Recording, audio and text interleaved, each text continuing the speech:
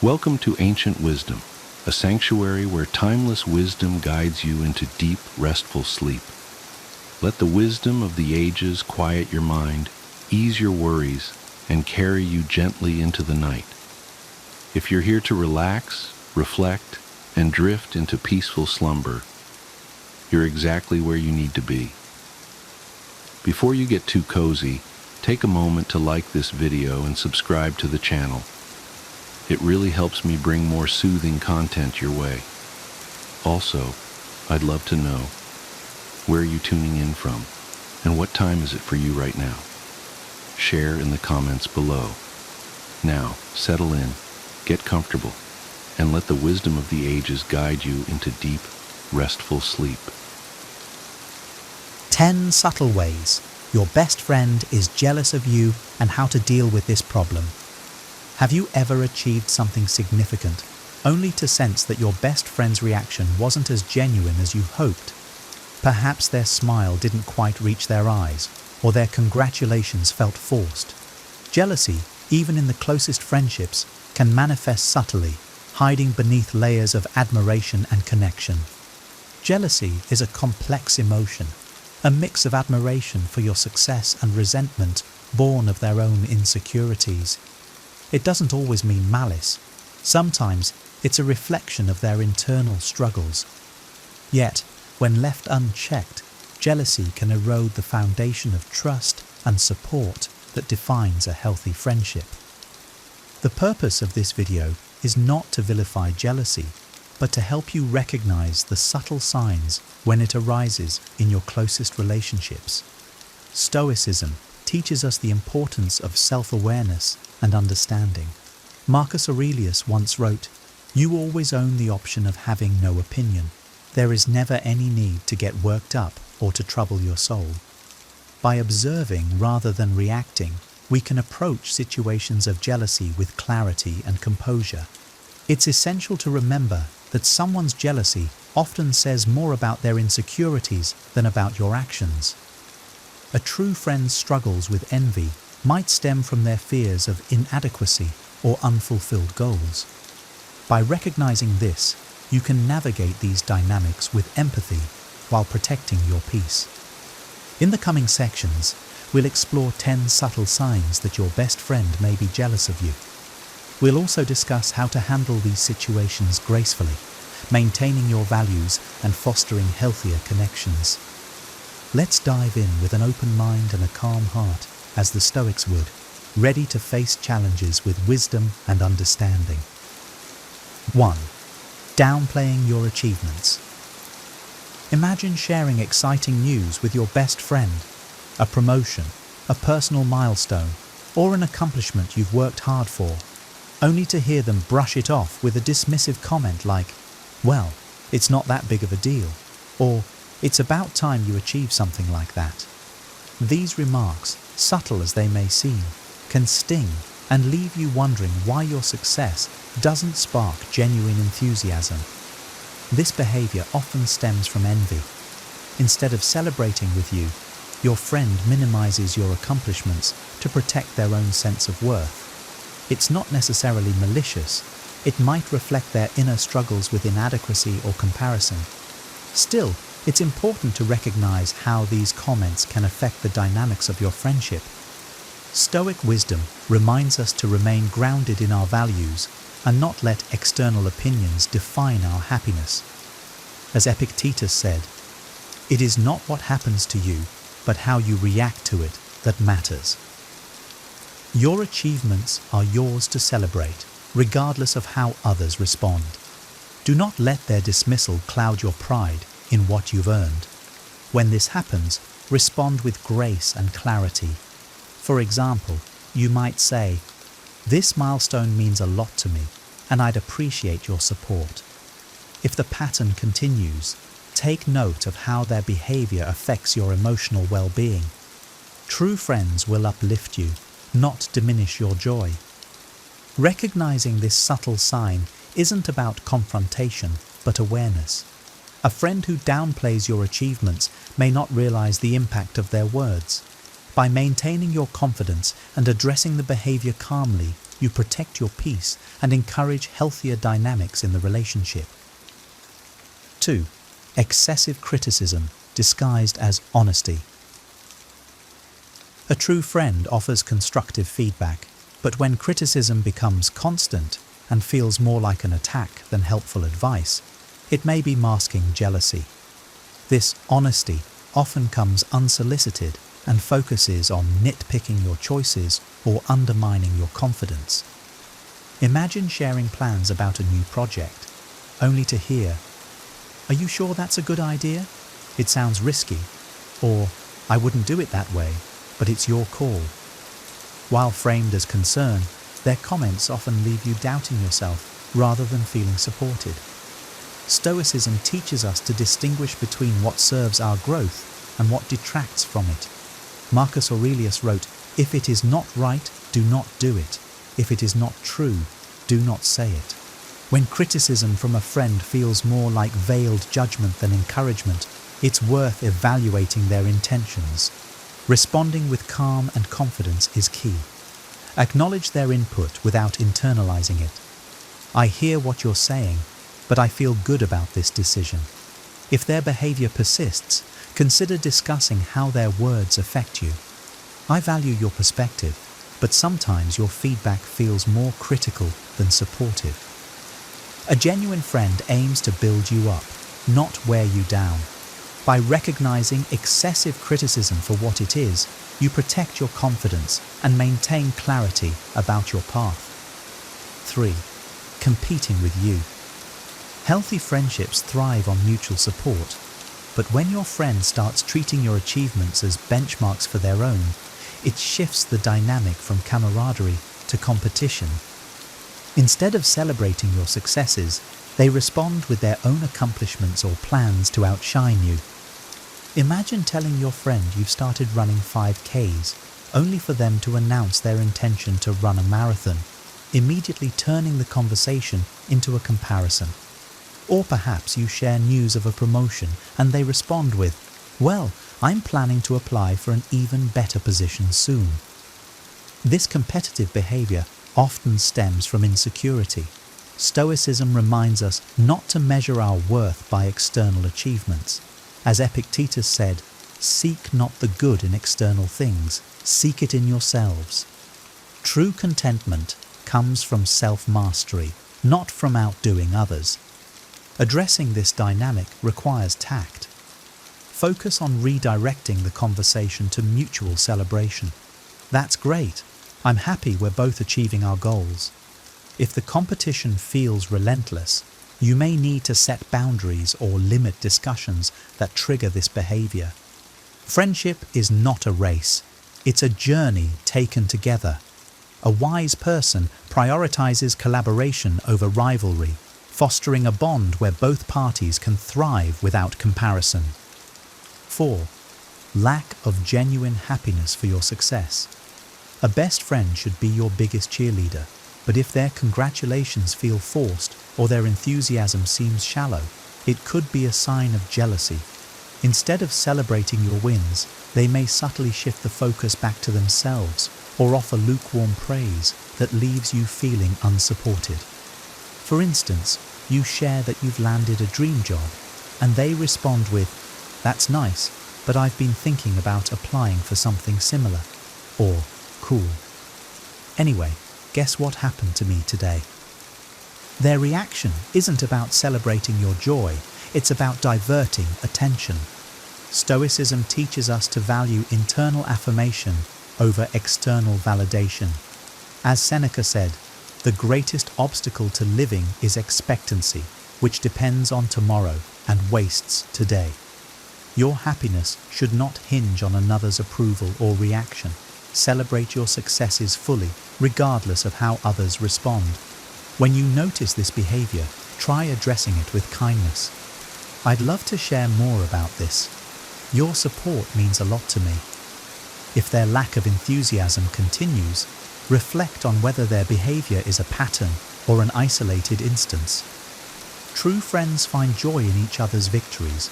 By recognizing a lack of genuine happiness, you can protect your emotional well-being and nurture connections where your successes are truly celebrated. 5.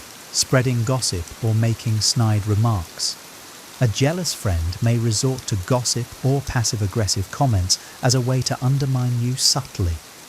These behaviors can be especially hurtful as they erode trust and leave you questioning the foundation of your friendship. For example, you hear that your friend has shared personal details about your struggles with others, or made an offhand remark like, "She's successful now, but you wouldn't believe what she was like before." These actions often stem from their attempt to diminish your image in the eyes of others. Stoicism emphasizes integrity and self-respect. Marcus Aurelius advised, "Waste no more time arguing about what a good man should be. Be one." Focus on living in alignment with your values, knowing that gossip or negativity reflects their character, not yours. When faced with gossip or snide remarks, address the issue calmly and directly. "I heard you shared something personal about me. Is that true? It hurt to hear that." This approach shifts the focus from blame to accountability. If they deny or justify their actions, it may signal a deeper issue in the relationship. Friendships thrive on trust, and when that trust is broken, it's essential to evaluate the relationship's health. A wise person does not tolerate behaviors that undermine their peace or integrity. Seek connections built on respect and distance yourself from those who erode it. 6. Avoiding you during your high points. True friends are there to share in your joy, but a jealous friend might withdraw when you're thriving. Instead of celebrating your successes with you, they distance themselves, leaving you feeling unsupported during your most significant moments. Picture this. You achieve a personal milestone, like graduating, getting a promotion, or completing a major project. Instead of showing up for your celebration or offering heartfelt congratulations, your friend suddenly becomes too busy or keeps their interactions with you minimal. Their absence isn't coincidental. It's a reflection of their discomfort with your success. Stoicism teaches us to focus on our own actions and accept that others' behavior is beyond our control. Marcus Aurelius reminds us, "Do not waste the remaining part of your life in thoughts about others when you do not refer to some purpose of common utility." If a friend avoids you during your high points, it's a reflection of their inner struggles, not a judgment of your worth. To address this, try expressing how you feel without accusation. "I missed you at my event. It would have meant a lot to have you there." Their response will help you gauge whether their absence is rooted in jealousy or simply poor timing. If the pattern persists, reflect on the value they bring to your life. True friendships shine brightest during celebrations and struggles alike. Surround yourself with people who uplift you during your highs and stand by you in your lows. Anything less is a relationship that stifles your growth. 7. Overly focusing on their problems. In a healthy friendship, there's space for both individuals to share their struggles and celebrate their wins. A jealous friend, however, may monopolize conversations with their own problems, leaving little room to acknowledge your achievements. This behavior subtly shifts the dynamic, making you feel unheard or overshadowed. For example, you share exciting news about a promotion, but before you've finished your story, your friend interrupts with their latest drama. "That's great, but let me tell you what happened to me yesterday. It's been a nightmare." Their constant focus on their struggles draws attention away from your joy and places it squarely on them. Stoicism encourages balance and the practice of mutual support. As Seneca wrote, "We are waves of the same sea, leaves of the same tree, flowers of the same garden." Friendships should reflect this interconnectedness, where both parties feel valued and supported. If this pattern arises, gently steer the conversation back to balance. "I'm happy to hear about what's going on with you, but can we take a moment to celebrate my news too?" This approach reaffirms your need for reciprocity without diminishing their feelings. A true friendship values equality in emotional sharing. By recognizing when the balance shifts too far, you can protect your voice in the relationship and ensure that your achievements are honored as they deserve to be. 8. Copying you. Imitation may be the sincerest form of flattery, but when a friend starts copying your style, hobbies, or decisions in a way that feels competitive rather than admiring, it can be a subtle sign of jealousy. Their actions might reflect a desire to match your success rather than celebrate it. For instance, you start a fitness journey, and suddenly your friend embarks on the same routine, constantly comparing their progress to yours. Or perhaps you take up a new hobby, and they join in, but make it a point to outperform you. What starts as shared interests can quickly feel like rivalry. Stoic wisdom reminds us to focus on our unique journey. Epictetus advised, first say to yourself what you would be, and then do what you have to do. You are not in competition with anyone, and your path should remain distinct, guided by your own values and goals. When you notice this behavior, respond with calm curiosity. I noticed we've been overlapping a lot in what we do lately.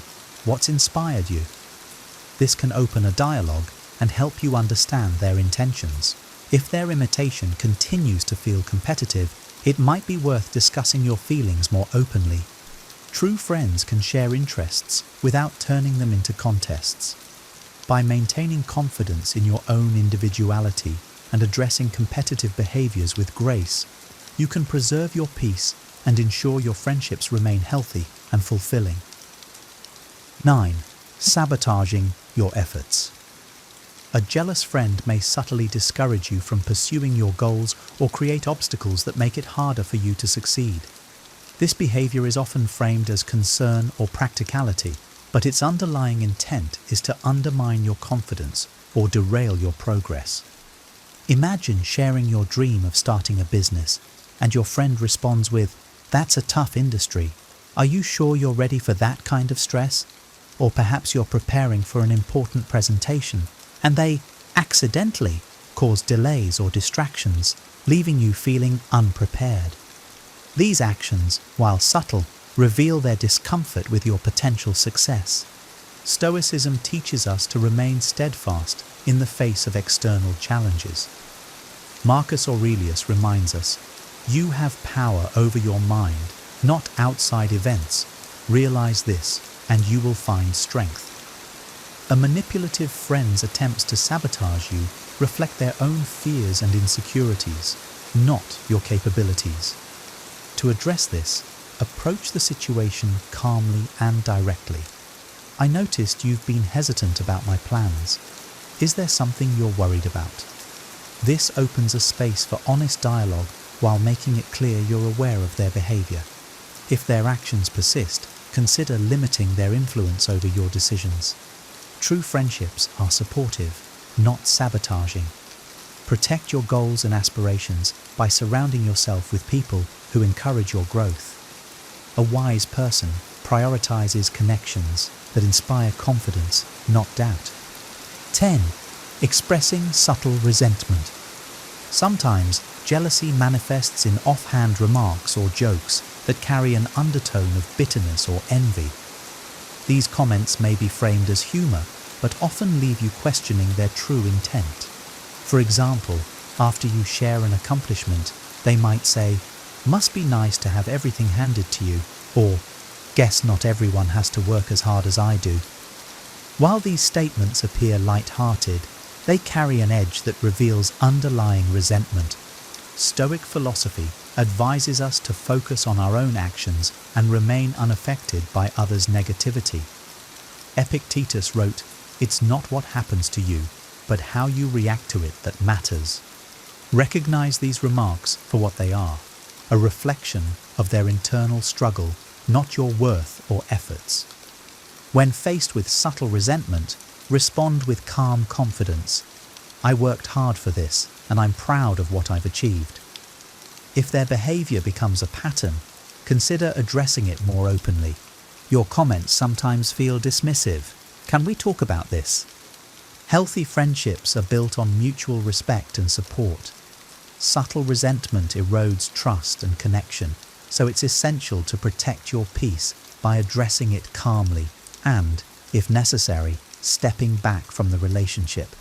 A wise person values relationships that uplift, not those that undermine. By recognizing and addressing jealousy, you create space for healthier, more fulfilling connections. Solutions and how to handle jealousy in friendships. Jealousy in friendships, though challenging, doesn't have to lead to the end of the relationship. With awareness, understanding, and clear communication, you can address these dynamics while protecting your peace. Here are practical steps to navigate jealousy in friendships. 1. Self-awareness. Before addressing your friend's behavior, reflect on your own actions. Are you unintentionally triggering their insecurities? For instance, could your excitement about a recent success come across as boasting? Stoicism teaches us to focus on what is within our control, our actions and attitudes. Marcus Aurelius said, "Be tolerant with others and strict with yourself." By ensuring your behavior is balanced, you create a solid foundation for addressing their jealousy. 2. Open communication. Gently addressing the behavior can open the door to understanding. Approach the conversation with empathy rather than accusation. For example, "I've noticed some tension when I share my successes. Is everything okay? I value our friendship and want to understand how you feel." This encourages honesty and allows you both to work through the issue collaboratively. 3. Set boundaries. If their jealousy manifests as criticism, sabotage, or negativity, establish clear boundaries to protect your emotional well-being. Stoicism reminds us that peace comes from within, not from external approval. Say something like, "I value our time together, but I need our conversations to feel positive and supportive." Boundaries show respect for yourself and the relationship. 4. Encourage their growth. Jealousy often stems from feelings of inadequacy. Support your friend in pursuing their own goals and passions. Complement their strengths, offer encouragement, and celebrate their achievements. By focusing on their growth, you can help shift their perspective from comparison to self-improvement. 5. Know when to let go. Not all friendships can withstand the strain of jealousy, especially if it leads to toxic behaviors. Recognize when it's time to step back. As Epictetus said, "He who is free is the one who lives as he wishes, neither constrained nor restrained." Letting go doesn't mean failing. It means valuing your well-being and seeking healthier connections. Friendships are among life's most rewarding relationships, but even the strongest bonds can be tested by jealousy. Recognizing the subtle signs of envy allows you to address these challenges with wisdom, empathy, and grace. True friendships are built on mutual respect, trust, and joy for each other's successes. When jealousy arises, it's an opportunity to strengthen the connection through open communication and shared growth. However, if the relationship becomes toxic or one-sided, it's okay to step back and seek connections that uplift and inspire you. Remember, as the Stoics teach, your worth is not defined by others' opinions or reactions. Surround yourself with friends who celebrate your journey and walk alongside you with genuine support. In doing so, you create a life enriched by meaningful and balanced relationships, connections that foster mutual growth and lasting joy. Friendships are among life's most rewarding relationships, but even the strongest bonds can be tested by jealousy. Recognizing the subtle signs of envy allows you to address these challenges with wisdom, empathy, and grace. True friendships are built on mutual respect, trust, and joy for each other's successes. When jealousy arises, it's an opportunity to strengthen the connection through open communication and shared growth. However, if the relationship becomes toxic or one-sided, it's okay to step back and seek connections that uplift and inspire you. Remember, as the Stoics teach, your worth is not defined by others' opinions or reactions. Surround yourself with friends who celebrate your journey and walk alongside you with genuine support. In doing so, you create a life enriched by meaningful and balanced relationships, connections that foster mutual growth and lasting joy.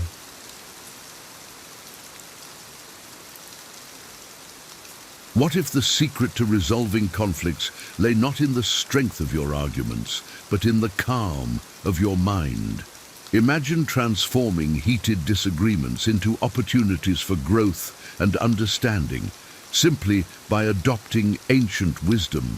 Stoic philosophy, with its profound insights into human behavior and emotional resilience, offers timeless strategies for navigating conflicts with grace and effectiveness.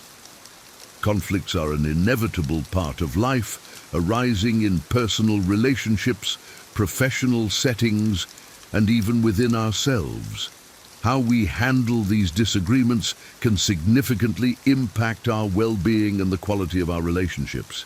Instead of succumbing to anger or frustration, what if you could approach conflicts with the steady composure of a Stoic, turning potential discord into harmonious resolution?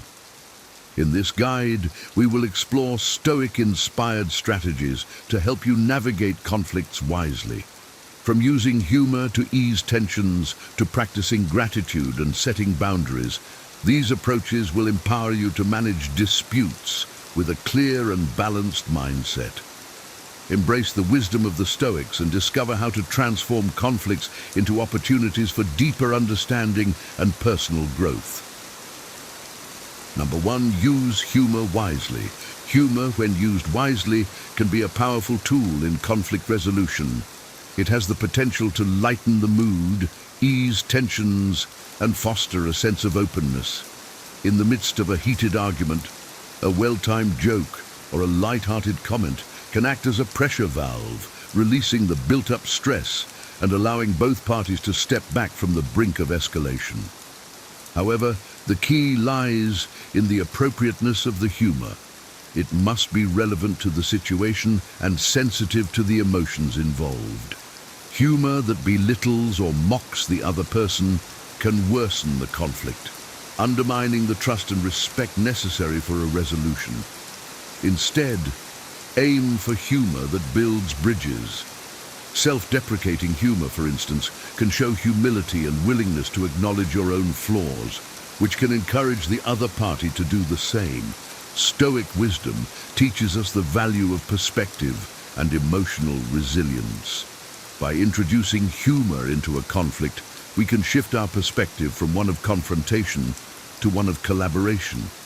This shift can reveal the absurdity of our anger and help us recognize the humanity in our opponent.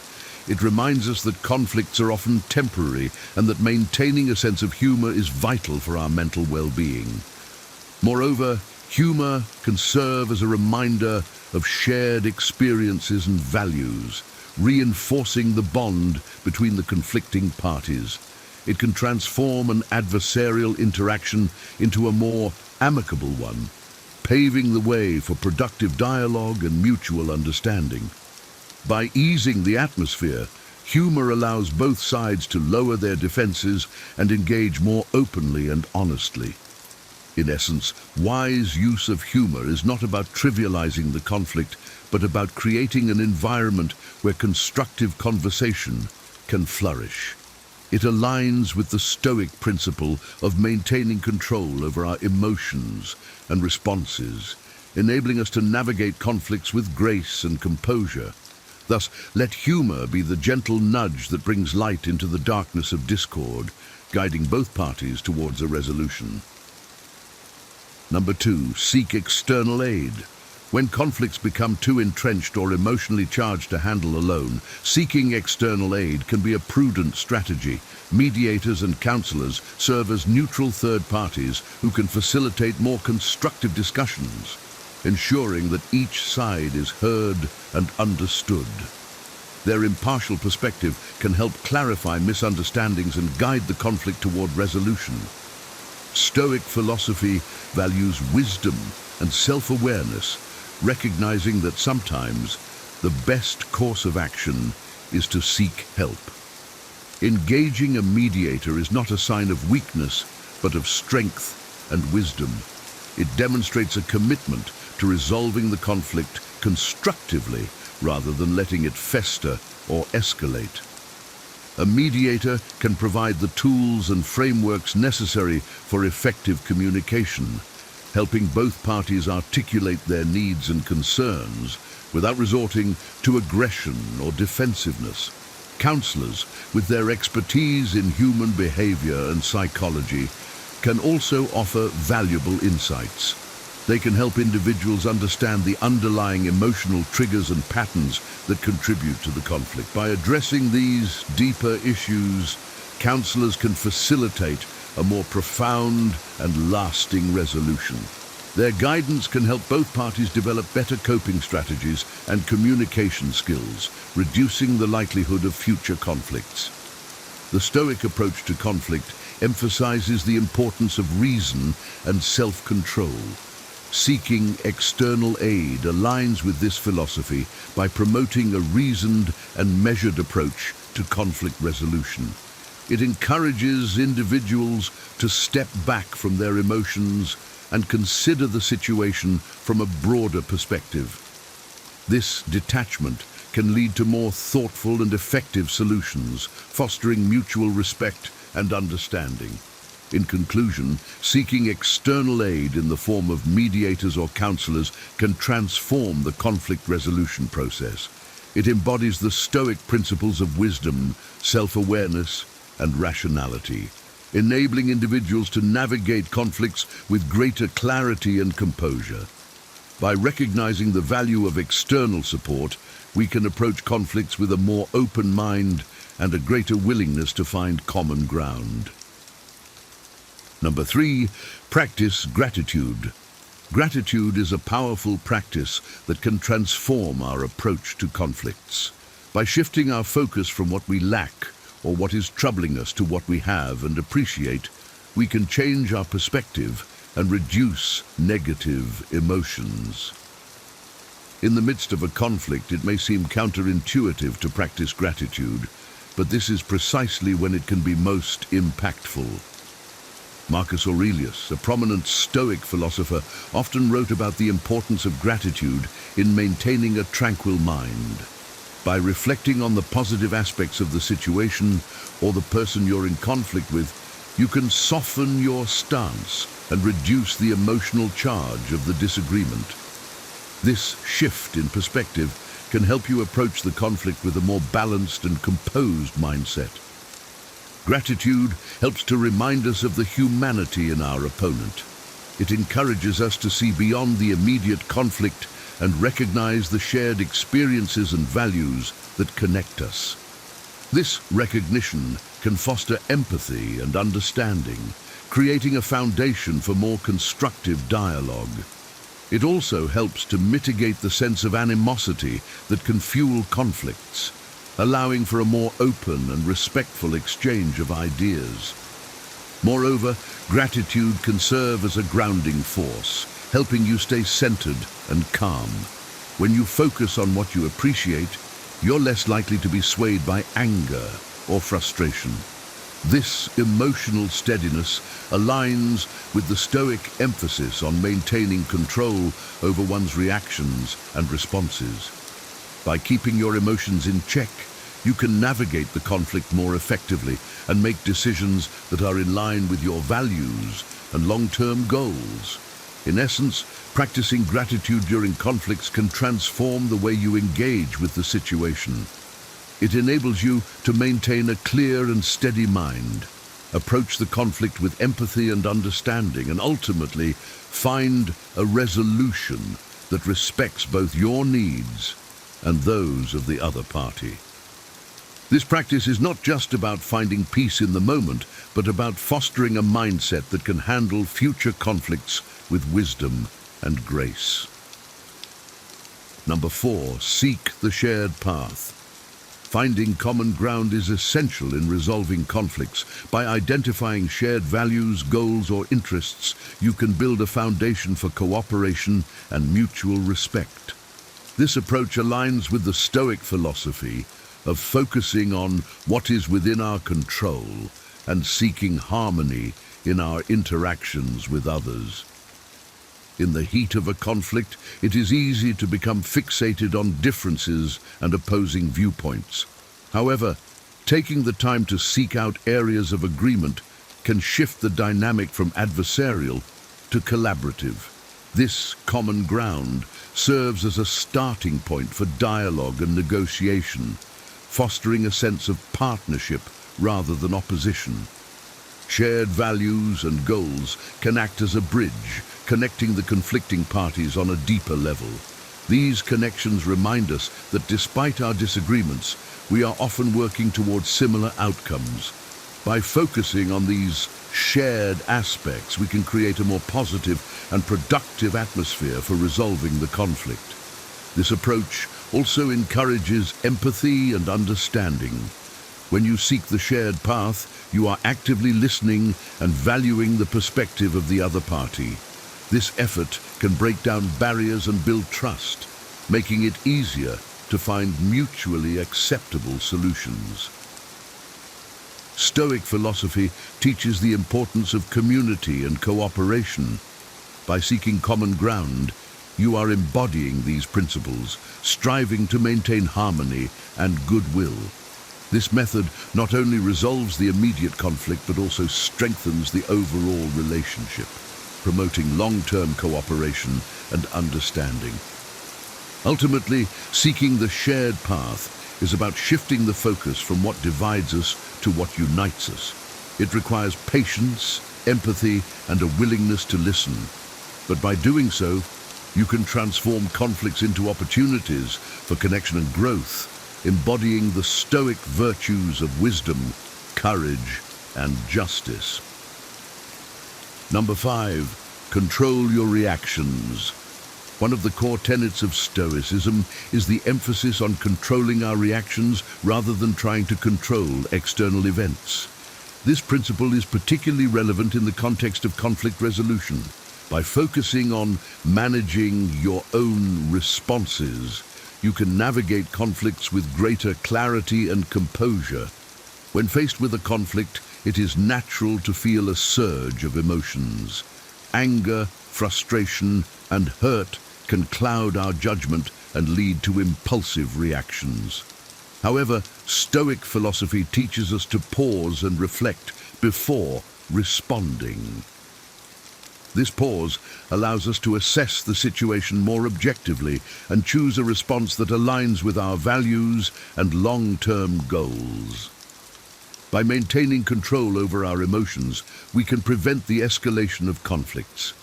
A calm and measured response can diffuse tension and create a more constructive environment for dialogue. It also sets a positive example for the other party, encouraging them to respond in kind. This approach requires self-awareness and discipline.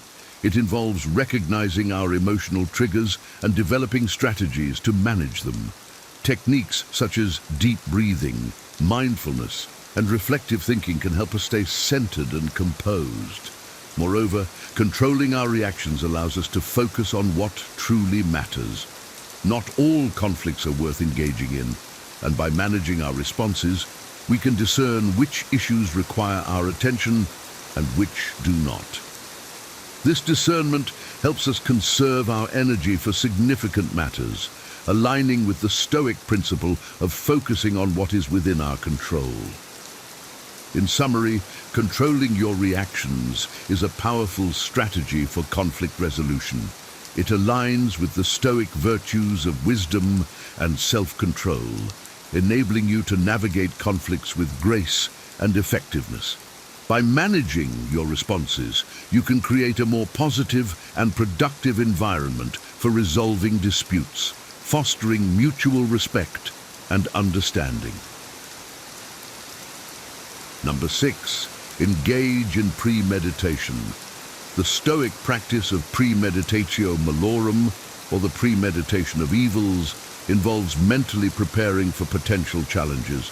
This technique can be particularly useful in conflict resolution. By envisioning possible conflicts and planning your responses, you can reduce the impact of surprise and emotional reactivity, approaching conflicts with a clear and steady mind. Premeditation allows you to anticipate challenges and consider how you will handle them. This foresight can prevent you from being caught off guard and reacting impulsively. Instead, you can respond thoughtfully and strategically, maintaining control over your emotions and actions. This practice also helps to build emotional resilience. By mentally rehearsing potential conflicts, you can become more comfortable with the idea of disagreement and less likely to be overwhelmed by it. This resilience aligns with the Stoic emphasis on preparing for adversity and maintaining composure in the face of challenges. Moreover, premeditation encourages proactive problem-solving. By thinking ahead, you can identify potential solutions and strategies for resolving conflicts before they arise. This proactive approach can lead to more effective and efficient conflict resolution, reducing the duration and intensity of disagreements. In essence, engaging in premeditation is about being prepared. It reflects the Stoic virtues of wisdom and foresight, enabling you to navigate conflicts with greater confidence and clarity. By anticipating challenges and planning your responses, you can maintain control over your emotions and actions, fostering a more constructive and productive approach to conflict resolution. Number 7, speak with calm and clarity. Effective communication is crucial in resolving conflicts. Speaking with calm and clarity allows you to express your concerns without aggression, fostering a more productive dialogue. This approach aligns with the Stoic principles of reason and self-control, helping you navigate conflicts with wisdom and grace. When communicating during a conflict, it is important to stay calm. A composed demeanor can prevent the escalation of tensions and create a more positive environment for discussion. This calmness also allows you to think more clearly and articulate your thoughts more effectively. Clarity is equally important. Clear and concise communication can prevent misunderstandings and ensure that your message is understood. It involves stating your concerns and needs directly, without ambiguity or exaggeration. This directness can help to avoid misinterpretations and focus the conversation on the core issues. Listening is a critical component of calm and clear communication. By actively listening to the other party, you demonstrate respect and understanding. This effort can build trust and encourage them to listen to you in return. It also provides valuable insights into their perspective, helping you to identify common ground and potential solutions. The Stoic emphasis on reason and self-control is reflected in this approach to communication. By maintaining a calm and clear demeanor, you can navigate conflicts more effectively and foster a more constructive dialogue. This approach not only resolves the immediate conflict, but also strengthens the overall relationship, promoting long-term understanding and cooperation. Number 8, choose your battles wisely. Not all conflicts are worth engaging in. The Stoic principle of focusing on what is within our control encourages us to choose our battles wisely, directing our energy towards significant matters and letting go of trivial disputes. In the heat of the moment, it can be tempting to engage in every disagreement. However, this approach can be exhausting and counterproductive. By assessing the importance of each conflict, you can determine which issues truly warrant your attention and which do not. This discernment helps you conserve your energy for matters that have a meaningful impact on your life and well-being. Choosing your battles wisely also involves recognizing when to compromise and when to stand firm. It requires a balance between assertiveness and flexibility, allowing you to protect your interests without escalating conflicts unnecessarily. This balance reflects the Stoic virtues of wisdom and moderation, enabling you to navigate conflicts with grace and effectiveness. Moreover, letting go of trivial disputes can foster a more positive and harmonious environment. It allows you to focus on building and maintaining strong relationships rather than getting bogged down in petty disagreements. This focus on harmony aligns with the Stoic emphasis on community and cooperation, promoting long-term peace and understanding. In summary, choosing your battles wisely is a strategic approach to conflict resolution. It reflects the Stoic principles of wisdom, moderation, and focus, enabling you to navigate conflicts more effectively and conserve your energy for what truly matters. By letting go of trivial disputes, you can foster a more positive and harmonious environment, promoting long-term peace and cooperation. Number 9, forgive. Forgiveness is a powerful tool in conflict resolution. Letting go of past grievances allows you to move forward with clarity and peace of mind, fostering a more positive and constructive relationship with the other party. This practice aligns with the Stoic emphasis on emotional resilience and maintaining a tranquil mind. Holding on to resentment can cloud your judgment and hinder your ability to resolve conflicts effectively. It keeps you anchored to past hurts, preventing you from seeing the situation clearly and objectively. By forgiving, you free yourself from this emotional burden, allowing you to approach the conflict with a more open and balanced mindset. Forgiveness does not mean condoning the actions of the other party. Rather, it involves letting go of the negative emotions associated with the conflict, creating space for healing and reconciliation. This emotional release can foster a more positive and constructive dialogue, paving the way for resolution and understanding. The Stoic philosophy teaches us to focus on what is within our control, and forgiveness is a powerful example of this principle. You cannot change the past or the actions of others, but you can control your response to them. By choosing to forgive, you take control of your emotions and actions, aligning them with your values and long-term goals. In essence, forgiveness is about finding peace within yourself. It allows you to move forward with clarity and composure, fostering a more positive and constructive approach to conflict resolution. By letting go of past grievances, you can create a foundation for healing and reconciliation, promoting long-term peace and understanding. Number 10, offer empathy. Empathy is a cornerstone of effective conflict resolution. By showing understanding and validating the feelings of your opponent, you can create a connection that fosters mutual respect and cooperation. This approach aligns with the Stoic principles of wisdom and compassion, helping you navigate conflicts with grace and effectiveness. Empathy involves putting yourself in the other person's shoes and seeing the situation from their perspective. This effort can reveal the underlying emotions and motivations driving their behavior, helping you understand their actions and responses. This understanding can reduce animosity and foster a more positive and constructive dialogue. By validating the feelings of the other party, you demonstrate respect and recognition. This validation does not mean agreeing with their perspective, but rather acknowledging their right to feel as they do. This recognition can build trust and openness, encouraging the other party to listen to your perspective in return. Empathy also involves active listening. By truly listening to the other party, you show that you value their input and are willing to understand their point of view.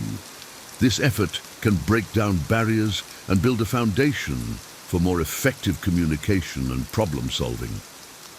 The Stoic emphasis on community and cooperation is reflected in this approach to conflict resolution. By offering empathy, you can foster a more positive and constructive dialogue, promoting mutual respect and understanding. This approach not only resolves the immediate conflict, but also strengthens the overall relationship, promoting long-term cooperation and harmony. Number 11, understand your adversary. Understanding your adversary is crucial in resolving conflicts.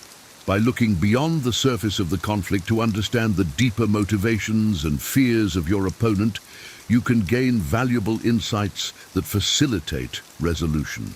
This approach aligns with the Stoic principles of wisdom and empathy, helping you navigate conflicts with clarity and effectiveness.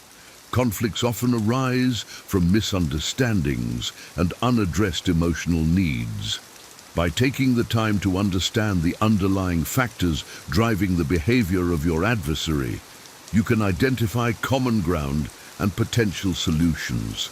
This understanding can reveal shared values and goals, creating a foundation for cooperation and mutual respect.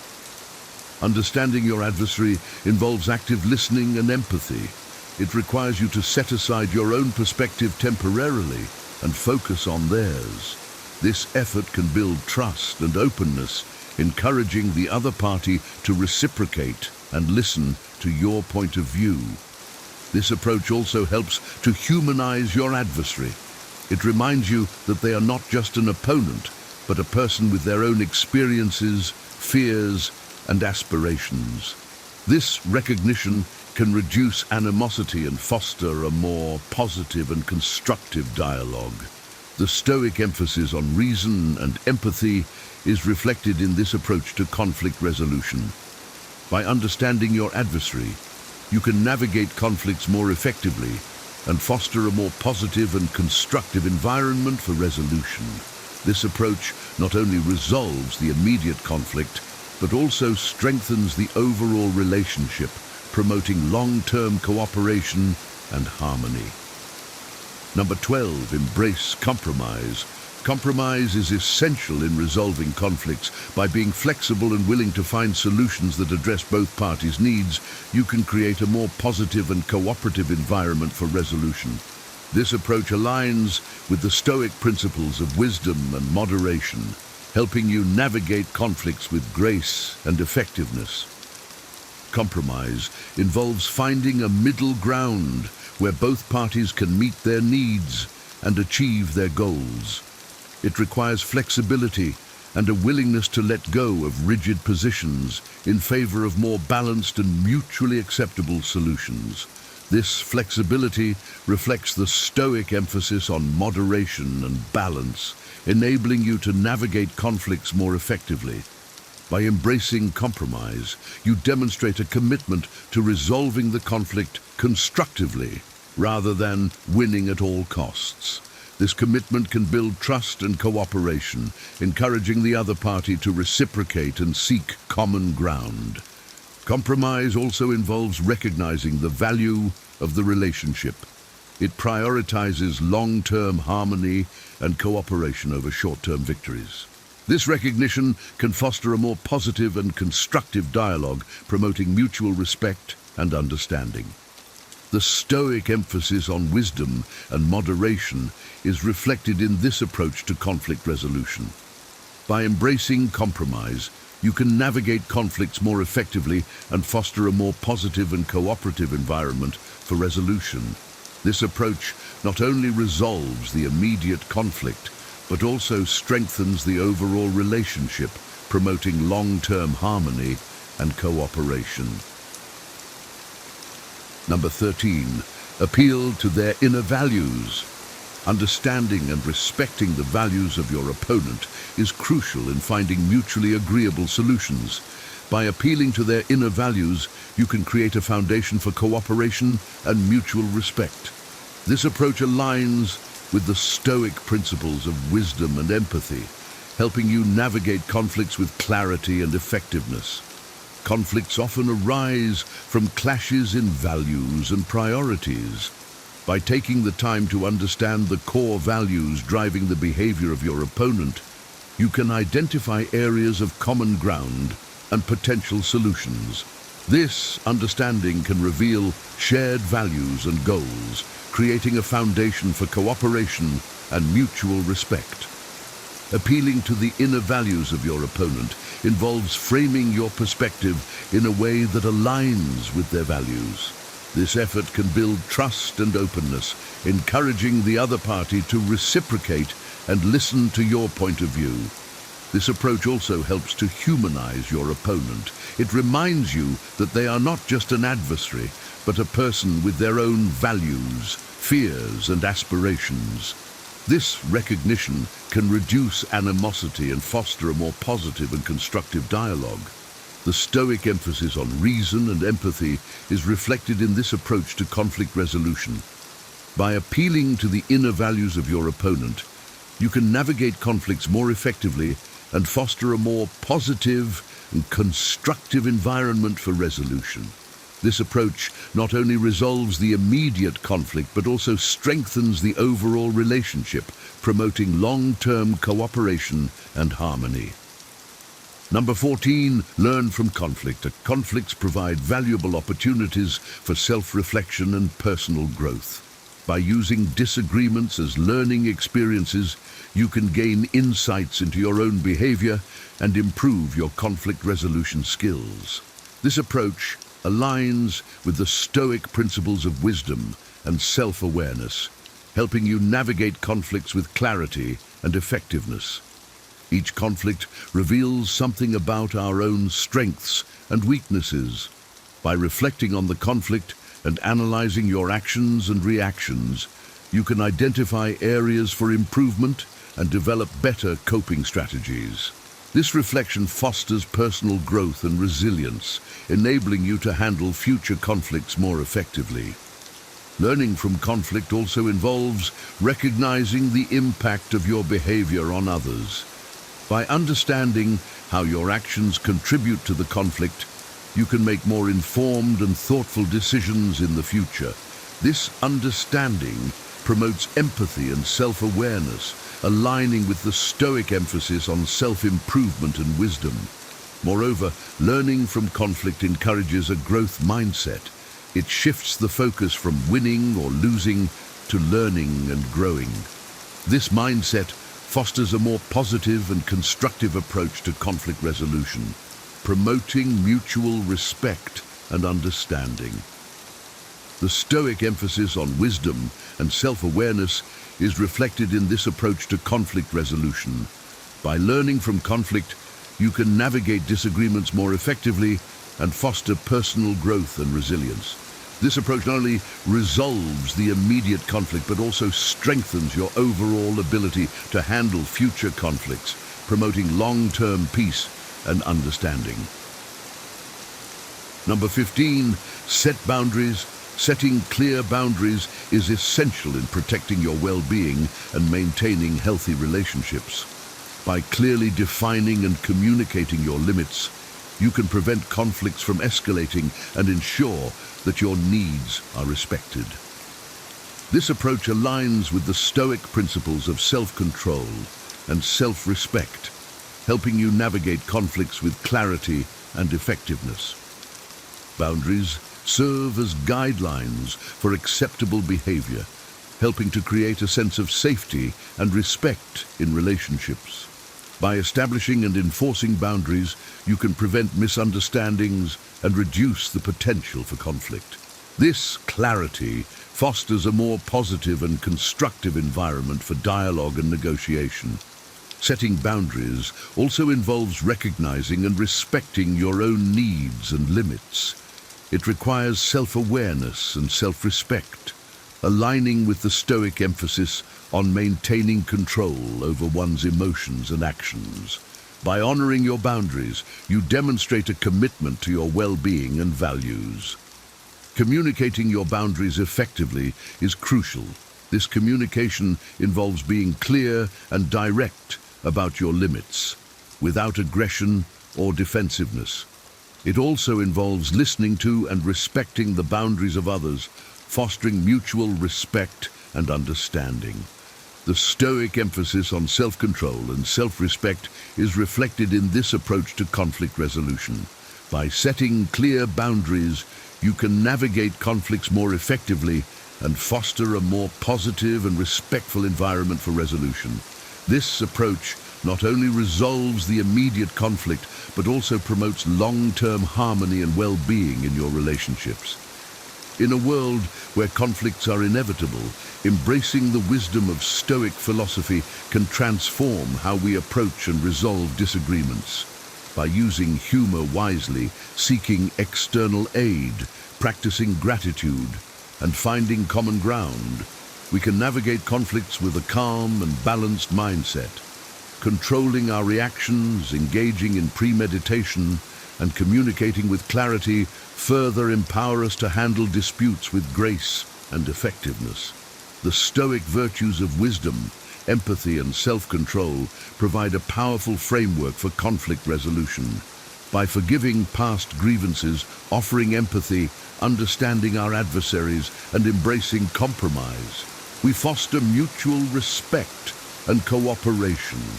Setting boundaries and learning from conflicts ensure that we protect our well-being and grow from each experience. Ultimately, these Stoic strategies not only resolve immediate conflicts, but also strengthen our relationships and personal resilience. By integrating these principles into our daily lives, we can transform challenges into opportunities for growth and harmony, achieving a more peaceful and fulfilling existence. Embrace the timeless wisdom of the Stoics and discover a path to navigating conflicts with wisdom, clarity, and grace.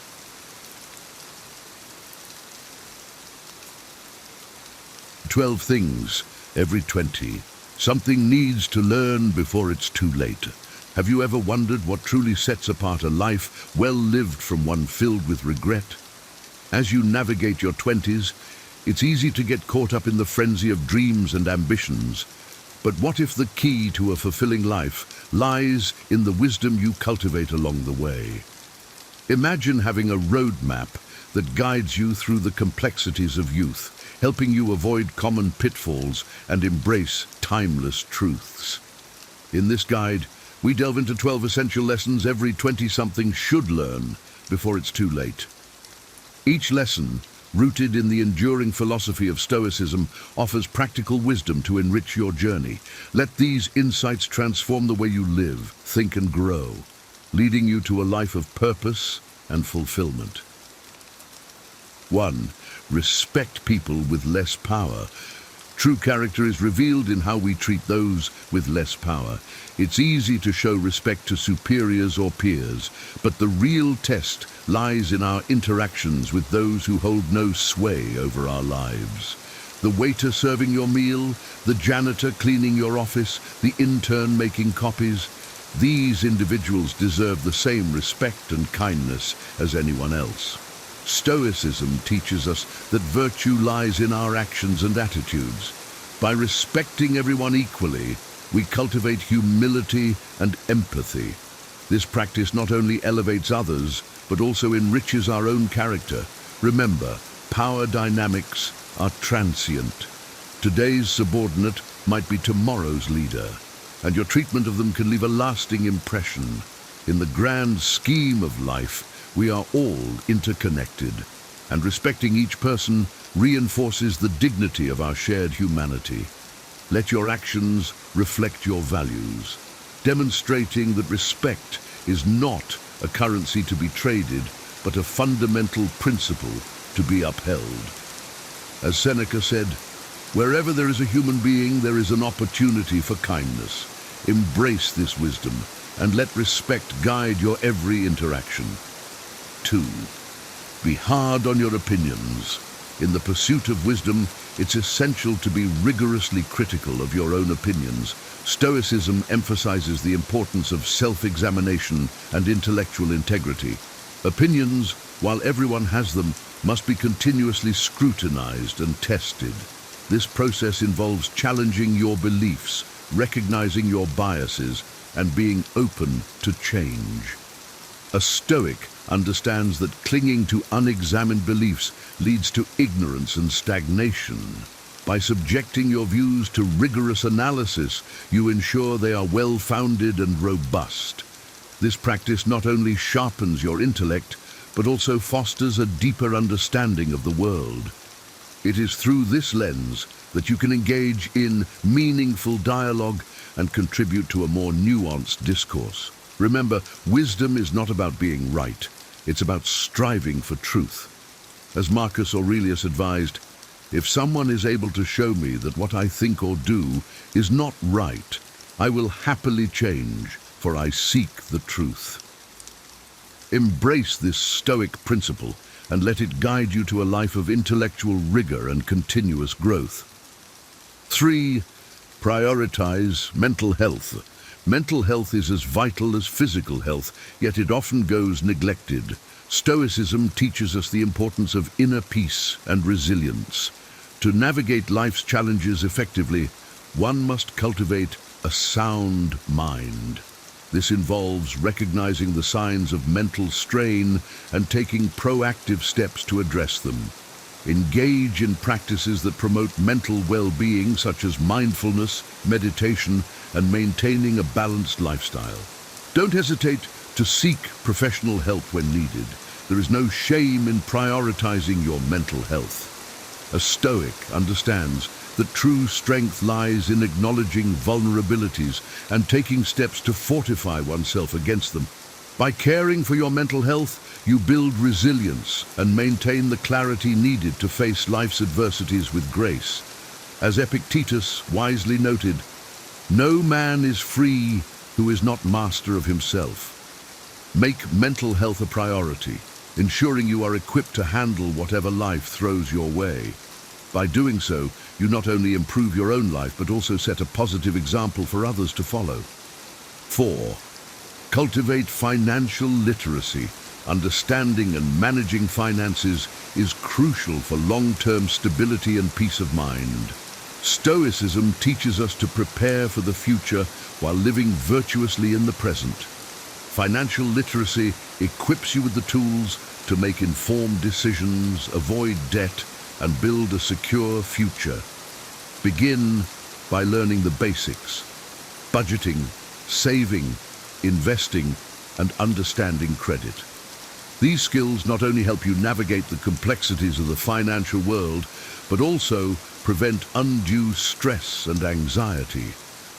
A Stoic approach to finances involves moderation, discipline, and foresight. Avoid the pitfalls of consumerism and instant gratification. Instead, focus on sustainable financial practices. Seneca wisely remarked, "Wealth is the slave of a wise man, the master of a fool." By mastering your finances, you gain control over your life, allowing you to pursue your goals without being hindered by financial woes. Cultivate financial literacy as a lifelong habit, ensuring that you can live freely and prudently. This knowledge not only secures your future, but also empowers you to make positive contributions to your community and those around you. 5. Exercise.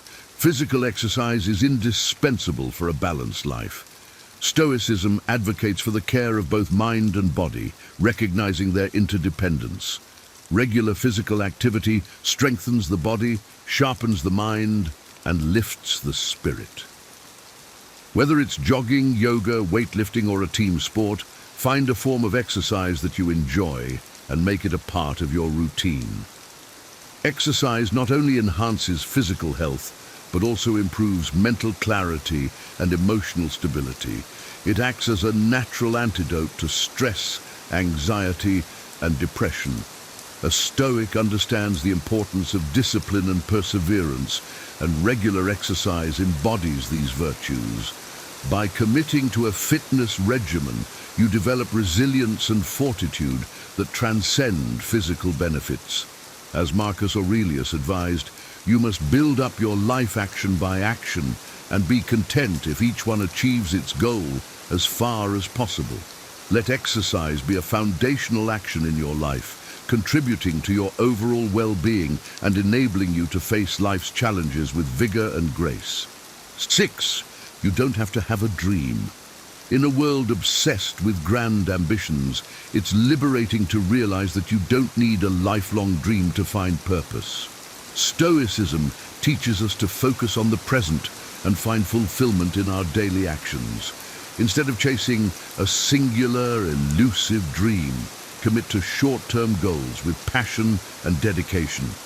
This approach, known as being micro-ambitious, allows you to derive satisfaction from the process rather than the outcome. Life is unpredictable, and rigid, long-term plans can obscure opportunities that arise unexpectedly. By concentrating on what's in front of you, you remain open to diverse paths and experiences. Embrace each task with pride and diligence, and knowing that meaningful achievements often come from sustained effort in the present. As Epictetus said, "It is not what happens to you, but how you react to it that matters." Let go of the pressure to have a grand dream and instead cultivate a life rich in purpose through mindful and deliberate actions. This way, you ensure that each moment is valuable, leading to a fulfilling and adaptable life journey. 7. Define yourself by what you love. Defining yourself by what you love rather than what you oppose fosters a more positive and fulfilling life. Stoicism encourages us to focus on virtues and values that uplift us, instead of identifying yourself through negations, what you don't like or what you stand against. Celebrate the things and people that bring you joy. Be vocal and demonstrative about your passions. Whether it's music, art, literature, or a cause you believe in, let these positive forces shape your identity. This mindset shift not only enriches your own life, but also spreads positivity to those around you. It's easy to fall into the trap of negativity and criticism, but a Stoic finds strength in love and admiration. Marcus Aurelius suggested, "The happiness of your life depends upon the quality of your thoughts." By focusing on what you love, you cultivate a mindset of gratitude and contentment. Embrace this principle and let your passions guide you toward a life filled with meaning and joy, creating a ripple effect of positivity in your community. Be a teacher. Teaching is one of the most noble and impactful roles one can undertake. Stoicism emphasizes the value of sharing wisdom and knowledge. Whether formally or informally, be a teacher whenever possible. You don't have to make it a lifelong career. Even a short stint can be profoundly rewarding. Share your ideas and experiences generously, helping others grow and learn. This practice not only benefits your students, but also deepens your own understanding. By teaching, you solidify your knowledge and gain new perspectives.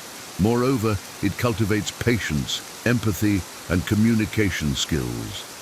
As Seneca said, "While we teach, we learn." Embrace opportunities to educate and inspire others, whether through formal teaching, mentoring, or simply sharing insights with friends and colleagues. This commitment to spreading knowledge enriches both you and those you teach, creating a legacy of wisdom and compassion.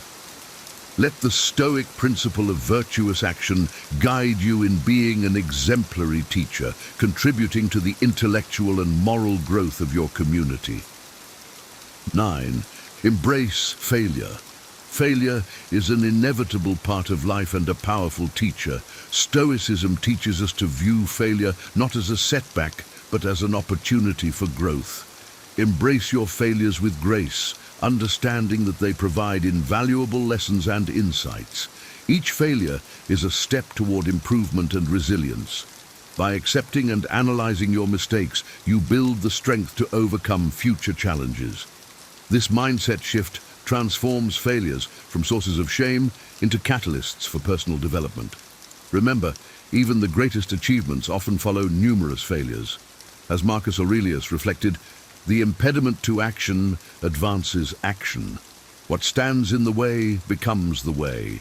Let your failures be the way forward, guiding you toward greater wisdom and capability. Cultivate a Stoic attitude towards setbacks, seeing them as essential components of your journey.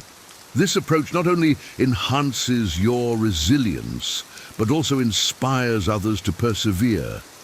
Embrace failure as a natural and beneficial part of life, leading you to continuous growth and success. 10. Remember, it's all luck. Acknowledging the role of luck in our lives fosters humility and compassion. Stoicism reminds us that many factors influencing our successes and failures are beyond our control. Recognizing this helps us remain humble in our achievements and empathetic towards others. We're all subject to the whims of fate, and understanding this can dissolve arrogance and judgment. It's important to strive and work hard, but equally crucial to acknowledge the serendipity that accompanies our efforts. This perspective encourages us to support and uplift others, knowing that their struggles might be due to circumstances they cannot change. As Seneca wisely observed, luck is what happens when preparation meets opportunity. Embrace this Stoic wisdom by preparing diligently and accepting the role of fortune. This balanced view nurtures gratitude for our blessings and motivates us to share our good fortune with others, creating a more just and compassionate world. By remembering the element of luck, we cultivate a life of humility, empathy, and generosity. 11. Don't rush. Life is not a race, it's a journey to be savored and explored. Stoicism teaches us to live in the present moment, appreciating the process rather than fixating on the outcome. Don't succumb to the pressure of having everything figured out immediately. Life will unfold in its own time, bringing a mix of joys and challenges. Embrace each phase with patience and curiosity. Rushing through life not only causes unnecessary stress, but also makes you miss the beauty of the present. As Epictetus advised, no great thing is created suddenly. Take time to reflect, learn, and grow at your own pace. Understand that it's okay to not have all the answers right now. Focus on making the most of each moment and let your path reveal itself gradually. By slowing down, you allow yourself to experience life more fully and meaningfully. This Stoic approach encourages a balanced and fulfilling life, where each step is valued and each experience is a lesson. Embrace the journey and let go of the need to rush. 12. Don't seek happiness, as happiness is an elusive goal that often slips away when pursued directly. Stoicism teaches that true contentment comes from living virtuously and fulfilling our duties. Instead of seeking happiness, focus on leading a meaningful life. Engage in activities that align with your values, contribute to the well-being of others, and develop your character. Happiness, when it comes, will be a byproduct of a life well lived. Avoid the trap of constantly chasing pleasure or avoiding pain. These are fleeting and unreliable sources of joy. Instead, cultivate inner peace through self-discipline, wisdom, and compassion. As Seneca noted, the happiness of your life depends upon the quality of your thoughts. Shift your focus from seeking happiness to creating value and living with integrity. By doing so, you will find a deeper and more enduring sense of fulfillment. Let Stoic principles guide you, leading to a life of purpose where happiness naturally follows as a consequence of virtuous living. Your 20s are a time of exploration and growth, and these 12 lessons are your compass for navigating this transformative decade. Embrace each insight with an open heart and a curious mind, and watch how they shape your journey towards a more fulfilling life. If these lessons resonate with you, don't keep them to yourself. Like this video, share it with your friends, and join our community by subscribing to our channel. Together, we can continue to uncover wisdom and grow stronger every day. Your journey to a wiser, more purposeful life starts here. Don't miss out on the next steps. Hit that subscribe button and stay tuned for more enlightening content. Imagine a life where every setback becomes fuel for growth, where validation isn't needed from anyone but yourself, and your peace is truly unbreakable. The ancient Stoics lived through unimaginable challenges, yet found ways to cultivate an inner strength that could weather any storm. They saw resilience as a mindset, a way to thrive, not just survive. What if you could harness that same power? What if you could pursue your dreams quietly, free from the pull of others' opinions, moving through life with intention and purpose? Today, I'll share 12 Stoic-inspired principles, a roadmap for building unshakable confidence, focusing your energy, and outsmarting life's chaos. These aren't just philosophical ideas, they're practical tools for modern resilience. If you're ready to turn inward and build the kind of strength that truly lasts, let's dive into the first principle. 1. Nurture my aspirations in silence. When I have a dream or goal, the excitement makes me want to share it with others. But I've learned that sometimes the best thing I can do for my aspirations is to keep them close, to let them grow quietly in my own mind before exposing them to the outside world. The Stoics taught that dreams need nurturing in solitude because, early on, they're fragile, vulnerable to others' doubts and skepticism. By protecting my dreams from premature exposure, I give them the space to strengthen, evolve, and align with my own values. Keeping my aspirations private helps me stay focused on my true motivation, the internal why that drives me. When I share too early, I risk shifting my focus from achieving the goal to seeking others' approval. By holding back, I'm able to build a deeper commitment to my vision, grounded in my own excitement and determination. This practice allows me to recalibrate and adapt freely without feeling the weight of external expectations. Over time, I've realized that my aspirations are often best shared only when they've matured and are ready to stand strong on their own. When the moment comes to bring others into my vision, I do so with the confidence of knowing I've nurtured it authentically. This quiet, deliberate approach reminds me of a Stoic truth. True power comes from action, not from words. By allowing my dreams to develop privately, I'm able to move toward them with a sense of quiet confidence that no amount of external influence can shake. 2. Avoid gossip and focus on self-improvement. It's easy to get drawn into conversations about others, to focus on their flaws, decisions, or situations. But when I spend energy on gossip, I'm not just talking about others. I'm losing precious time and focus that I could use to improve myself. The Stoics remind me that my energy is finite, and every minute spent judging others is a minute I'm not dedicating to my own growth. Instead of discussing others, I aim to turn my focus inward. Gossip can be a subtle drain on my peace of mind and an unnecessary source of comparison and negativity. By avoiding it, I'm not just creating a more positive environment. I'm also cultivating a mindset focused on growth, compassion, and self-awareness. I've seen the difference it makes in my relationships as well. When I steer clear of gossip, I contribute to a culture of respect, trust, and integrity, where people know I value them for who they are, not for judgments I may pass behind their backs. This principle has a powerful impact on my inner peace too. When I focus on self-improvement rather than others' flaws, I experience more clarity and calm.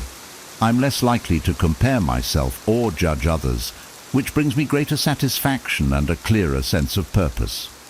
This Stoic approach reminds me that every moment spent improving myself is an investment in becoming a better, stronger version of myself. one who can contribute positively to the world. 3. Protect my energy. Energy is one of my most precious resources, and the Stoics taught me that managing it wisely is key to a fulfilling life. Each day, I encounter distractions, pressures, and minor stresses that can easily sap my energy if I'm not careful. Whether it's getting lost in social media, engaging in unnecessary drama, or worrying about things beyond my control, I've learned that I need to be intentional about where I direct my focus. Protecting my energy means setting boundaries around activities and people that drain me, and instead prioritizing those that uplift me and align with my values. For instance, while empathy is essential, I don't have to constantly surround myself with negativity or situations that disrupt my peace. This sometimes means creating physical or emotional distance to maintain my well-being. I'm better able to give my energy to what truly matters when I'm intentional about what I allow into my life. My own thoughts can be one of the biggest drains on my energy, especially if I let them spiral into worry or self-doubt. By practicing mental discipline, focusing on what I can control and letting go of what I can't, I conserve energy and keep a calm mind. I've come to see that by protecting my energy, I'm actually investing in my resilience and ability to be present. This approach doesn't mean avoiding challenges. It means engaging with them strategically and sustainably, so I have the energy to make meaningful progress in all aspects of my life. 4. Don't boast about your achievements. When I accomplish something meaningful, it's natural to want to share it, to let others know about the hard work I put in. But the Stoics teach us something profound here. True success doesn't need a spotlight. If my achievements are genuine, they'll be evident in the way I carry myself, in the impact of my actions, and in the respect I've earned over time, not in the amount of praise I receive. Whenever I boast, I shift my focus away from the purpose behind the work and onto the accolades. And the more I seek validation from others, the less I feel satisfied within myself. Instead, by practicing quiet humility, I can find fulfillment in the work itself. This shift helps me stay grounded. Rather than seeking recognition, I put my energy into learning and growing, becoming better with each effort. I think of a gardener tending their plants day after day. When their garden blooms, the beauty is evident to anyone who sees it. The gardener doesn't need to shout about their skill because the results speak for themselves. By embodying this principle, I remind myself that my actions and dedication are what really matter, not the approval of others. Letting my work do the talking creates an inner confidence, one that's far more fulfilling than any praise I might receive. In the end, I find that humility brings deeper, more lasting respect.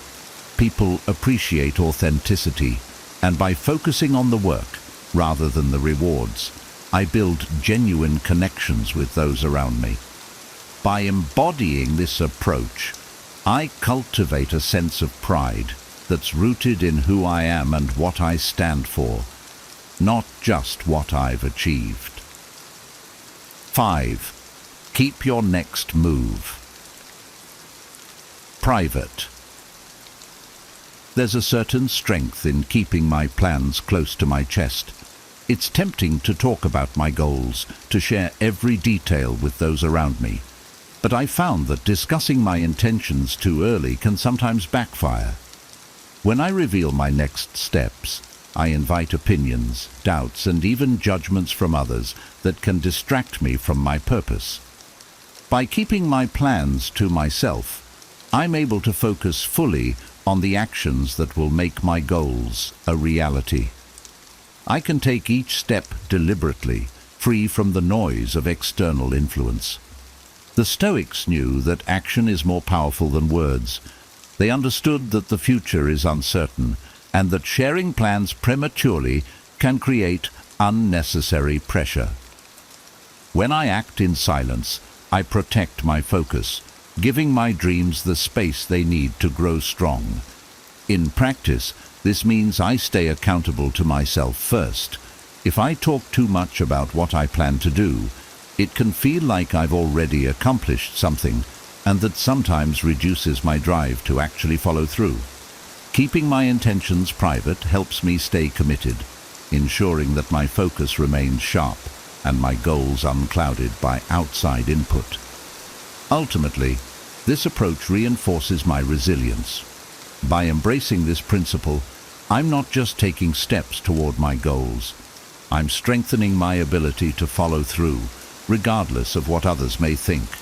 When the time is right, I'll reveal my progress, but only when I've already built something worth showing. 6. Practice gratitude in solitude. Taking time to practice gratitude, especially in solitude, has become essential to my well-being. In today's world, where we're encouraged to share every moment and seek external validation, I find solace in quietly reflecting on the things I appreciate. In these moments of solitude, I'm able to connect deeply with what truly matters to me.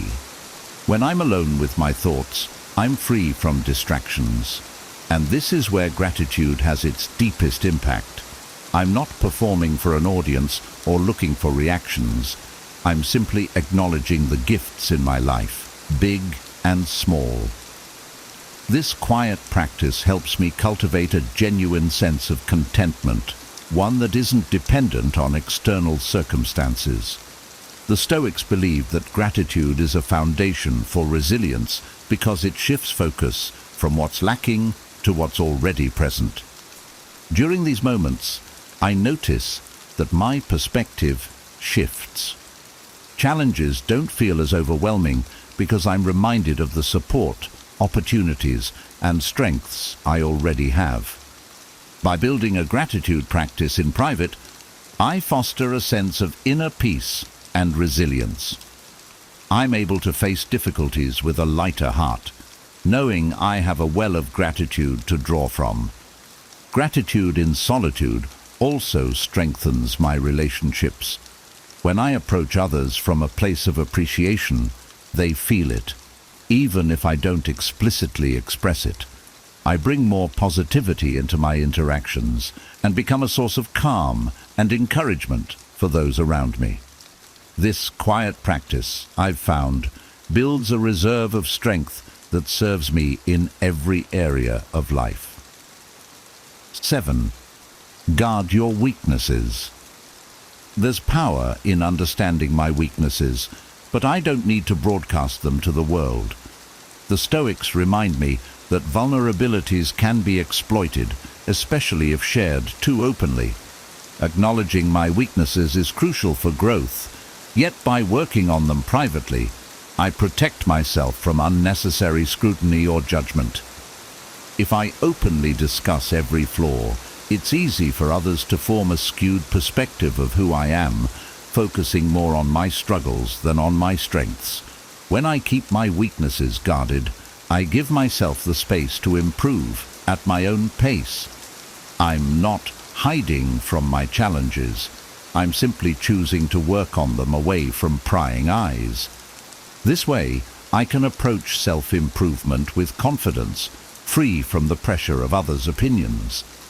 Guarding my weaknesses also helps me build resilience. When I work on overcoming challenges quietly, I'm developing skills and strengths that are authentic and deeply rooted. I'm not improving because others expect it of me. I'm doing it for myself. This approach helps me stay focused on my own journey without comparing myself to others.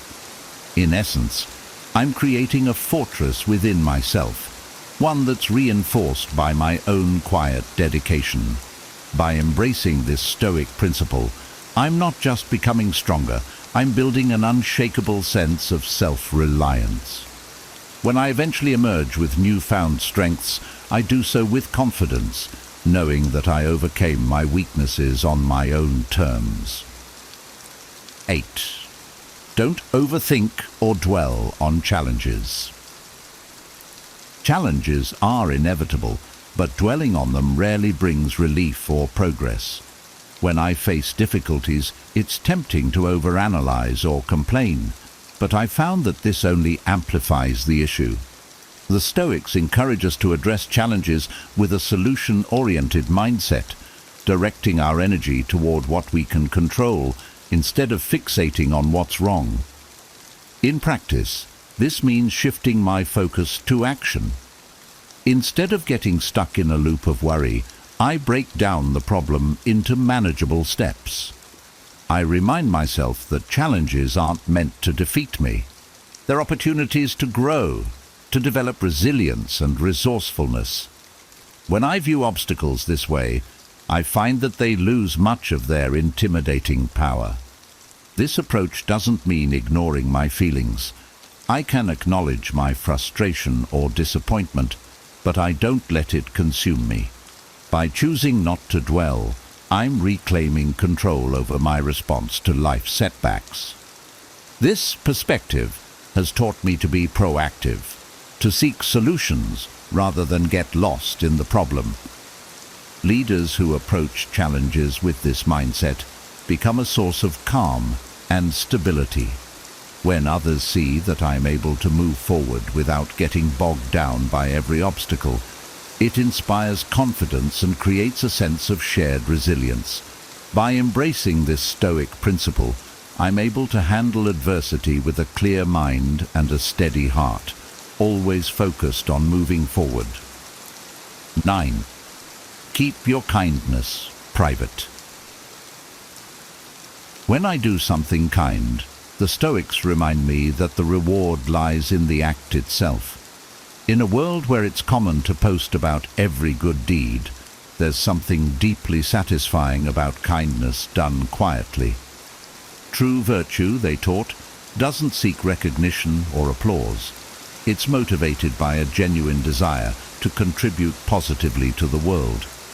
By keeping my acts of kindness private, I reinforce that my intentions are pure.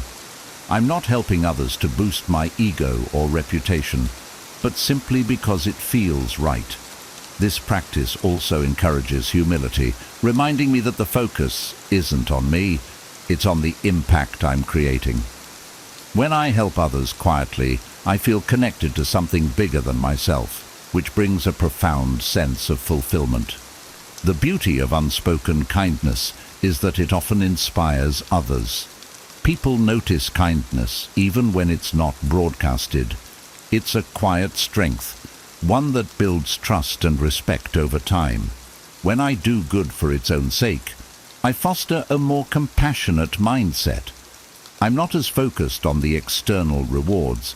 Instead, I feel joy in knowing I've contributed positively, even if no one else is aware. This private kindness has an interesting ripple effect. Those around me may feel encouraged to act in the same way, to help others without needing a stage. By embodying kindness as a personal value, I create a subtle yet powerful influence, inspiring others to lead with compassion too. 10. Seek feedback wisely. Feedback is essential for growth, but I've learned that not all feedback is equally beneficial. The Stoics valued humility and self-awareness, yet they also knew that opening ourselves to everyone's opinions could cloud our judgment. Seeking feedback wisely means choosing mentors and confidants who genuinely understand my goals and have my best interests at heart. When I carefully select the sources of my feedback, I create a support system rooted in trust. I'm not swayed by every passing opinion. Instead, I'm guided by those who respect my journey and offer insights grounded in experience. This practice helps me avoid the pitfalls of trying to please everyone, which is often an impossible and exhausting task. Choosing my sources of feedback also keeps me focused. Instead of being pulled in multiple directions by conflicting advice, I can make adjustments that are aligned with my true values. This approach builds resilience. I become more confident in my decisions, knowing that the feedback I receive comes from people who understand my vision and support my growth. In doing this, I foster a growth mindset that's intentional rather than reactive. I'm actively shaping my journey, refining my approach based on insights that are relevant and constructive.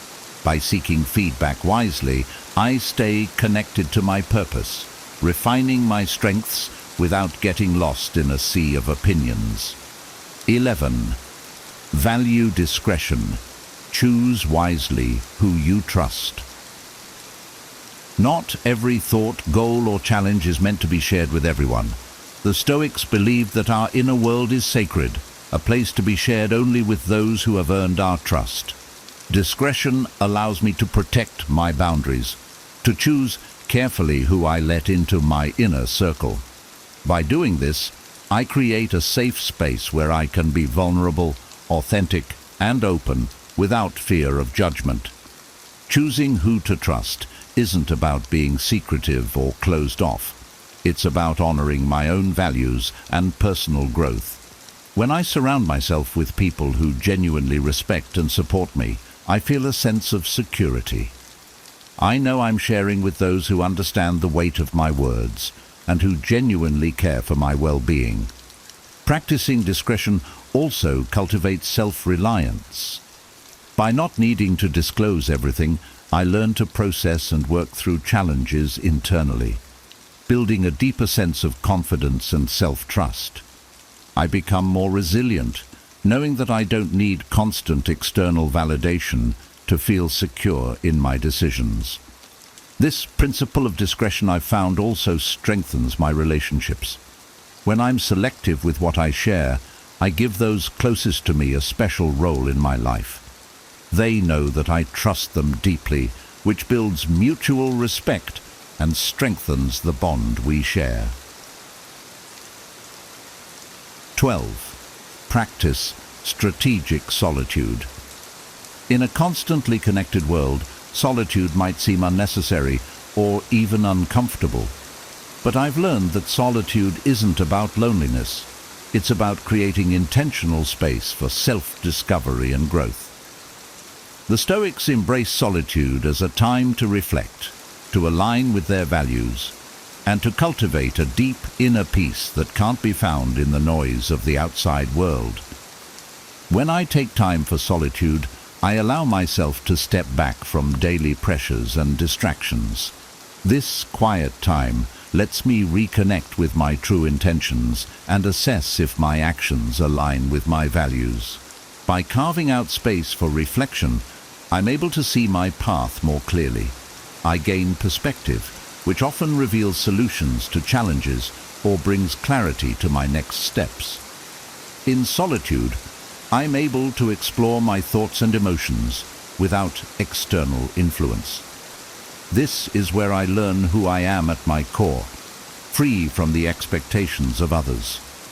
It's a time for personal growth, for cultivating resilience, and for finding peace within myself. When I make solitude a regular practice, I develop a stronger foundation, one that supports me in all aspects of life.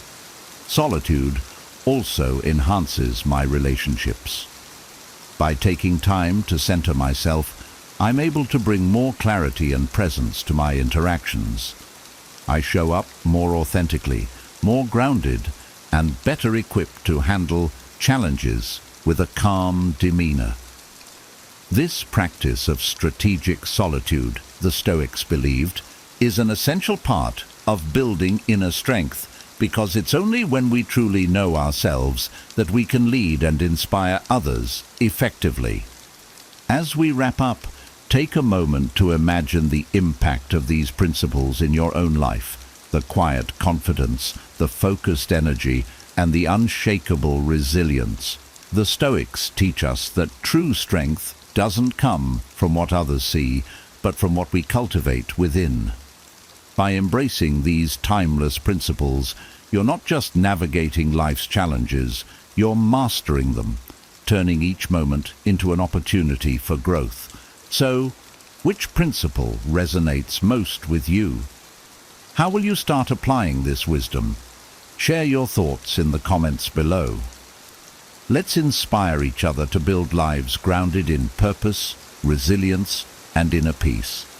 Remember, the journey to wisdom is lifelong, but every step forward brings you closer to the strength you already hold within.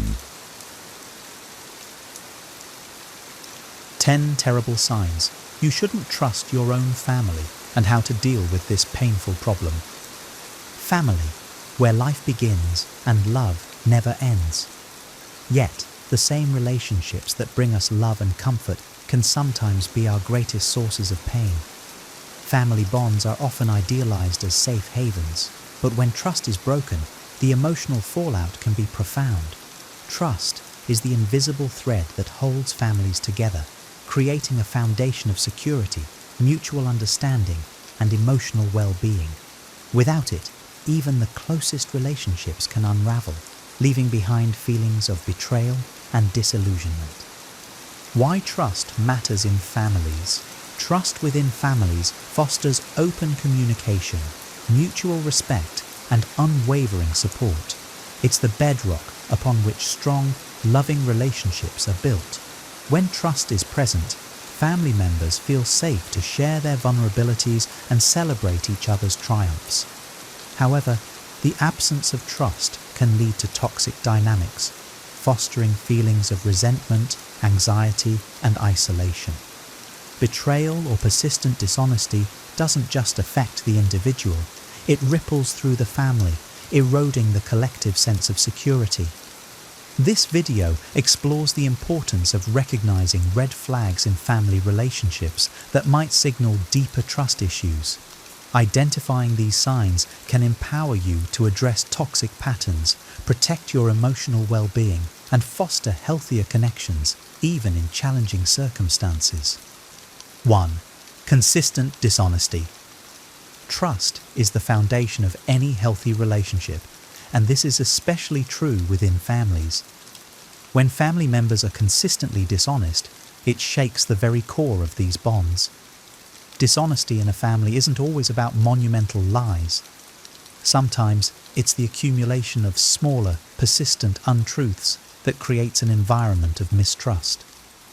Over time, this behavior erodes the sense of safety and reliability that should define familial relationships.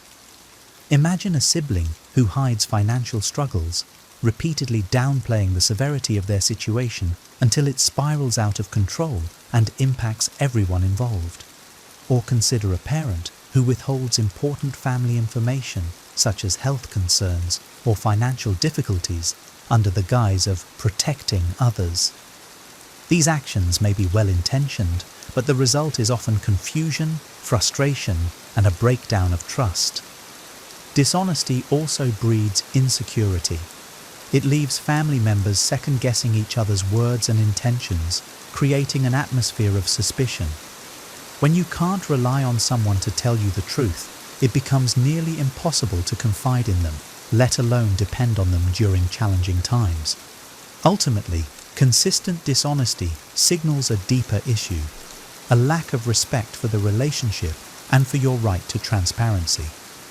Addressing dishonesty requires courage and a commitment to open communication. It may involve confronting the family member in question, setting boundaries, or seeking external support, such as therapy, to rebuild trust. While rebuilding trust is possible, it requires mutual effort. Being honest, even when the truth is uncomfortable, strengthens relationships, proving that love and trust go hand in hand. In contrast, persistent dishonesty only serves to alienate and distance, leaving the relationship fractured and fragile. Recognizing and addressing this red flag is essential for fostering authentic and lasting family connections. 2. Manipulative behavior. Manipulative behavior in family relationships is a subtle yet deeply damaging dynamic. It often disguises itself as care or concern, but gradually erodes the autonomy and emotional well-being of its target. Manipulation can take many forms, including guilt-tripping, shaming, or emotional blackmail, and it thrives in the close-knit environment of family where emotions run deep.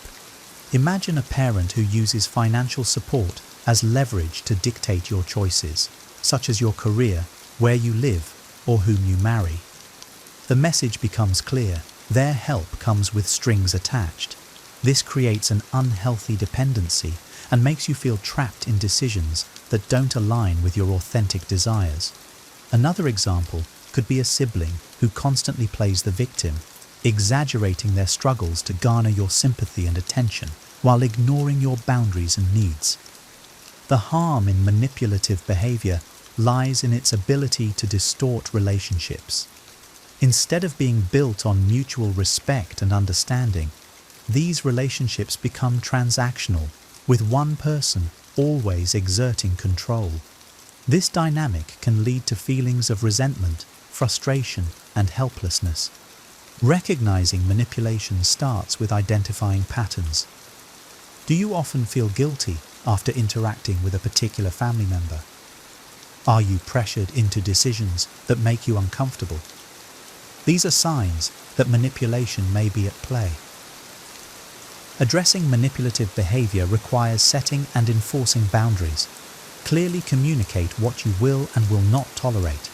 For example, you can say, "I appreciate your input, but I need to make this decision on my own."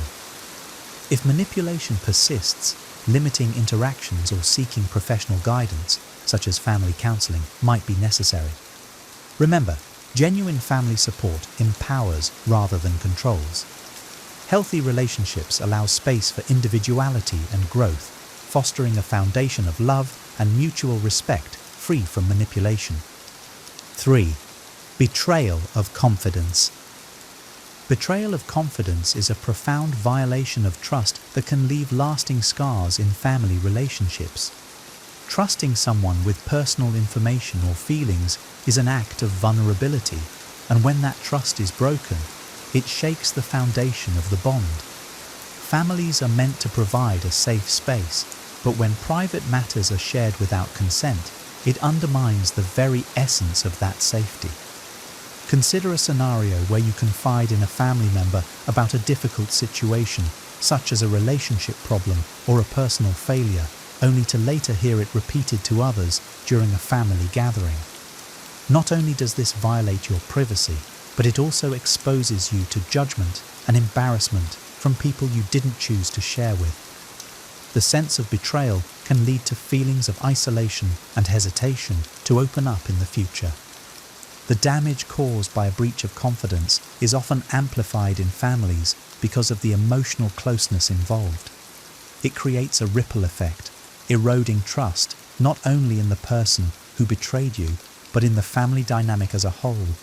To address this issue, it's essential to set clear boundaries, express how their actions have hurt you, and emphasize the importance of keeping private matters confidential. For instance, you might say, "When I share something personal, I need to know it stays between us." If the behavior continues, consider limiting what you share with that individual. Building or rebuilding trust takes time and consistency. Both parties must be committed to respecting boundaries and nurturing a culture of discretion. A family should be a source of comfort, not fear of betrayal. Protecting your emotional well-being may require difficult conversations, but it's a necessary step toward preserving meaningful relationships. 4. Financial exploitation. Financial exploitation in families often disguises itself as a harmless request for help, but can quickly spiral into a pattern of manipulation and misuse. Families are expected to support one another, but when financial assistance becomes a recurring demand or is given under false pretenses, it creates an unhealthy dynamic of dependency and mistrust. Imagine a relative who frequently borrows money, promising repayment but never following through. Over time, this pattern not only strains your finances, but also leaves you feeling used and disrespected. In more extreme cases, financial exploitation can involve subtle coercion, like a family member guilt-tripping you into giving them money or resources they don't genuinely need. The emotional toll of financial exploitation is significant. It fosters resentment, disrupts family harmony, and can make you hesitant to offer help in genuine cases of need.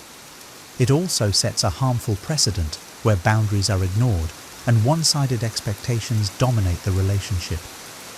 Addressing financial exploitation requires assertiveness. Clearly communicate your boundaries, such as stating, "I can't lend you money anymore, but I'm happy to help you budget or find resources." Sticking to these limits can be challenging, especially if guilt is leveraged against you, but it's necessary for maintaining healthy relationships. In some cases, professional guidance may be beneficial. Financial counseling or mediation can help navigate these sensitive situations without escalating tensions. Remember, supporting family doesn't mean tolerating exploitation. Healthy family dynamics should respect each member's autonomy and well-being, including their financial stability. 5. Lack of support during crises. Families are often seen as a pillar of support during life's most challenging moments. However, when family members fail to show up emotionally or physically during crises, it signals a troubling lack of reliability. This absence can leave you feeling abandoned and questioning the strength of your familial bonds. Picture a situation where you're going through a medical emergency or a significant life upheaval, such as losing a job. You expect your family to rally around you, but instead, they prioritize their own needs or dismiss the gravity of your situation. For instance, a sibling who chooses to ignore your request for help, or a parent who offers superficial support instead of genuine assistance. This lack of care not only exacerbates your struggle, but also creates emotional wounds that are hard to heal. The impact of this neglect extends beyond the immediate crisis. It fosters resentment and a sense of imbalance in the relationship, as you realize the support you offer may not be reciprocated when you need it most. Over time, this dynamic can erode the trust and intimacy that families are meant to provide. To address this, communicate your needs clearly during difficult times.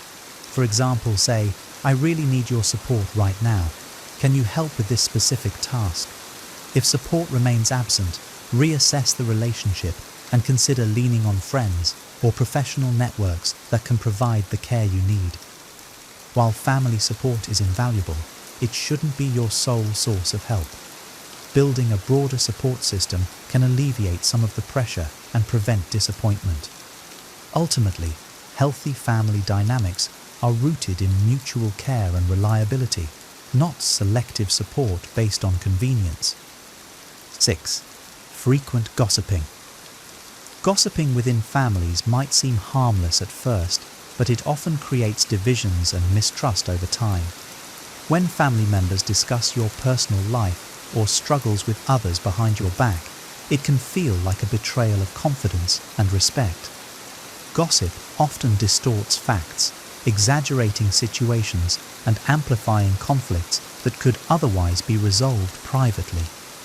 Imagine discovering that a sibling has been sharing details about your financial struggles or personal challenges with extended family members, framing them as juicy tidbits for entertainment rather than respecting your privacy. This not only damages your reputation, but also undermines your trust in that person. Over time, you may begin to question whether your conversations are safe or if they'll become fodder for the next family gathering. The effects of gossip extend beyond individual relationships. It creates an environment of insecurity where family members hesitate to open up, fearing that their vulnerabilities will be exposed. This atmosphere disrupts the open communication and support that families should foster. To address gossip, confront it directly but calmly. Let the person know how their actions have affected you by saying, "I value our relationship, but I feel hurt when private matters I've shared are discussed with others." Setting boundaries about what you're comfortable sharing and with whom is critical. Over time, you may need to adjust your expectations of those who engage in gossip and limit your disclosures to them. Instead, prioritize relationships within the family where trust and mutual respect are evident. Healthy family dynamics thrive on confidentiality, empathy, and understanding, not on spreading rumors or creating unnecessary drama. 7. Dismissal of boundaries. Respecting boundaries is fundamental in any relationship, but it's especially crucial within families. When boundaries are ignored or dismissed, it creates tension and conflict, as well as a sense that your needs and autonomy are not valued. This can manifest in many ways, from emotional intrusions to physical overstepping. Consider a parent who enters your home uninvited even after you've asked them to call beforehand. Or a relative who dismisses your parenting choices, constantly criticizing how you raise your children despite your repeated requests to respect your methods. These actions, though sometimes framed as care or concern, signal a lack of respect for your individuality and decisions. The dismissal of boundaries often stems from a power dynamic where one person feels entitled to dictate or interfere in your life. This can lead to frustration, resentment, and a breakdown in communication. When your boundaries are routinely ignored, it also becomes harder to trust that person with more significant aspects of your life. To handle this, clearly communicate your limits. For instance, say, "I appreciate your concern, but this is a decision I need to make for myself. Please respect that." Consistency is key. Enforcing boundaries each time they're crossed reinforces their importance. If the behavior persists, you may need to limit interactions with the person or seek external support, such as counseling, to mediate the situation. Healthy families respect each other's autonomy and choices, understanding that boundaries are not barriers to love, but foundations for mutual respect. 8. Favoritism or unfair treatment. Favoritism within families can deeply wound relationships, creating feelings of inadequacy, resentment, and alienation among those who are overlooked. While families are expected to nurture and celebrate each member equally, showing clear preference for one individual over others undermines these values and can fracture familial bonds. Imagine a parent who consistently praises one sibling's achievements while neglecting or even belittling another's efforts. Over time, the overlooked sibling may begin to feel unworthy, questioning their self-worth and value within the family. Similarly, unfair treatment can manifest in how responsibilities are distributed. One child may shoulder more family duties, while another receives privileges without contributing equally. Favoritism often stems from unconscious biases or cultural norms, but its impact is long-lasting. It not only strains the relationships between siblings, but can also affect the connection between parents and children. The child who feels neglected may withdraw emotionally, fostering a cycle of miscommunication and misunderstanding. Addressing favoritism requires courage and honest dialogue. If you're the one affected, share your feelings respectfully but assertively. For instance, you might say, "I've noticed that my efforts often go unacknowledged and it makes me feel undervalued."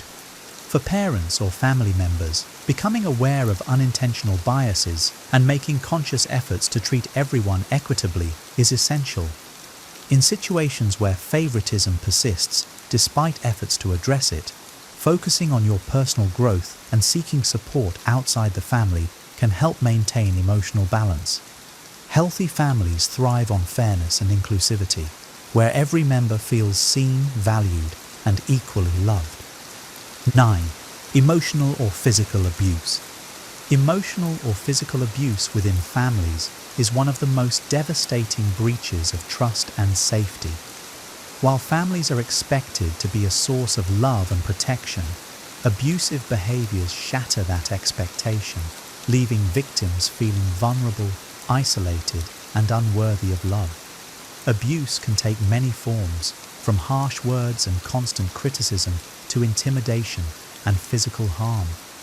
Imagine a relative who consistently demeans you with insults or undermines your self-esteem by pointing out perceived flaws in front of others. Worse, consider a family member who uses physical aggression, throwing objects, grabbing you forcefully, or threatening harm to assert control during disagreements. These behaviors are not only damaging in the moment, but can have long-lasting effects on your mental and emotional health. The harm caused by abuse often leads to self-doubt, anxiety, and depression. It creates an environment of fear where open communication and trust are impossible. Victims may also struggle with guilt or confusion, feeling trapped by cultural or societal expectations to maintain family unity at all costs. Addressing abuse starts with recognizing it as unacceptable, no matter the context. If you're experiencing abuse, prioritize your safety and well-being. This may mean seeking support from trusted friends, counselors, or advocacy organizations. Establish boundaries and, if necessary, create physical or emotional distance from the abuser. Breaking the cycle of abuse is challenging but essential for healing. It requires bravery to confront the issue, seek help, and, in some cases, walk away from toxic relationships. Healthy families nurture, protect, and uplift their members, making it crucial to demand and uphold an environment free from harm. Everyone deserves to feel safe and respected in their family.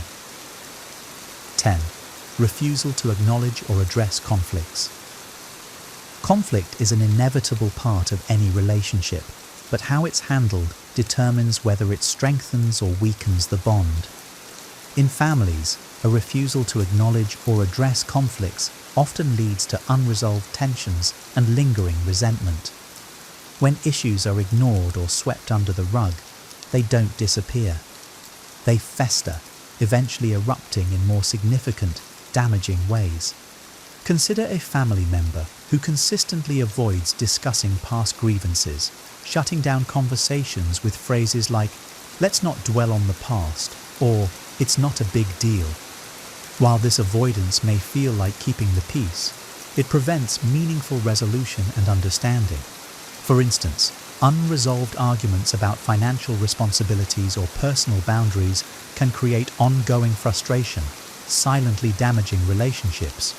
This refusal to engage in conflict resolution sends a message that your feelings and concerns don't matter, eroding trust and mutual respect. It also perpetuates a cycle where similar issues arise repeatedly, each time compounding the emotional toll. Addressing this requires open communication and a willingness to confront uncomfortable truths. Initiate conversations with a calm and solution-focused tone, saying something like, "I'd like to talk about this issue so we can move forward and strengthen our relationship." If the other party remains resistant, consider involving a neutral mediator, like a family counselor, to facilitate productive discussions. Resolving conflicts doesn't mean erasing disagreements. It means understanding each other's perspectives and finding common ground. Healthy families prioritize growth and connection by facing challenges together, fostering an environment where conflicts are opportunities for deeper understanding rather than sources of division. Solutions: how to deal with these painful problems. 1. Setting and enforcing boundaries. Boundaries are essential for maintaining healthy relationships, especially in families where emotions and expectations often run high. Setting clear boundaries communicates your needs and ensures that interactions remain respectful and balanced. However, enforcing boundaries requires consistency and courage, especially if family members are resistant or dismissive. For example, if a parent frequently criticizes your parenting style, you can establish a boundary by calmly saying, "I understand you have advice, but I prefer to make my own decisions regarding my children. Please respect that." The key is to be firm yet respectful, avoiding emotional confrontations that might escalate tensions. Enforcing boundaries might also involve limiting certain topics of discussion.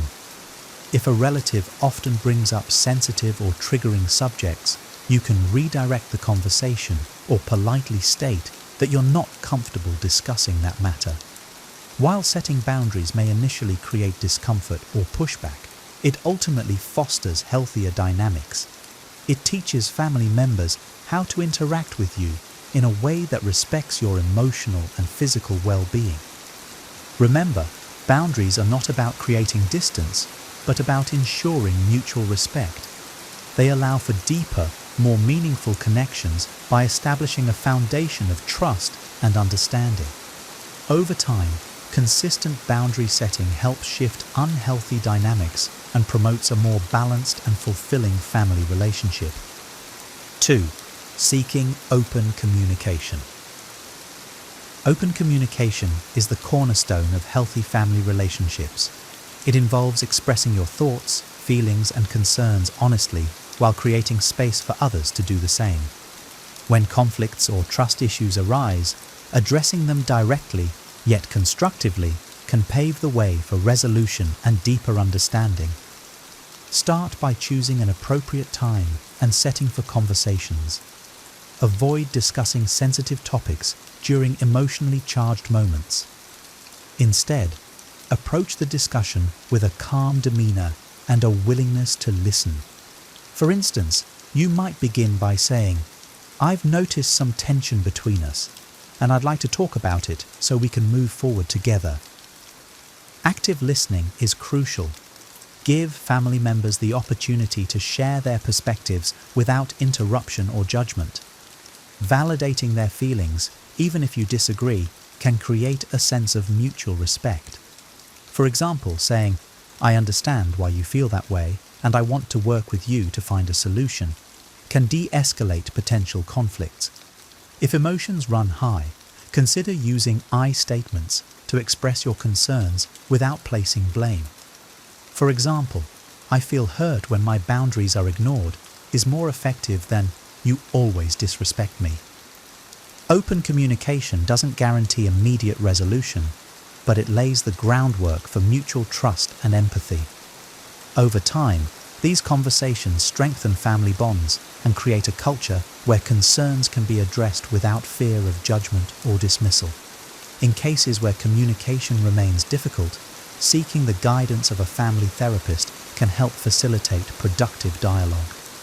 Healthy families thrive on open communication, where every member feels heard, valued, and understood.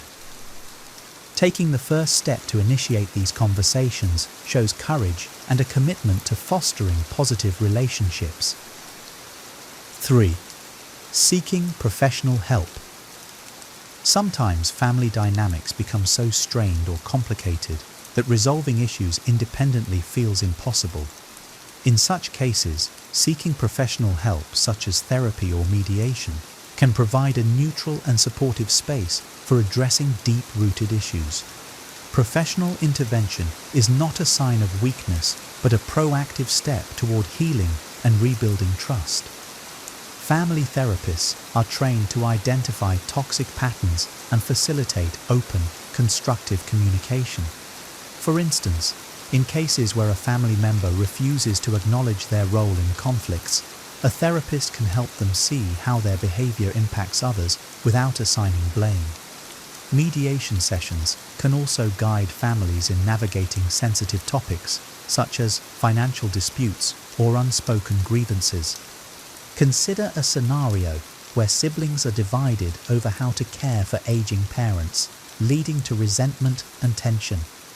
A professional mediator can help establish a fair plan that respects everyone's concerns and capabilities. Similarly, therapy can be invaluable in addressing emotional wounds caused by past betrayals or unresolved conflicts. For those experiencing abuse or severe neglect, professionals can offer resources and strategies to ensure safety and support. They can also help individuals process their emotions and rebuild self-esteem, empowering them to make healthier decisions about their relationships.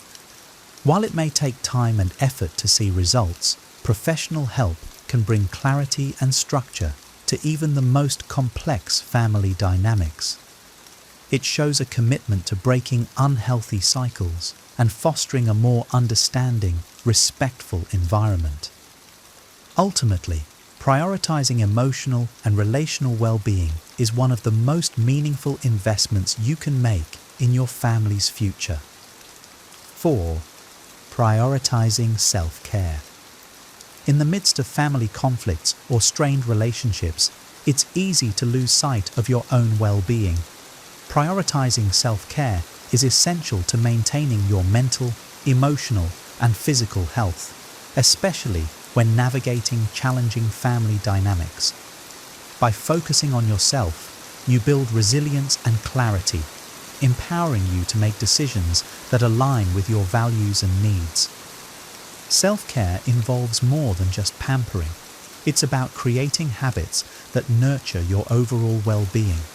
For example, regular exercise, adequate sleep, and a balanced diet can significantly improve your ability to manage stress.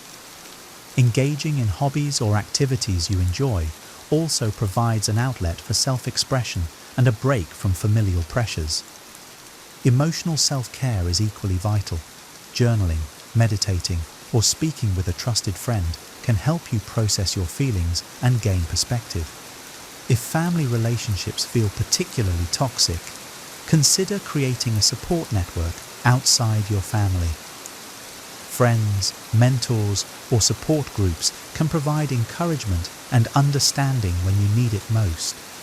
It's important to set boundaries around your time and energy. For instance, limiting interactions with toxic family members or saying no to commitments that drain you can create space for your personal growth. Remember, prioritizing your needs doesn't mean neglecting others. It means ensuring you're in a position to engage in relationships from a place of strength and self-assurance. Ultimately, self-care is an act of self-respect. By valuing yourself, you model healthy behaviors for others and create a foundation for meaningful connections. Even in challenging family situations, prioritizing self-care ensures you remain grounded and empowered to make choices that support your happiness and well-being. 5. Knowing when to limit or cut ties. In some cases, despite your best efforts, a family relationship may remain toxic, abusive, or beyond repair.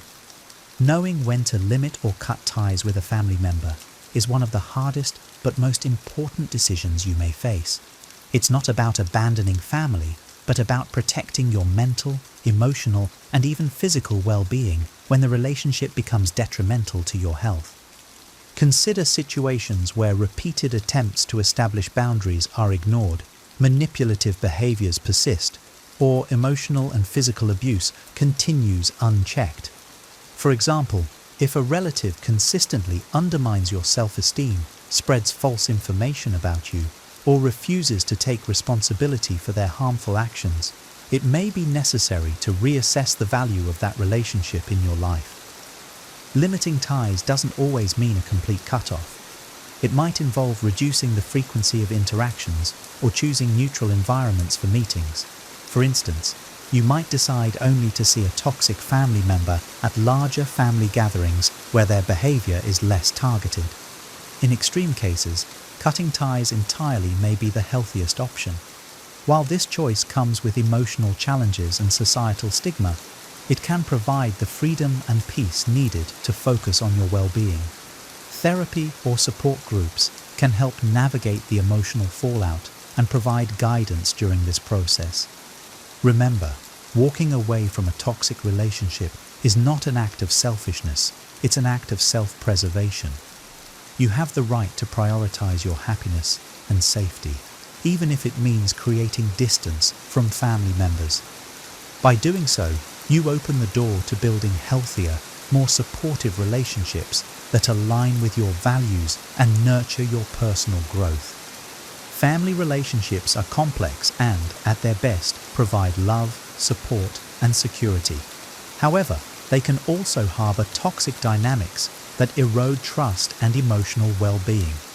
Recognizing the signs of distrust is the first step toward protecting yourself and addressing unhealthy patterns.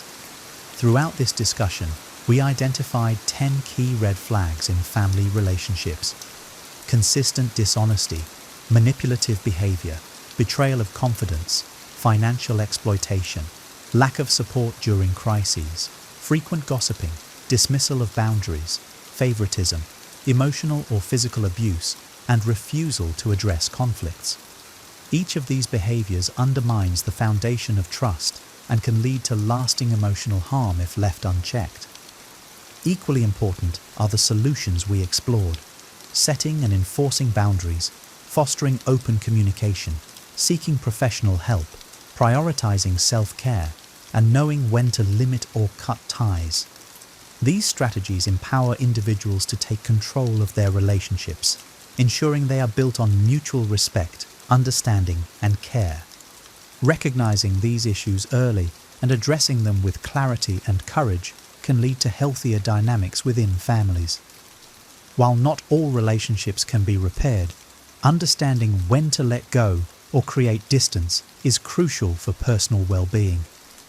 Empowerment begins with the recognition that you have the right to protect your peace, even within your family. It's easy to feel trapped by societal expectations or cultural norms that emphasize unconditional loyalty to family. But prioritizing your mental and emotional health is not selfish. It's necessary. Take proactive steps to identify and address toxic behaviors. If you notice red flags, don't ignore them. Open communication is a powerful tool, but it's okay to acknowledge when deeper issues require professional intervention or a redefinition of the relationship. Remember, setting boundaries isn't about punishing others. It's about creating the space for healthy and respectful interactions. When these boundaries are consistently violated, know that you have the strength to make the tough decisions to limit or end contact. Surround yourself with supportive relationships that uplift you, whether they are within or outside your family. Seeking healthier dynamics is a journey, not an overnight fix. It requires patience, self-reflection, and a commitment to growth. But the result, peace of mind, self-respect, and meaningful connections, is worth the effort. Healing and growth are always possible, even in the face of challenging family dynamics. You are not alone in navigating these complexities, and many have walked this path before, finding strength and fulfillment on the other side. While you may not always be able to change others, you can change how you respond to and manage these relationships. By focusing on your well-being and surrounding yourself with positive influences, you create an environment that nurtures trust, respect, and love. Family isn't defined solely by blood. It's about the connections that make you feel valued, safe, and supported.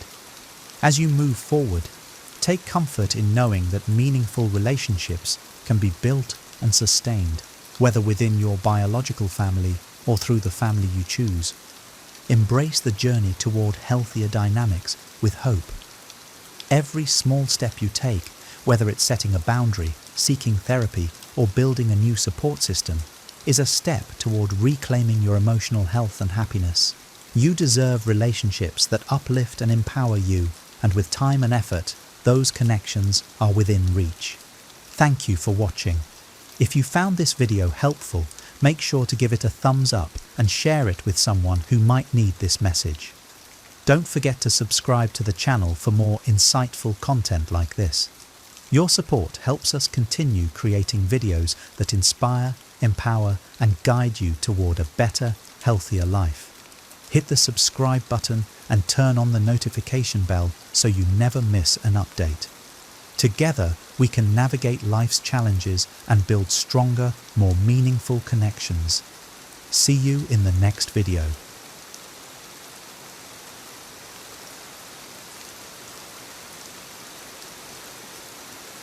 Have you ever wondered why some people seem unshaken by life's storms, while others crumble at the first sign of trouble? The secret lies in an ancient philosophy that has stood the test of time. Stoicism. Inspired by the teachings of Epictetus, Stoicism offers practical wisdom to remain unaffected by external chaos. Today, we're diving into 12 Stoic principles that can help you cultivate inner peace and resilience. Let's embark on this journey with a curious mind and an open heart, ready to transform our lives from within. Power of acceptance.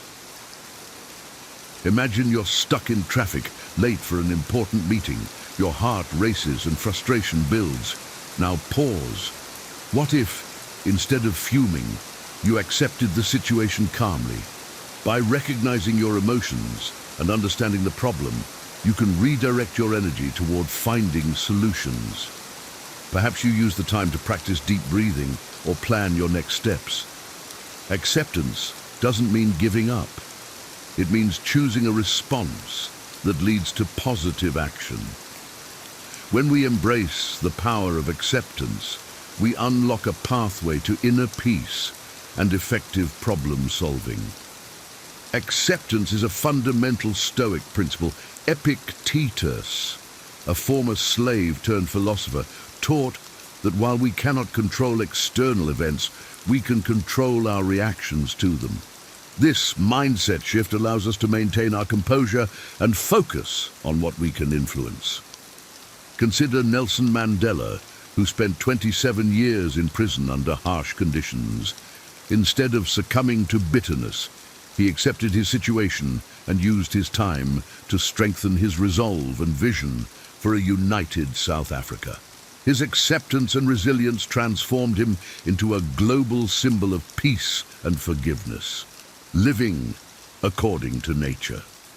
Picture a tree in the forest. It doesn't struggle against the wind or resist the changing seasons. It grows in harmony with its environment, finding strength and purpose in its natural state.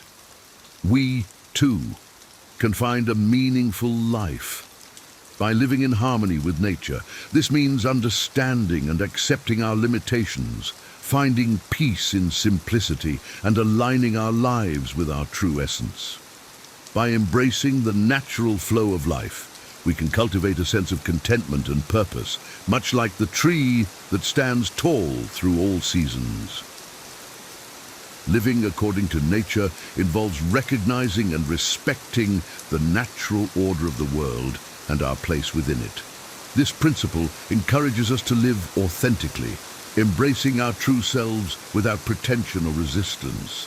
Consider the life of Henry David Thoreau, who spent 2 years living simply in a cabin near Walden Pond. Thoreau's experiment in simple living and self-sufficiency was an effort to reconnect with nature and understand life's essentials, reflecting the Stoic ideal of living according to nature. Mind control. Consider a skilled surfer riding the waves. They don't control the ocean, but masterfully navigate their board with discipline and focus.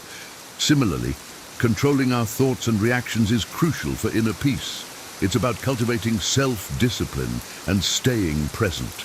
When faced with a challenging situation, instead of being swept away by emotions, take a moment to breathe and center yourself. By mastering your mind, you can navigate life's waves with grace and stability, maintaining peace even amidst turmoil.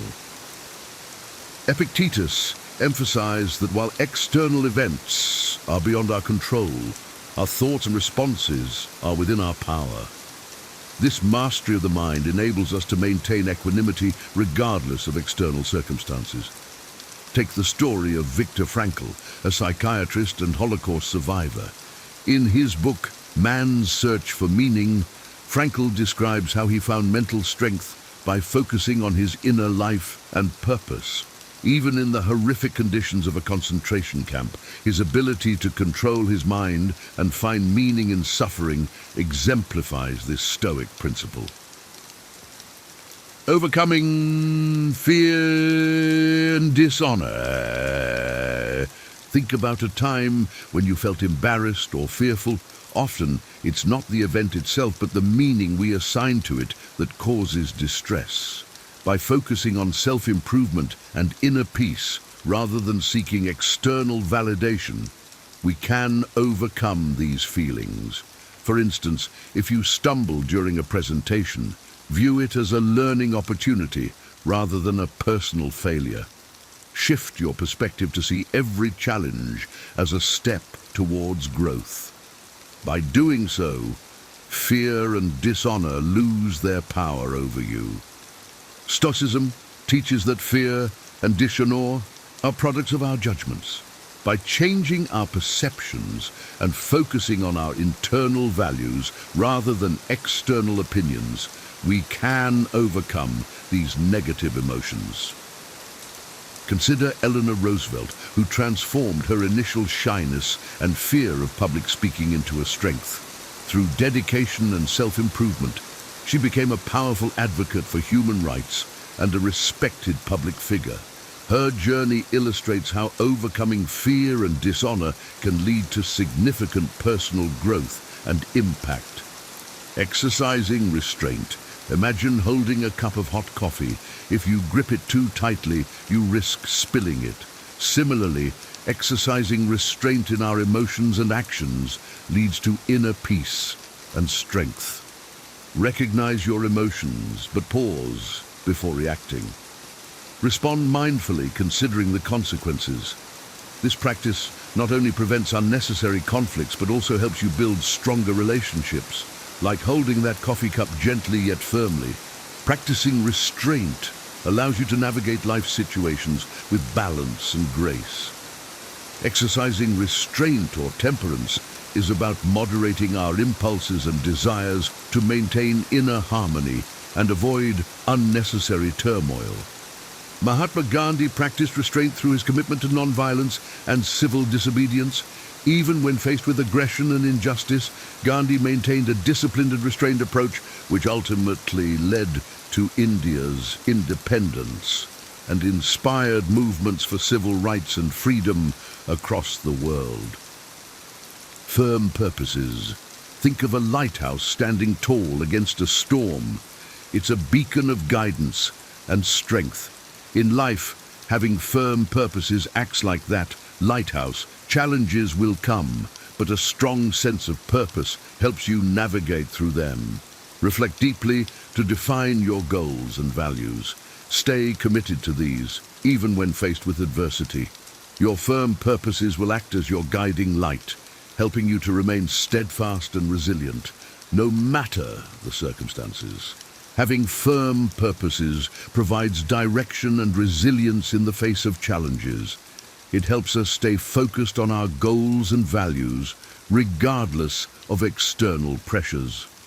Martin Luther King Jr.'s unwavering commitment to civil rights and social justice exemplifies having firm purposes.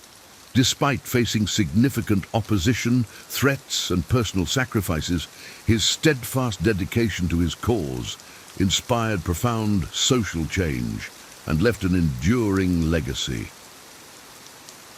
Response to criticism. Imagine being in a crowded room with voices all around. Among the noise, a friend offers constructive feedback. How do you respond? The key is to control your reactions to others' opinions, understand your motivations, and develop patience. If someone criticizes you, see it as an opportunity to learn and grow rather than a personal attack. This mindset allows you to respond with gentleness and composure, turning criticism into a tool for self-improvement. Stoicism teaches us to view criticism as a means for self-improvement rather than a personal affront. By controlling our reactions, we can use feedback constructively. Abraham Lincoln faced harsh criticism throughout his presidency, particularly during the Civil War. Instead of reacting defensively, he often listened carefully and used constructive criticism to guide his decisions.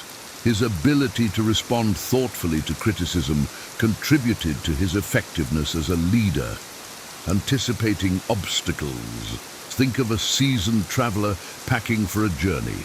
They anticipate weather changes, roadblocks and detours. Similarly, in life, preparing for potential difficulties helps us face them calmly.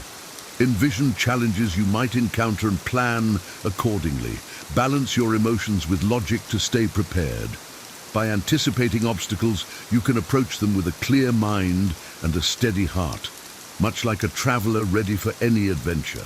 Anticipating obstacles, or premeditatio malorum, is a Stoic practice that involves preparing mentally for potential challenges. This foresight helps us remain composed and ready to handle adversity. Consider the approach of NASA engineers during the Apollo 13 mission. When an oxygen tank exploded, they were able to calmly and effectively solve the life-threatening problem because they had anticipated potential issues and prepared for various contingencies. Their foresight and preparation saved the lives of the astronauts and ensured the mission's safe return. Dealing with insults. Recall a time when someone's words stung. It's not the insult itself, but our perception of it that causes pain. Use these moments for reflection and growth. For example, if someone calls you lazy, instead of reacting defensively, consider whether there's any truth to it. Use it as a chance to improve yourself. By viewing insults as opportunities for self-betterment, you transform negative experiences into powerful catalysts for personal growth. Dealing with insults involves reframing our perspective and using the experience for self-improvement rather than letting it harm our self-esteem. Oprah Winfrey faced numerous insults and criticisms early in her career, particularly regarding her background and appearance. Instead of letting these comments undermine her, she used them as motivation to improve herself and build a media empire. Her resilience and ability to grow from criticism have made her one of the most influential figures in media. Choosing your response. Imagine holding a remote control to your emotions. You have the power to choose your response to criticism. When faced with negative feedback, recognize your emotions, but don't let them control you. Seek inner strength and practice forgiveness. By consciously choosing your response, you maintain your peace and integrity. This power of choice ensures that you remain in control of your reactions, no matter the external circumstances. Choosing your response is about maintaining control over your reactions and emotions, ensuring that you act in alignment with your values and principles.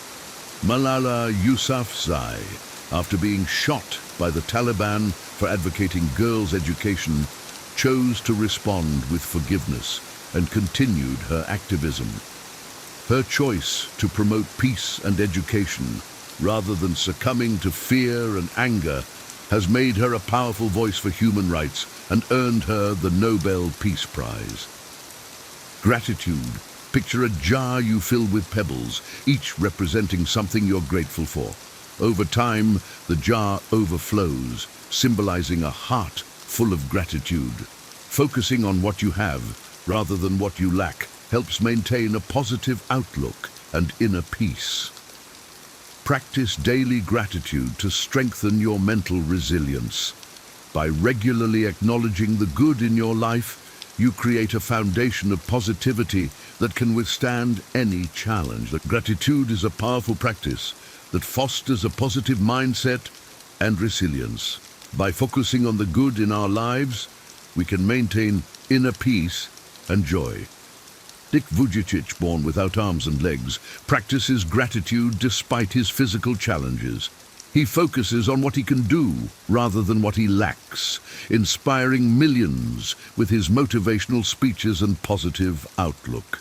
His life demonstrates how gratitude can lead to a fulfilling and impactful existence. Self-reflection. Envision a quiet moment at the end of your day, a time set aside just for you. Regular self-reflection promotes personal growth and understanding. Reflect on your thoughts, actions, and emotions. Identify areas for improvement and celebrate your progress. This practice not only enhances self-awareness but also fosters continuous growth.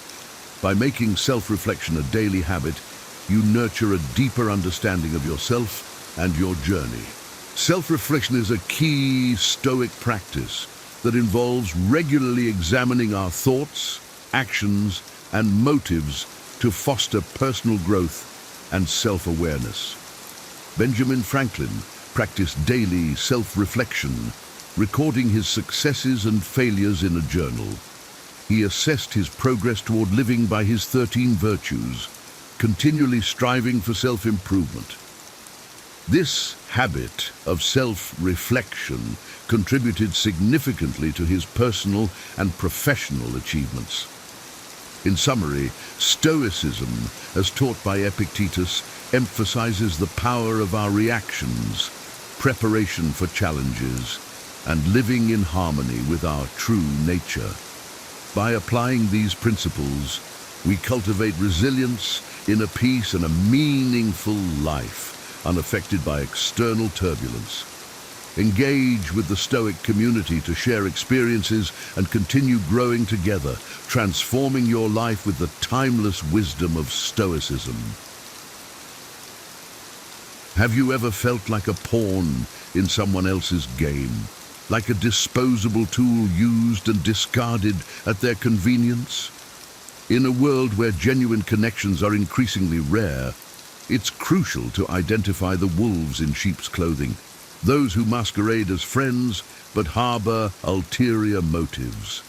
In this eye-opening exploration, we'll delve into the 10 telltale attitudes that expose a person's true colors, revealing that their concern for you is nothing more than a facade. Brace yourself as we unravel the threads of deceit and manipulation, empowering you to create a life surrounded by authentic, nurturing relationships. 1. The chameleon's selective availability. Picture this: you're in the midst of a crisis, desperately in need of a listening ear and a shoulder to lean on. You reach out to someone you consider a friend, only to be met with deafening silence. Days pass, and your messages remain unread, your calls unanswered. Yet when they require a favor or need something from you, they miraculously reappear, ready to engage. This selective availability is a glaring red flag, exposing the one-sided nature of the relationship. True friends are there through thick and thin, not just when it's convenient for them.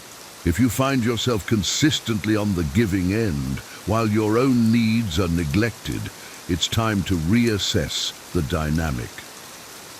2. The narcissist's lack of personal interest. In the tapestry of genuine friendship, curiosity and empathy are the golden threads that bind hearts together. A true friend is invested in your life, eager to learn about your dreams, fears, and daily struggles. They listen attentively, offering support and celebrating your triumphs. However, when you encounter someone who rarely inquires about your well-being, focusing solely on their own needs and desires, it's a clear indication that you are merely a means to an end. They see you as a resource to be tapped rather than a multifaceted individual with intrinsic worth.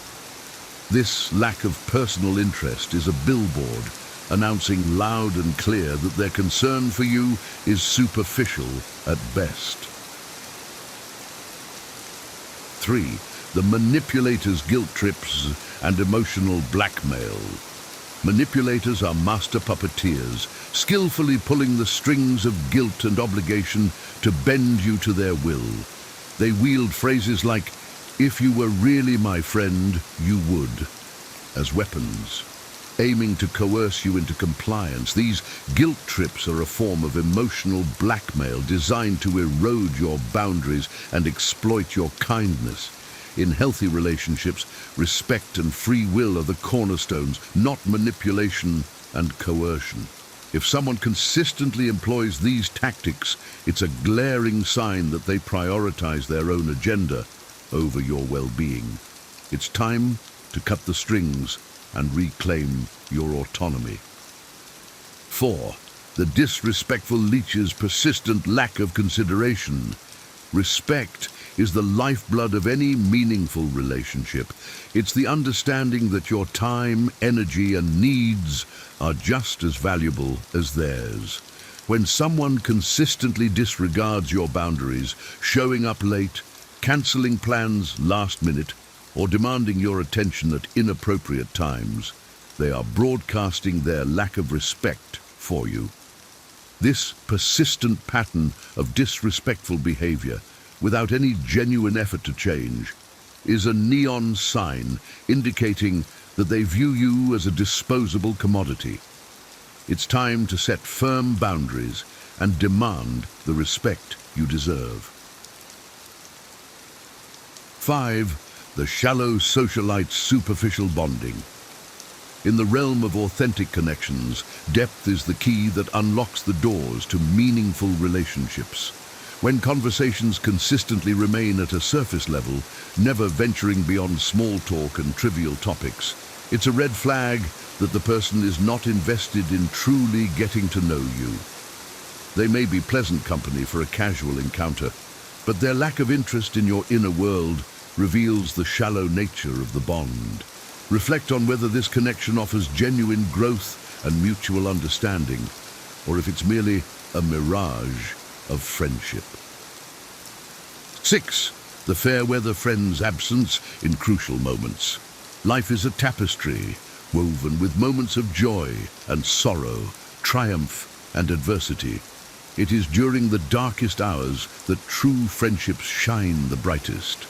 When you find yourself navigating a storm, a genuine friend is there to weather it with you, offering unwavering support and empathy.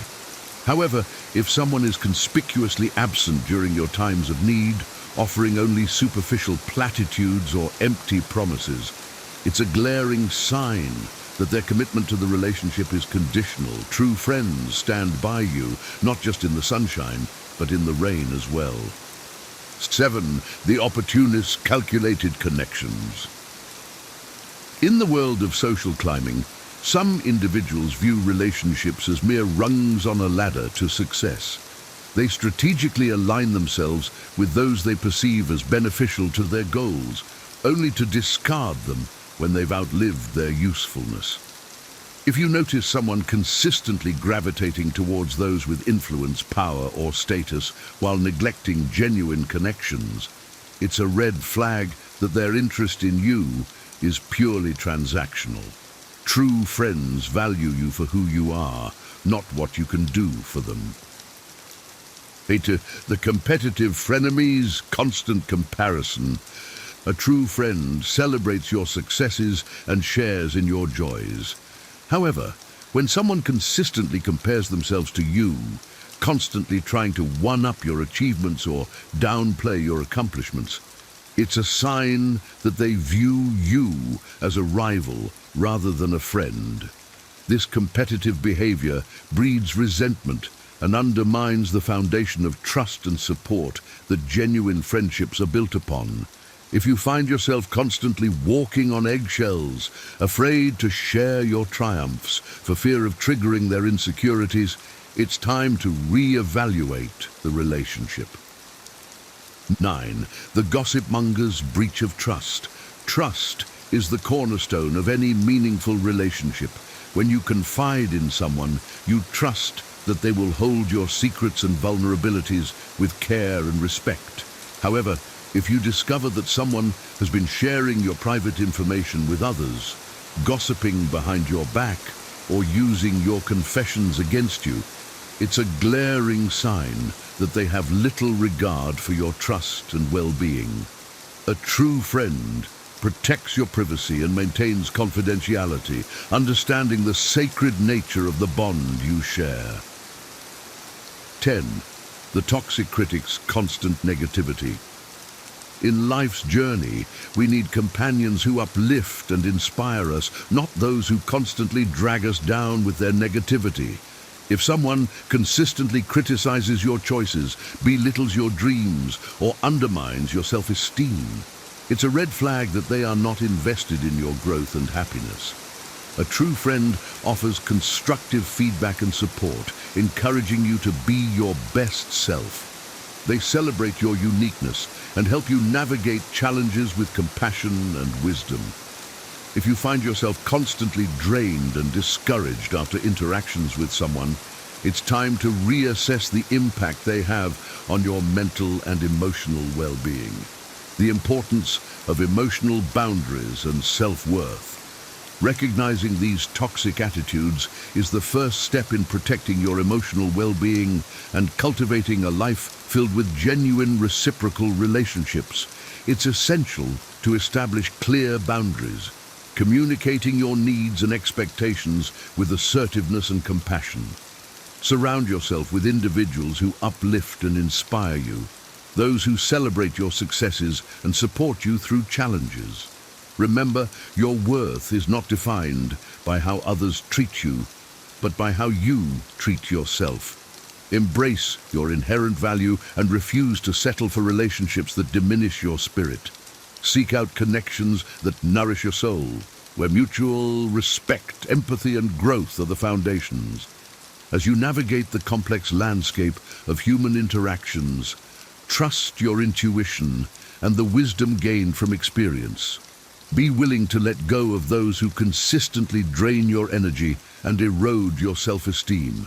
Instead, invest in relationships that inspire you to be your best self, where love, respect, and authenticity are the guiding lights. In a world where genuine connections are precious gems, it's crucial to be discerning in who you allow into your inner circle. By recognizing the 10 attitudes of those who don't truly care, you empower yourself to create a life surrounded by individuals who value and cherish you for who you are.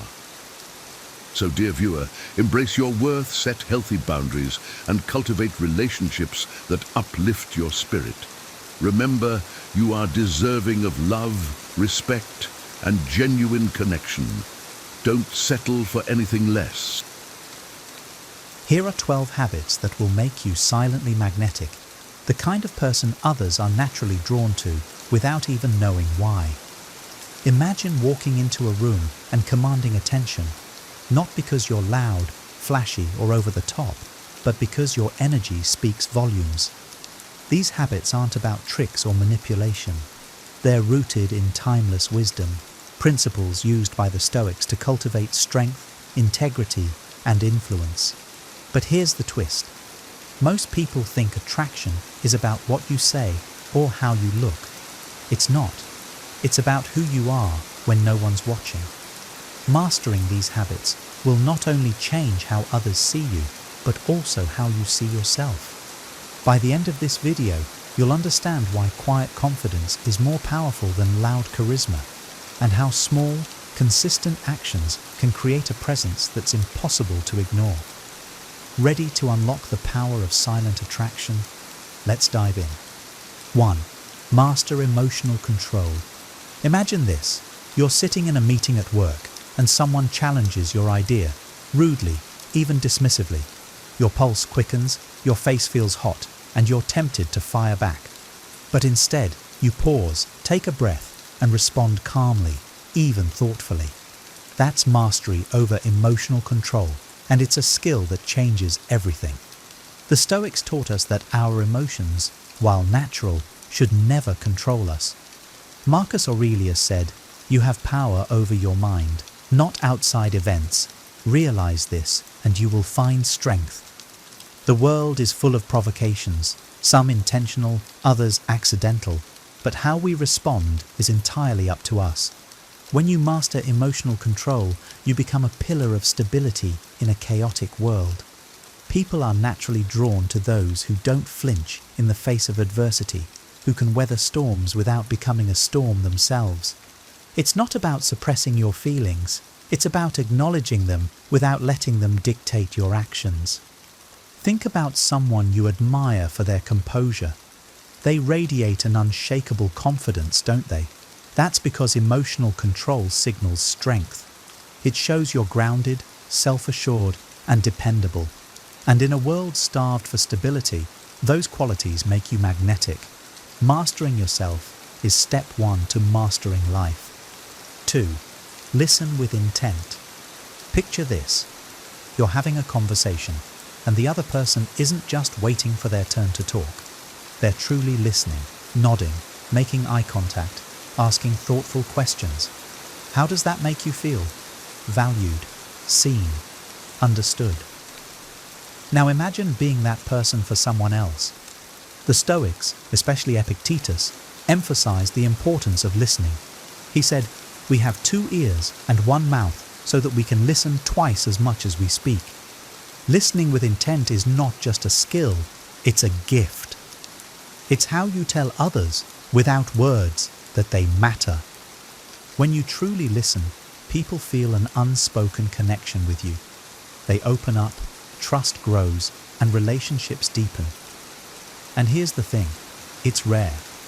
Most people are too consumed with their own thoughts to really hear someone else. By doing the opposite, you silently set yourself apart. Start small. In your next conversation, put down your phone. Look the person in the eye. Resist the urge to interrupt. It's not just about understanding their words, it's about hearing their heart.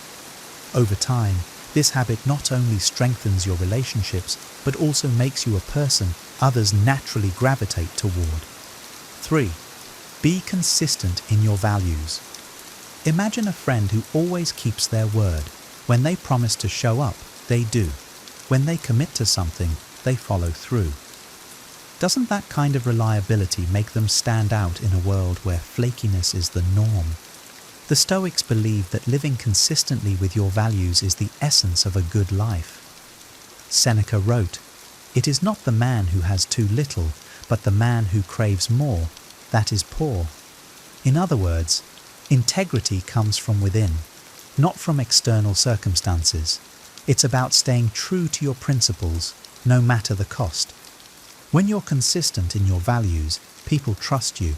They know where you stand and what you stand for. You become a person of substance, someone who doesn't sway with the wind of public opinion or convenience. And trust, once earned, is a powerful form of silent attraction. Take stock of your values. Are you living in alignment with them? If not, adjust your actions. Consistency doesn't require perfection. It requires commitment. Over time, this habit not only builds your character, but also draws others to you in ways you can't force or fake. 4. Speak less, act more. Think about the people you admire most. Are they the ones who talk endlessly about their goals and ambitions, or are they the ones who quietly achieve them? Actions, as the saying goes, speak louder than words, and this truth is timeless. The Stoics lived by this principle. Marcus Aurelius wrote, "Waste no more time arguing about what a good man should be. Be one." Talking is easy, doing is hard, but it's in the doing that you earn respect and admiration. People are drawn to those who let their actions speak for themselves. Consider this. If you consistently show up for others, keep your commitments, and follow through on your promises, you won't need to tell people who you are. They'll already know. In a world of empty words, your deeds become a beacon of authenticity. Challenge yourself to say less and do more. When tempted to boast or justify, pause. Let your actions reveal your character. Over time, this silent strength not only builds your credibility, but also attracts people who value substance over style. It's not about being flashy. It's about being real, and that's magnetic. 5. Exude gratitude. Imagine you're walking down the street and a stranger holds the door open for you. Instead of rushing past, you pause, smile and say, "Thank you." That small moment of gratitude not only lifts your mood, but also leaves a positive impression on the other person. Now imagine living every day with that mindset. The Stoics emphasized gratitude as a cornerstone of a fulfilling life. Seneca wrote, "It is not happiness that makes us grateful, but gratefulness that makes us happy." Gratitude shifts your focus from what's lacking to what's abundant, and this shift has a profound effect, not just on you, but on everyone around you. When you practice gratitude, it shows in your demeanor. You radiate warmth, appreciation, and contentment. People are naturally drawn to that energy because it feels good to be around someone who recognizes the beauty in life, even in the small things. Start by acknowledging the little blessings. Write them down, say them out loud, or simply reflect on them during quiet moments. Over time, this habit rewires your mind to see opportunities instead of obstacles. And as you exude gratitude, you'll find that others are silently drawn to your uplifting presence. 6. Maintain your composure. Picture this. You're stuck in traffic and cars are honking all around you. Some drivers are yelling out their windows while others are banging their steering wheels. But there you sit, calm, unbothered, perhaps even humming along to your favorite song. That's composure in action. The Stoics believed that composure is the hallmark of true strength. Marcus Aurelius advised, "You have power over your mind, not outside events. Realize this, and you will find strength." The world will test you with challenges, delays, and irritations, but your reaction is entirely within your control. When you maintain your composure, you signal to others that you're grounded and resilient. It's not about suppressing your emotions, but rather mastering them. In a world where many people are quick to anger or panic, your calmness becomes a rare and attractive quality. Practice composure in small moments, a rude comment, a delayed appointment, or a minor setback. Each time you remain steady, you're building the muscle of self-control. Over time, this quiet strength will not only improve your life, but also draw others who admire your unshakable demeanor. 7. Develop deep self-awareness. Think back to a time when you overreacted. Maybe you snapped at someone, only to realize later that it wasn't really about them, but about something you were struggling with internally. That realization is self-awareness, and it's a skill that transforms how you interact with the world. The Stoics urged self-awareness as a lifelong practice. Epictetus said, "Know, first, who you are, and then adorn yourself accordingly." Understanding your thoughts, emotions, and triggers allows you to navigate life with clarity and purpose. Without this awareness, you're at the mercy of your impulses. When you develop deep self-awareness, you exude a quiet confidence. You understand your strengths and weaknesses, and you don't need external validation to feel secure. This authenticity is magnetic because it shows you're comfortable in your own skin. Cultivate self-awareness by reflecting daily, through journaling, meditation, or simply asking yourself, why did I react that way? Over time, this habit will help you grow emotionally and mentally. And as you deepen your understanding of yourself, you'll notice that others are naturally drawn to your genuine and grounded presence. 8. Live with purpose. Imagine waking up every day with a clear sense of direction. Your actions feel meaningful, and your time is spent on what truly matters. Now contrast that with drifting aimlessly, letting distractions dictate your days. The difference? Purpose. The Stoics placed immense value on living with intention. Marcus Aurelius wrote, "People who labor all their lives but have no purpose to direct every thought and impulse are wasting their time, even when hard at work." Purpose is the anchor that keeps you steady amidst life's chaos. When you live with purpose, it shows. People notice your focus, your drive, and your ability to prioritize what's meaningful over what's trivial. This quiet determination is irresistibly attractive because it's rare in a world filled with distractions. To cultivate purpose, reflect on your values and long-term goals. Ask yourself, what do I want my life to stand for? Then align your actions with your answers. Living with purpose not only enriches your life, but also inspires others to find and follow their own path. 9. Respect everyone. Expect nothing. Picture this. You hold the door open for someone, and they walk through without even a glance of acknowledgement. Most people would feel slighted, but what if you didn't? What if your act of kindness wasn't dependent on their response? That's true respect. Epictetus advised, Do not expect events to turn out the way you want, but welcome events in whichever way they happen. When you respect others without demanding anything in return, you demonstrate strength of character. Respect given freely, without expectation, comes from a place of abundance. This habit is magnetic because it's so uncommon. Most people operate on a give-and-take basis. By breaking that pattern, you stand out as someone who values others for who they are, not for what they can do for you. Start by practicing small acts of kindness without seeking recognition. Smile at a stranger, lend a hand, or offer a kind word. Over time, you'll notice that this quiet respect not only makes others feel valued, but also makes you someone they respect in return. 10. Focus on your growth. Imagine watching someone dedicate themselves to learning a new skill, improving their health, or overcoming a personal challenge. It's inspiring, isn't it? Growth is contagious. It motivates others and makes them want to be around you. The Stoics believed in constant self-improvement. Seneca said, "As long as you live, keep learning how to live." Growth isn't about perfection, it's about progress. When you focus on bettering yourself, you silently communicate that you value your potential. Personal growth also creates a sense of quiet confidence.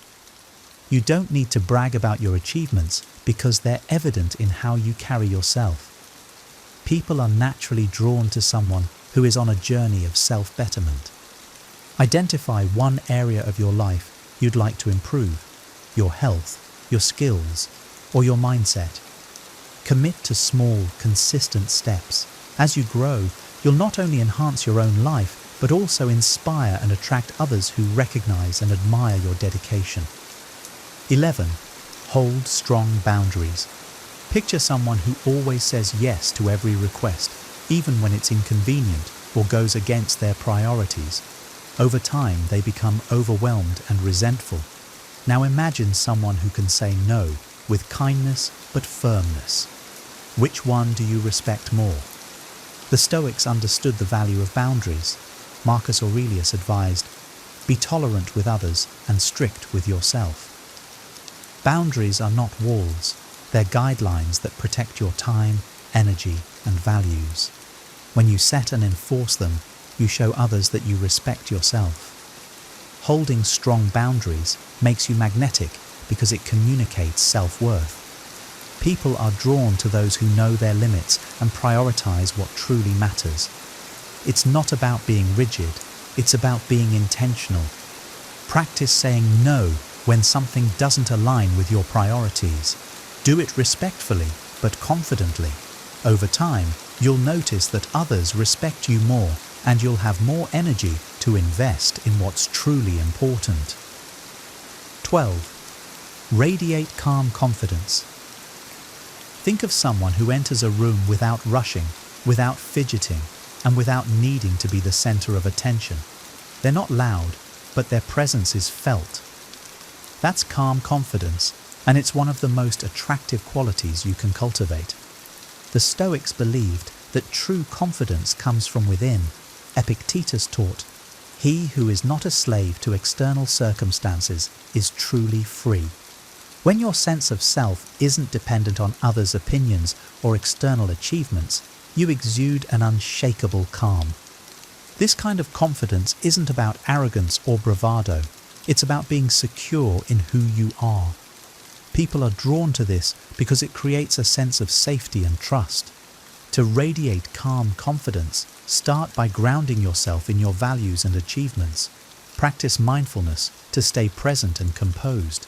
Over time, this inner strength will become a natural part of how you carry yourself. And as you move through life with quiet assurance, you'll notice others are drawn to your presence without you needing to say a word. Mastering these 12 habits isn't just about attracting others, it's about becoming the best version of yourself. As the Stoics teach, true power lies within, and when you cultivate these habits, you radiate strength, authenticity, and calm confidence. People can't help but be drawn to that. Now, I'd love to hear from you. Which habit resonated with you the most? Do you already practice some of these, or is there one you're excited to start working on? Share your thoughts and takeaways in the comments below. I read every single one and would love to hear your perspective. If you found this video helpful, please give it a thumbs up. It really helps the channel reach more people who can benefit from this wisdom. And don't forget to subscribe for more videos that unlock ancient wisdom for modern life. Share this video with someone who might need a little inspiration today. Thank you for watching, and remember, greatness is built in silence, one habit at a time. See you in the next video. Have you ever felt like an afterthought in someone's life, despite your best efforts to be a priority? It's a frustrating experience to pour your heart into relationships only to find that your presence is undervalued. Whether it's with friends, family, or a partner, being overlooked can leave you feeling disheartened and questioning your self-worth. But what if there were strategies to change this dynamic, ensuring that you become a top priority in the lives of those you care about? In this guide, we will explore 18 powerful psychological strategies, enhanced with vivid examples and anecdotes, to help you transform your relationships and make others appreciate your true value. From cultivating mystery to showing empathy, each step is designed to elevate your significance in the eyes of others, ultimately leading to more fulfilling and balanced connections. Let's dive into these transformative techniques and revolutionize the way you're perceived and prioritized by those around you. A T1. Be positive and optimistic. Maintaining a positive attitude can have a profound impact on how others perceive you. Imagine being around someone who always sees the silver lining in every situation. Their optimism can be infectious, making you feel more hopeful and enthusiastic about life. For instance, consider Jane, who always had a smile on her face and a kind word to say. Even during stressful times at work, she remained upbeat, encouraging her colleagues and helping them see the brighter side of things. Her positive energy made her a magnet for others, who sought her company for a boost of morale. By being a source of optimism, you not only improve your own outlook, but also become a person others want to be around, making you a priority in their lives. 2. Allow them to invest in you. Letting others invest time and effort in you creates a sense of commitment and value. Think of how a gardener feels about the plants they've nurtured from seeds. The more they care for them, the more attached they become.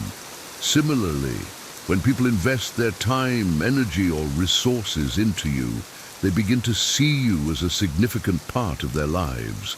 For example, if a friend consistently helps you with a project or spends time teaching you a new skill, they're more likely to value your relationship deeply. This investment builds a stronger bond and ensures you hold a priority position in their lives. 3. Maintain some mystery. Keeping an air of mystery can be incredibly captivating. People are naturally drawn to the unknown, much like a moth to a flame. Consider the allure of a good mystery novel that keeps you turning pages late into the night. In relationships, revealing everything about yourself too quickly can diminish the excitement. Instead, drop hints about your interests and leave some stories for later. For example, if you're passionate about a unique hobby like underwater photography, mention your latest dive, but save the details for another conversation. This approach keeps others intrigued and eager to learn more about you, ensuring you remain a priority in their thoughts. 4. Encourage their growth. Supporting someone's personal and professional growth can solidify your importance in their life. Think of a mentor who not only teaches but also inspires their mentee to reach new heights. For instance, if your partner's aiming for a promotion at work, help them prepare for their interviews, celebrate their small victories, and offer constructive feedback. When you show genuine interest in their progress and encourage their aspirations, you demonstrate that you care deeply about their future. This kind of support fosters a strong emotional connection, making you an invaluable part of their life and someone they prioritize. 5. Stop initiating communication all the time. Taking a step back from always being the one to initiate communication can shift the dynamics in your favor. When you're always the first to call or text, it can create an imbalance where the other person may start taking you for granted. Consider Sarah, who decided to stop texting her friend first for a week. Initially, she feared the silence, but soon her friend reached out, realizing how much they missed their conversations. By allowing others the space to initiate contact, you create a sense of mutual effort and appreciation. This not only balances the relationship, but also makes you a priority in their life, as they actively seek your presence. 6. Express appreciation and gratitude. Regularly expressing appreciation and gratitude can significantly strengthen relationships. Imagine the joy of receiving a heartfelt thank you note from a friend for simply being there. This small act of recognition can make you feel valued and cherished. For instance, if your colleague stays late to help you with a project, take a moment to express your gratitude sincerely. Tell them how much their support means to you and how it made a difference.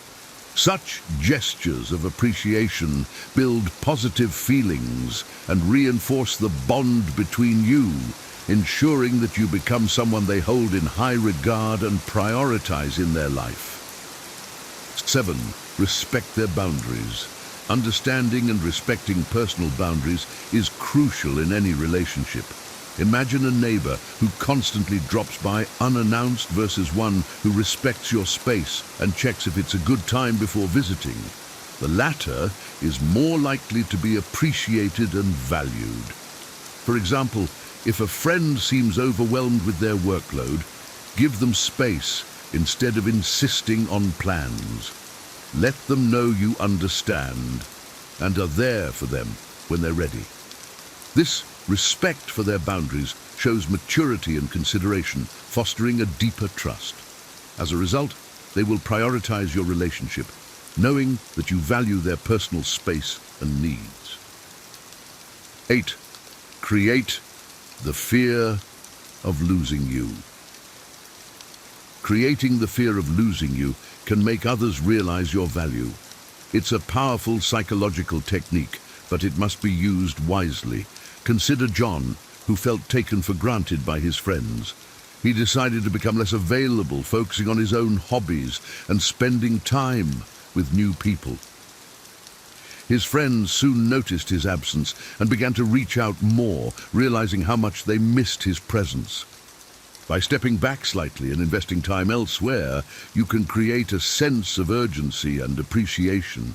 This technique, when balanced well, ensures that others recognize your importance and prioritize you in their lives. 9. Be a good listener. Being an attentive listener can significantly enhance your relationships.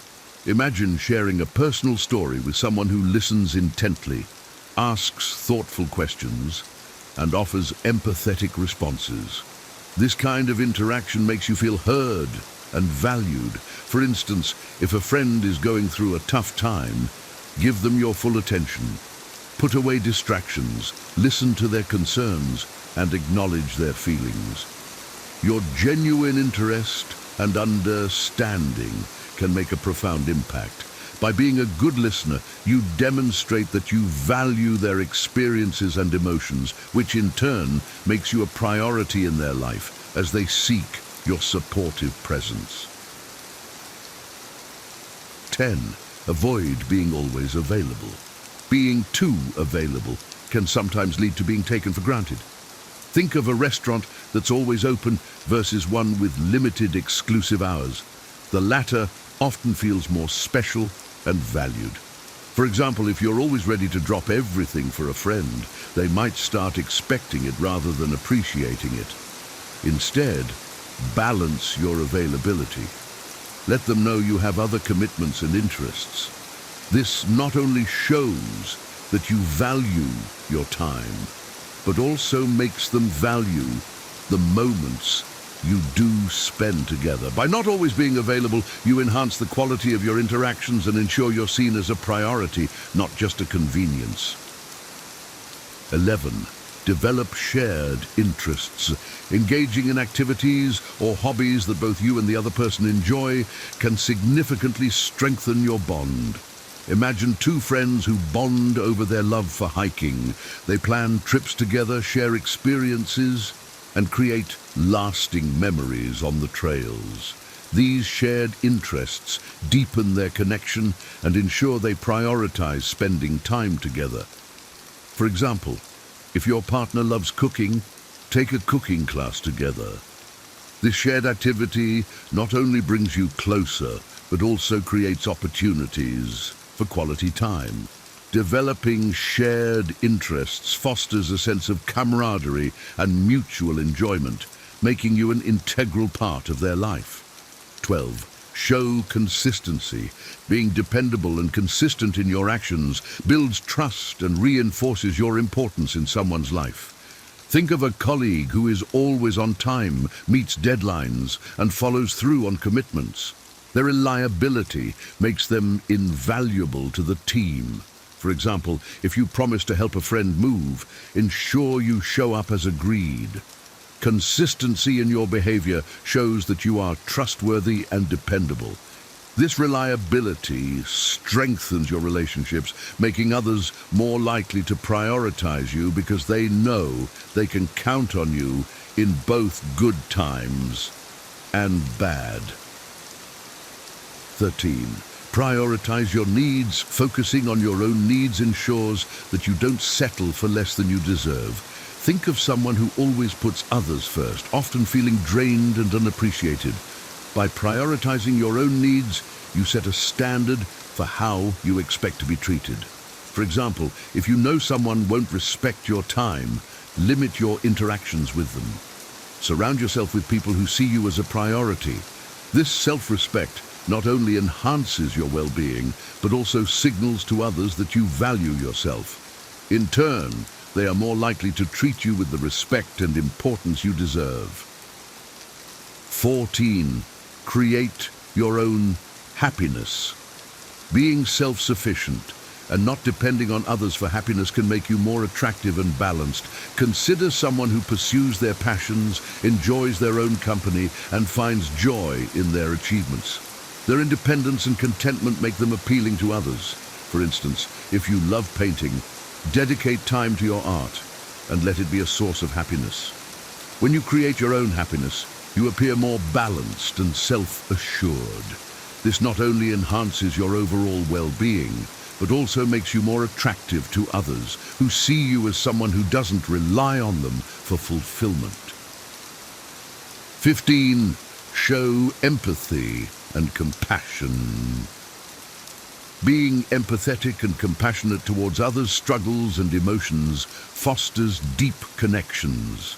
Imagine a friend who always understands and supports you during tough times. Their empathy makes you feel valued and loved. For example, if a colleague is going through a rough patch, offer a listening ear and comforting words. Show that you understand their feelings and are there for them. This kind of emotional support builds strong, lasting bonds. By being empathetic and compassionate, you become someone others turn to in times of need, making you a priority in their lives as they appreciate your genuine care and understanding. 16. Don't make them the center of your life. Maintaining a distance and not making someone the center of your life can increase your value. Think of someone who's always available and revolves their life around others. They might be appreciated, but not necessarily prioritized. For example, if you have a friend who often takes your availability for granted, start focusing on your own activities and interests. This creates a healthy balance and makes them realize your value. People are often attracted to things they can't have easily. By not making them the center of your life, you increase your allure and importance in their eyes. 17. Be willing to walk away. Being willing to walk away from someone who doesn't treat you well demonstrates self-respect and determination. Imagine a scenario where you're in a relationship that doesn't fulfill you, but you stay out of fear of being alone. By showing that you're not afraid to walk away, you send a powerful message that you value yourself and won't settle for less. For example, if a friend constantly disrespects your boundaries, let them know you're willing to end the friendship if things don't change. This stance often makes people reconsider their behavior. Knowing you're willing to walk away ensures that others treat you with the respect and importance you deserve. 18. Be supportive and understanding. Showing genuine interest in others' concerns and offering support during difficult times can make you indispensable. Think of a friend who always listens without judgment and offers helpful advice. Their support is invaluable. For example, if your partner is stressed about work, take the time to listen and provide comfort without immediately jumping to solutions. This understanding approach shows that you care deeply about their well-being. Being supportive and understanding strengthens your relationships and makes others prioritize you, as they see you as a reliable source of comfort and support during challenging times. In conclusion, becoming a priority in someone's life is not about manipulation or changing who you are, but about understanding the dynamics of relationships and enhancing your interactions. By implementing these 18 powerful psychological strategies, you can shift the balance and ensure that you are valued and appreciated.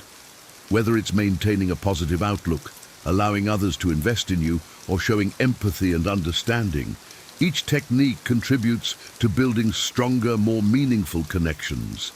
Remember, the key is to prioritize yourself first. When you respect and value your own needs, others will naturally follow suit. By fostering mutual respect, appreciation, and understanding, you create a foundation for healthier and more fulfilling relationships. These strategies are not just about being seen as a priority, but about cultivating genuine connections where both parties feel valued and important. As you incorporate these steps into your daily life, you will notice a transformation in how others perceive and prioritize you. Embrace these changes with confidence and watch as your relationships flourish, bringing you the recognition and respect you truly deserve. Thank you for watching, and don't forget to like, subscribe, and explore more of our content to continue your journey towards stronger, more rewarding relationships. Wisdom is like a baobab tree. No one individual can embrace it. True wisdom is vast and cannot be fully understood or possessed by one person alone. It requires collective understanding and sharing. It takes a whole village to raise a child.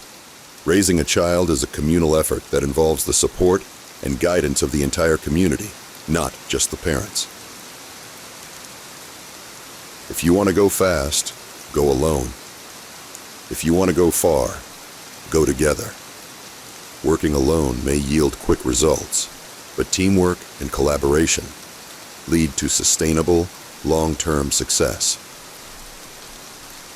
The child who is not embraced by the village will burn it down to feel its warmth. Neglected individuals may resort to drastic measures to gain attention or a sense of belonging. However long the night, the dawn will break. No matter how difficult or dark a situation is, it will eventually pass and give way to better times.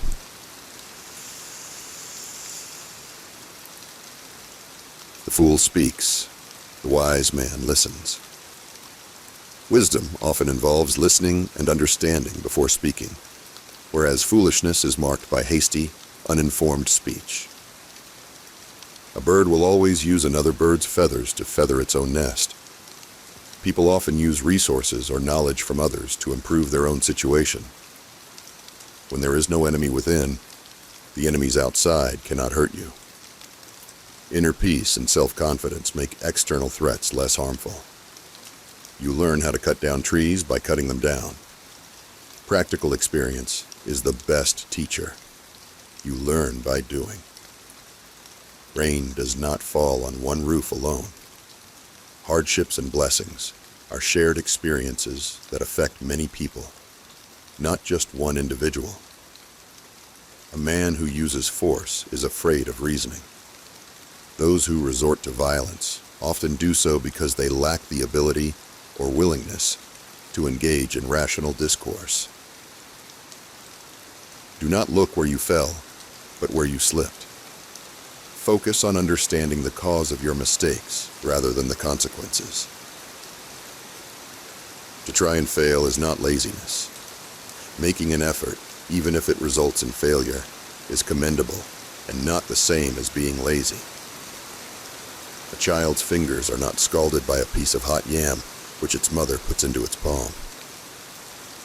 Parents or guardians often protect their children from harm, even in challenging situations. A chattering bird builds no nest. Talking too much without action leads to unaccomplished goals. Wisdom does not come overnight. Gaining wisdom is a gradual process that takes time and experience. He who learns, teaches. Knowledge is meant to be shared, and those who learn should also teach others. A single bracelet does not jingle. One person's efforts or actions may go unnoticed. Collaboration amplifies impact. A man who uses force is afraid of reasoning. Resorting to violence often indicates a fear of logical argument or persuasion. If you think you are too small to make a difference, you haven't spent the night with a mosquito. Even the smallest actions can have a significant impact. Knowledge is like a garden. If it is not cultivated, it cannot be harvested. Knowledge requires nurturing and continuous effort to be useful and beneficial. So, a bird will always use another bird's feathers to feather its own nest. People often use resources or knowledge from others to improve their own situation. He who refuses to obey cannot command. To lead effectively, one must also know how to follow and respect authority. The axe forgets, but the tree remembers. Those who cause harm may forget their actions, but those who are harmed remember. Even the best cooking pot will not produce food. Having the best tools or resources is useless without the skills or effort to use them. And seeing is different from being told. Experiencing something firsthand is more impactful and convincing than hearing about it secondhand. One who loves you warns you. True care and concern often come with honest warnings and advice. Even the best cooking pot will not produce food. Having the best tools or resources is useless without the skills or effort to use them. There is no medicine to cure hatred. Hatred is a deep-rooted emotion that cannot be easily remedied or cured. You do not teach the paths of the forest to an old gorilla. Experienced individuals do not need to be taught what they already know well.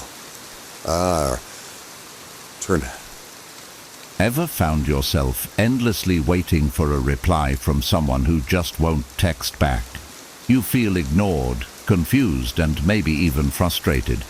But what if I told you that this situation isn't a reflection of your worth, but a hidden opportunity to flip the script? In today's video, we're diving into a Stoic approach to handling silence and rejection with power and control. It's not about playing games or manipulating.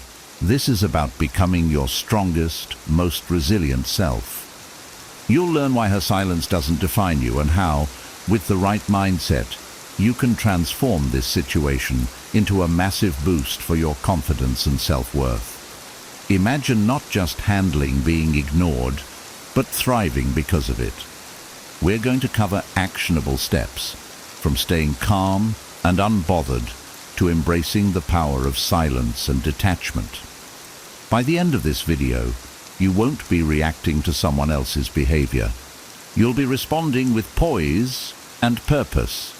Stick around to discover how to harness the timeless wisdom of Stoicism to take control, build your confidence, and make sure you're the one setting the pace in any relationship. 1. Set boundaries for emotional investment. I'll admit there was a time in my life when I didn't understand the importance of setting boundaries, especially when it came to emotional investment. I used to pour all my energy into someone I liked, hoping that by giving more, I'd somehow win their affection. But you know what I learned the hard way?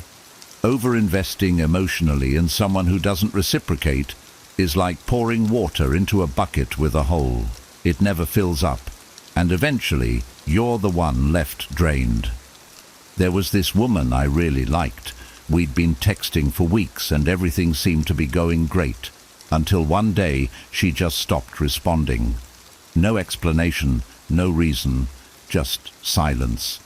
I remember checking my phone obsessively, rereading our previous conversations, trying to figure out where I went wrong.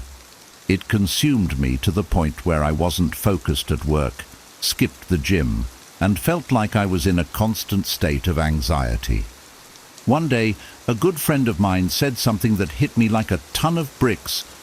Why are you giving so much power to someone who can't even send a text back? You're worth more than that. That's when it clicked. I realized I was investing my time, emotions, and energy into someone who clearly wasn't doing the same for me. Worse, I wasn't leaving anything for myself. That's when I knew I needed to set boundaries. Not for her, but for me. Here's what I did. I stopped reaching out. I told myself that if someone values me, they'll show it without me having to chase them. It wasn't easy, trust me. There were days I'd stare at my phone, tempted to send another message, but I resisted. Instead, I redirected that energy into things that made me feel good about myself. I started running again, took up reading, and even reconnected with friends I hadn't seen in a while. It wasn't an overnight transformation, but with every small step, I started to feel more in control. What I learned during that time is this. Setting boundaries is not about punishing the other person. It's about protecting your peace and preserving your self-worth. It's saying, I deserve to be treated with the same effort and respect that I give. If someone isn't willing to meet you halfway, that's their loss, not yours. This doesn't mean I closed myself off from relationships, far from it. But now I approach them differently. I observe actions more than words. If someone consistently shows me that they're not as invested, I step back. No hard feelings, no drama, just a quiet acknowledgement that my energy is better spent elsewhere. Looking back, I'm actually grateful for the experience because it taught me a valuable lesson.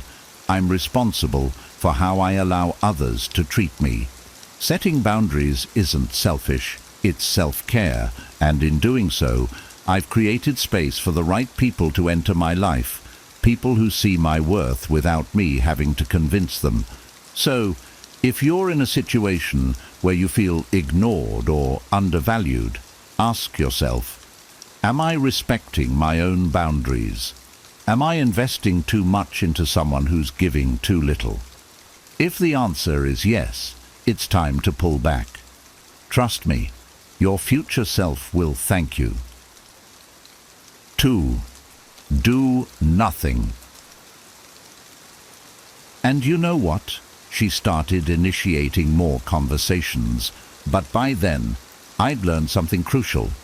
I didn't need her or anyone else to validate me. That realization ties perfectly into the second point, doing nothing.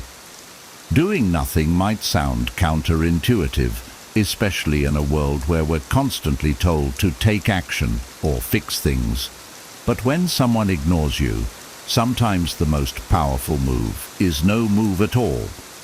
This isn't about playing games or trying to manipulate the situation. It's about understanding that your value doesn't depend on someone else's attention or approval. I used to think silence was the enemy. If I didn't respond to being ignored, I felt like I was losing control, like I wasn't doing enough to salvage the situation. But in reality, constantly trying to fix something that isn't reciprocated only puts you in a weaker position. Chasing after someone who's ignoring you sends a clear message. Your validation is more important to me than my self-respect. And let me tell you, that's not a message you want to send. So, the next time someone goes silent, here's what you do. Nothing. Don't send another text. Don't check their social media. And definitely don't overthink the situation. Instead, redirect that energy into yourself. When I say do nothing, I mean resist the urge to react emotionally or impulsively.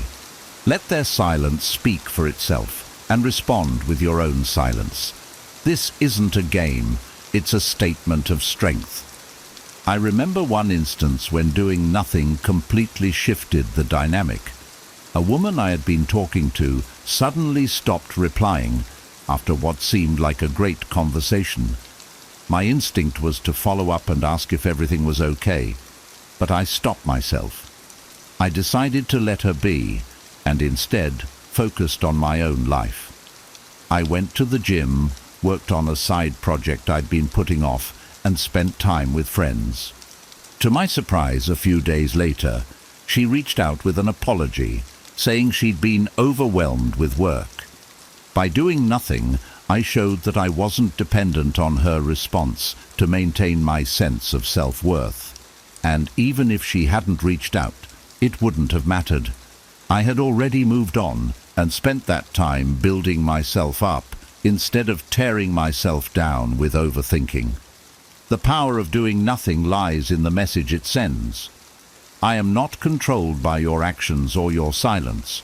I control how I feel, and I choose to focus on myself. This approach not only strengthens your emotional resilience, but also makes you more attractive. Why? Because people are naturally drawn to those who are confident, self-assured, and unaffected by external circumstances. So, the next time you're tempted to double text or obsess over someone's lack of response, stop and remind yourself, sometimes the strongest action is inaction. Doing nothing allows you to reclaim your emotional energy, preserve your dignity, and focus on what truly matters. You. 3. Reframe rejection as redirection. It took me a long time to see rejection differently.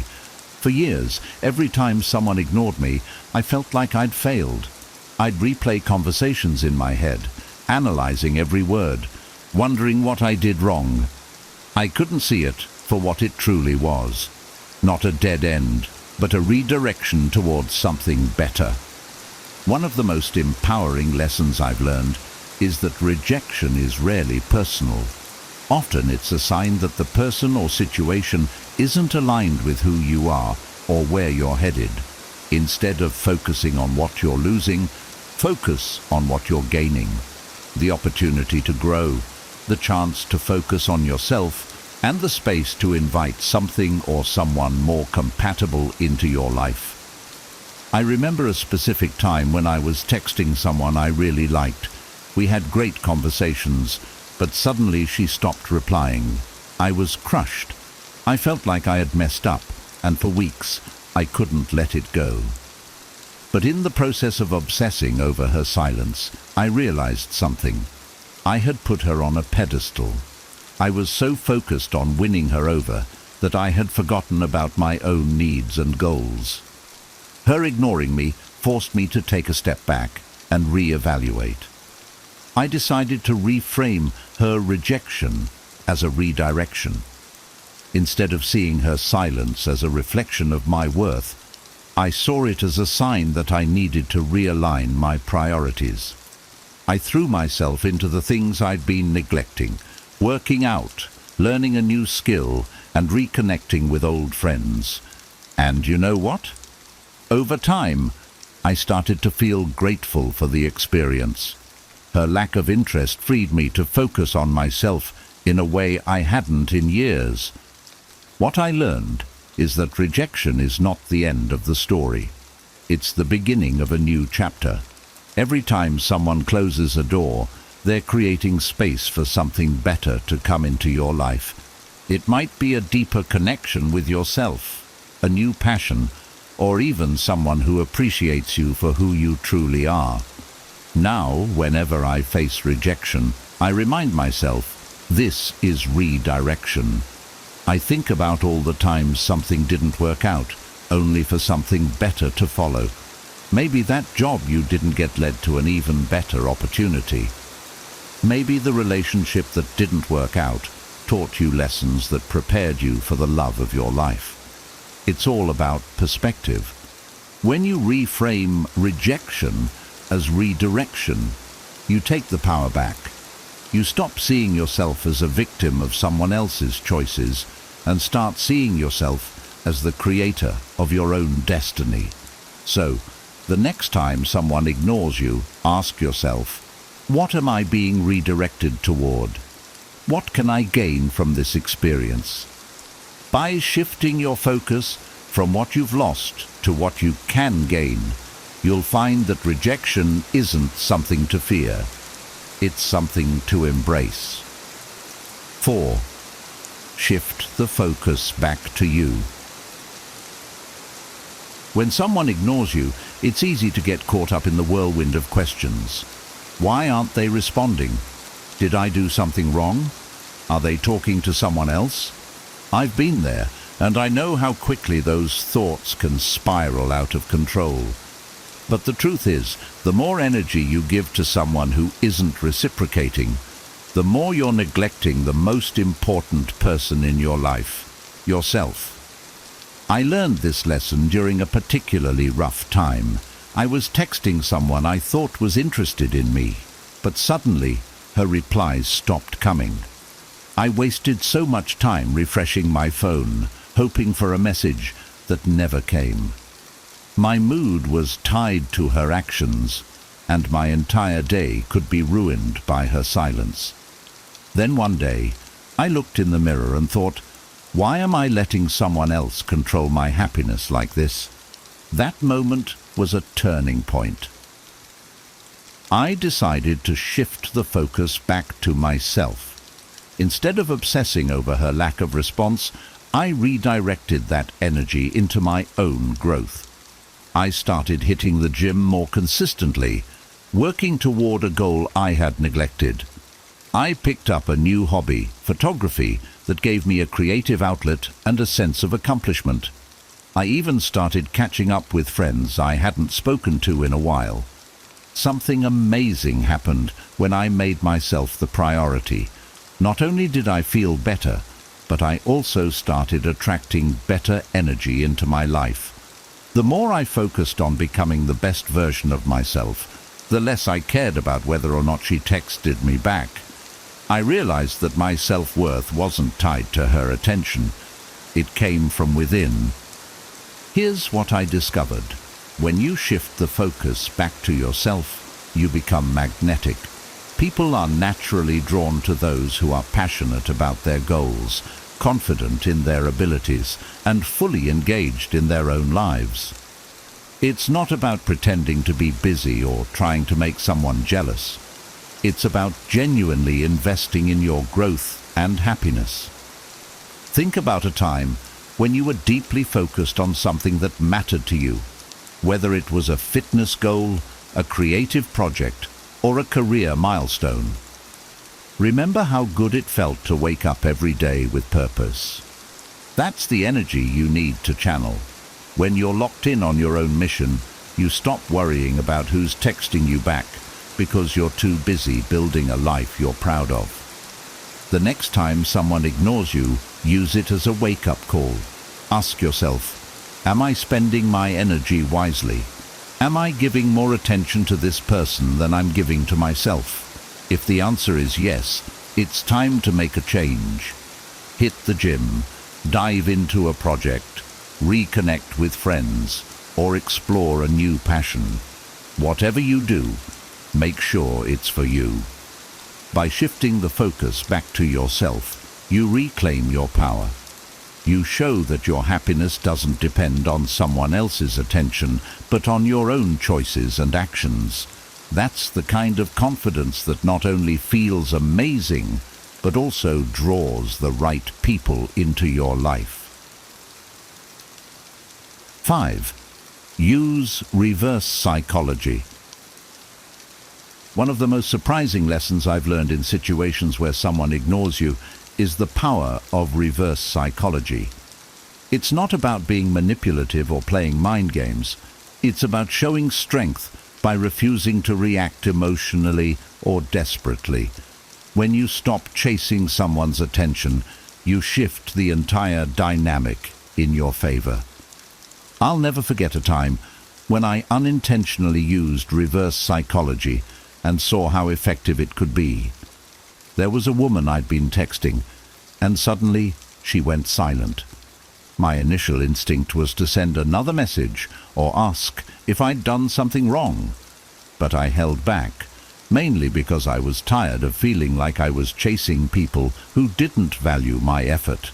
So, instead of double texting, I decided to focus on my own life. I went out with friends, started posting about my fitness progress, and genuinely enjoyed myself. A week later, she messaged me out of the blue. "Hey, you've been quiet lately. Everything okay?" I was taken aback because I hadn't done anything to provoke her response, other than choosing to live my life without waiting for her attention. That's when it clicked. By not reacting to her silence, I had shown her that I wasn't dependent on her validation, and it made her curious. Here's the key to using reverse psychology effectively. It's not about ignoring someone to make them feel bad or playing hard to get. It's about demonstrating that you're confident and emotionally in control. When you stop seeking someone's validation, you communicate that your happiness and sense of self-worth aren't tied to their actions. This can make you stand out from others who might be desperately trying to win their attention. To use reverse psychology in a genuine and impactful way, focus on these steps. 1. Stop chasing. If someone stops responding, resist the urge to send follow-up messages or seek an explanation. Let their silence speak for itself. 2. Live your life. Redirect your energy into things that make you happy and fulfilled. Hit the gym, work on a personal project, or spend quality time with friends and family. Show, both to yourself and to the world, that your life doesn't revolve around someone else's attention. 3. Share your growth subtly. This doesn't mean bragging or trying to show off. Instead, share the things you're genuinely proud of, your achievements, hobbies, or experiences. People notice when you're focused on bettering yourself. 4. Respond calmly when they reach out. If they come back around, as they often do, avoid being bitter or overly eager. Respond with kindness, but maintain emotional distance. Show that while you're open to connecting, you're not desperate for their validation. Reverse psychology works because it flips the script. Instead of giving someone control over your emotions, you take the reins by focusing on your growth and happiness. This not only builds your confidence, but also makes you more attractive, not just to them, but to everyone around you. Ultimately, the goal isn't to win someone back. It's to show yourself that you don't need to chase anyone to feel valued. When you embody this mindset, you naturally attract people who see your worth. And if the person who ignored you doesn't come back, that's okay. You've already won by becoming a stronger, more self-assured version of yourself. Master the art of patience. Patience is one of the hardest lessons I've had to learn, especially in relationships and interactions. When someone ignores you, it's natural to want to resolve the situation immediately. You want answers, closure, or even just acknowledgement. But acting impulsively in the heat of the moment often backfires. What I've discovered is that patience isn't about waiting. It's about how you handle yourself while you wait. I remember a specific situation where my patience, or lack of it, was put to the test. I was talking to someone I really liked, and after a great conversation, she suddenly went radio silent. My first instinct was to send another text to check in, and then another, but something stopped me.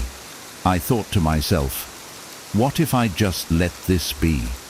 What if I allowed time to work its magic instead of forcing a response? It wasn't easy, but I decided to wait. In that waiting period, I shifted my focus back to myself. I started journaling, not just about the situation, but about my thoughts and feelings. Writing helped me process my emotions and recognize that her silence wasn't the end of the world.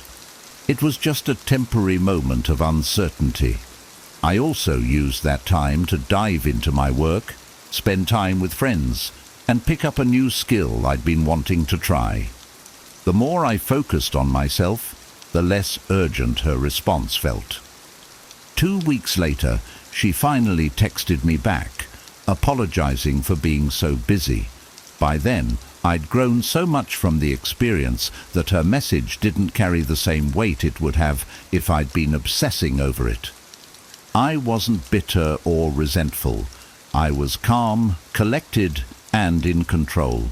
And that's the beauty of patience. It gives you clarity and strength, regardless of the outcome. Practicing patience means resisting the urge to react emotionally in the moment. When someone ignores you, it's easy to let your imagination run wild with worst-case scenarios. But patience teaches you to sit with uncertainty and trust that things will unfold as they should. It's about reminding yourself that your value doesn't depend on someone else's timeline.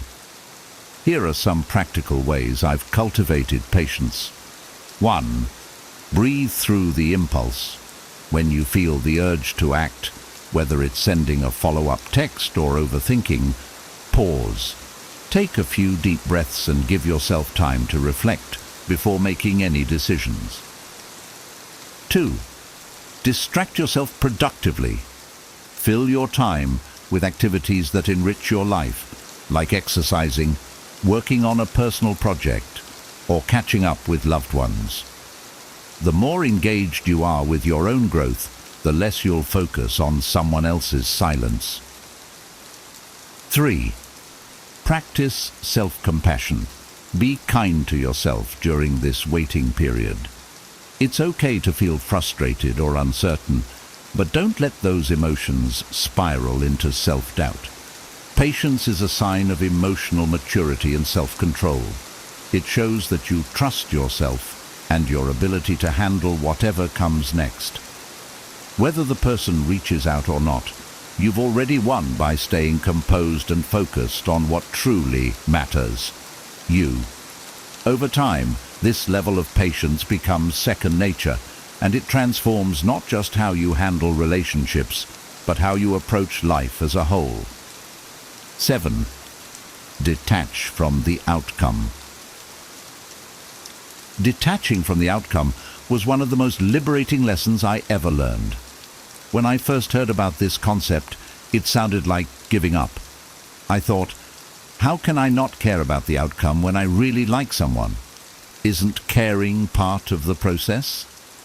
But what I misunderstood was that detachment doesn't mean not caring.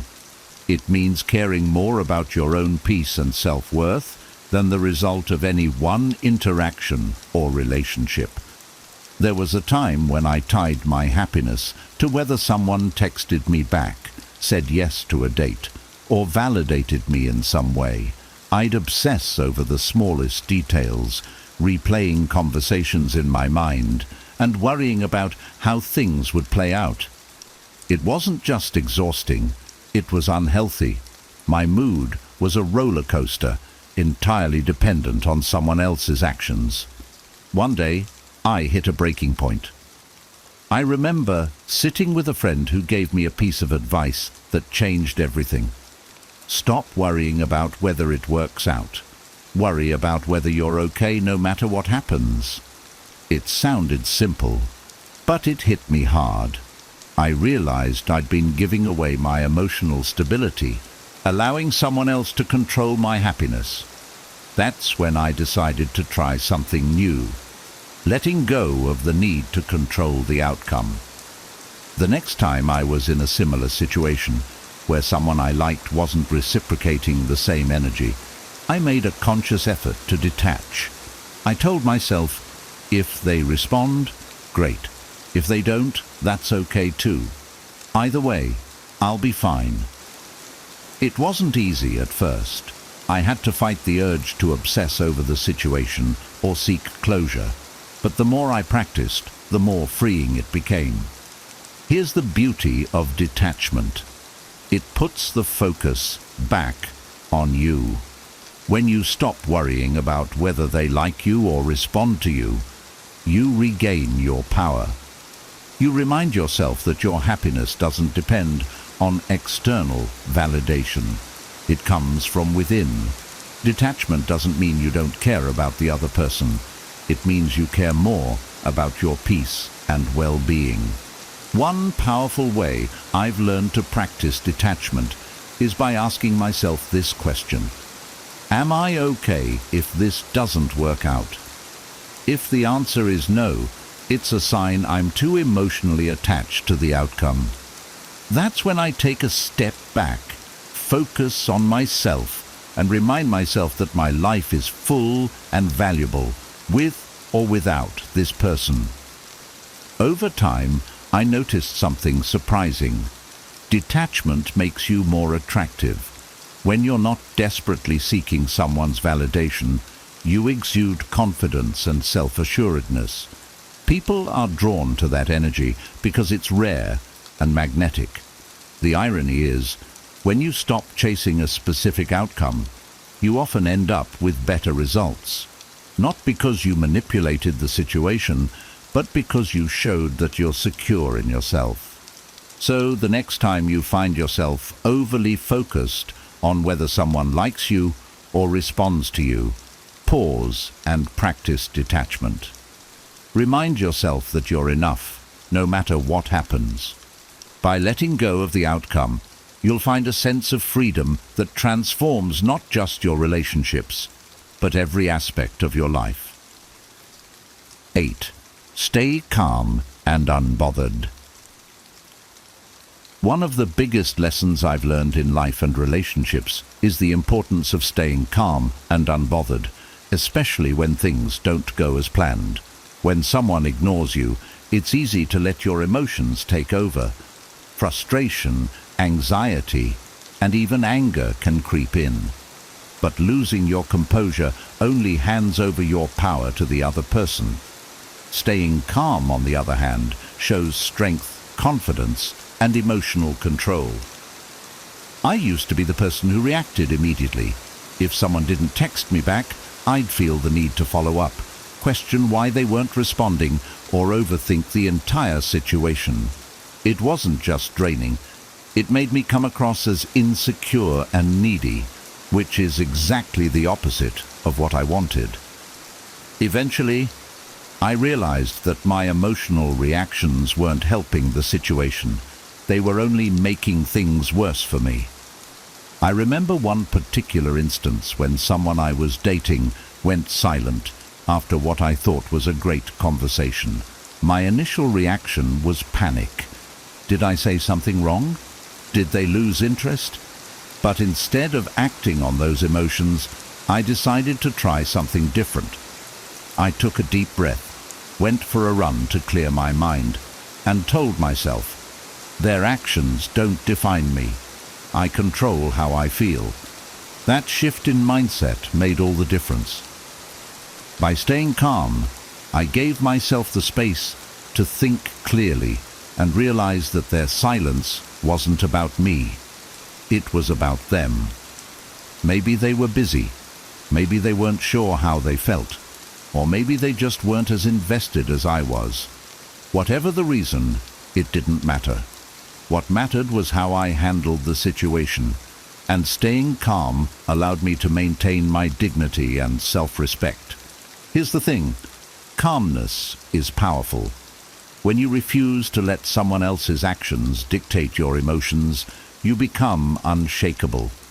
People notice when you're composed under pressure, and it makes you stand out. Staying calm doesn't mean you don't care. It means you're secure enough in yourself to not be rattled by temporary setbacks. To cultivate calmness, I've found a few strategies that work wonders. 1. Pause before reacting. When you feel the urge to respond emotionally, take a moment to breathe. Give yourself time to process your feelings before taking any action. 2. Engage in calming activities. Physical activity, meditation, or even listening to your favorite music can help you reset your emotional state and regain control. 3. Focus on perspective. Ask yourself, will this matter a week from now, a month? Often, the things that feel overwhelming in the moment are insignificant in the grand scheme of things. Staying calm isn't just about handling specific situations. It's about building a mindset that serves you in every area of your life. When you approach challenges with composure, you not only feel better about yourself, but also become more attractive to others. Confidence, after all, is magnetic, and nothing screams confidence louder than someone who is calm, unbothered, and in control. The next time someone ignores you or tests your patience, resist the urge to react impulsively. Take a step back, breathe, and remind yourself that your peace is too valuable to be disrupted by someone else's behavior. Staying calm isn't just a reaction, it's a choice. And when you choose calmness, you always come out on top. 9. Embrace the power of silence. Silence can be incredibly powerful, especially when someone ignores you. It took me a long time to understand this, but I've learned that not every situation requires a response. Sometimes silence says more than words ever could. When you respond to someone's silence with your own, you're showing that you don't need to chase or seek validation. Instead, you're signaling that you're confident enough to wait, and that your happiness doesn't rely on their attention. I remember a time when someone I was interested in suddenly stopped texting back after a few really good conversations. My initial reaction was to reach out, to try and get some kind of closure or at least an acknowledgement. But something stopped me. I thought, what if I just let this go? What if I give myself a break and instead let my silence speak for me? Choosing silence was a struggle at first. I was worried they'd forget about me, that they'd think I didn't care, or that they'd move on. But instead of acting on those insecurities, I decided to focus on myself. I poured my energy into my work, went to the gym, picked up a new book, and spent time with friends.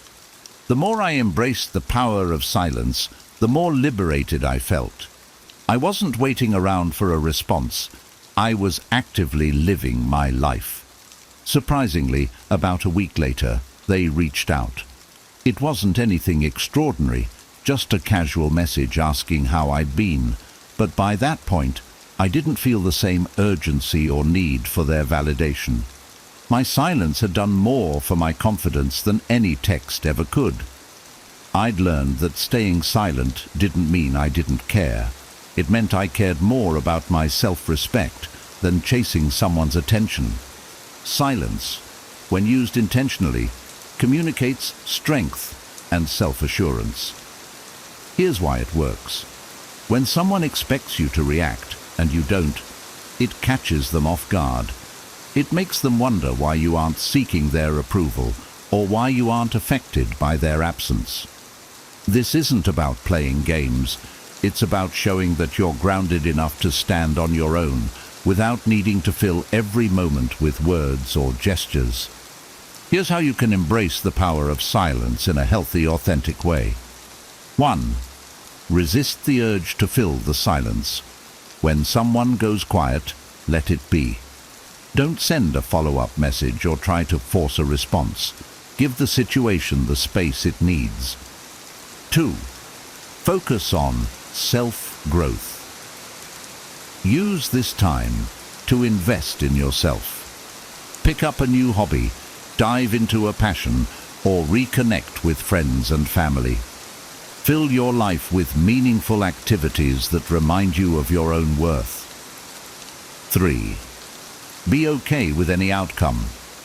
Embracing silence means accepting that the other person might not reach out, and that's perfectly fine. When you're truly comfortable with silence, you're at peace with whatever happens next. The power of silence lies in its simplicity.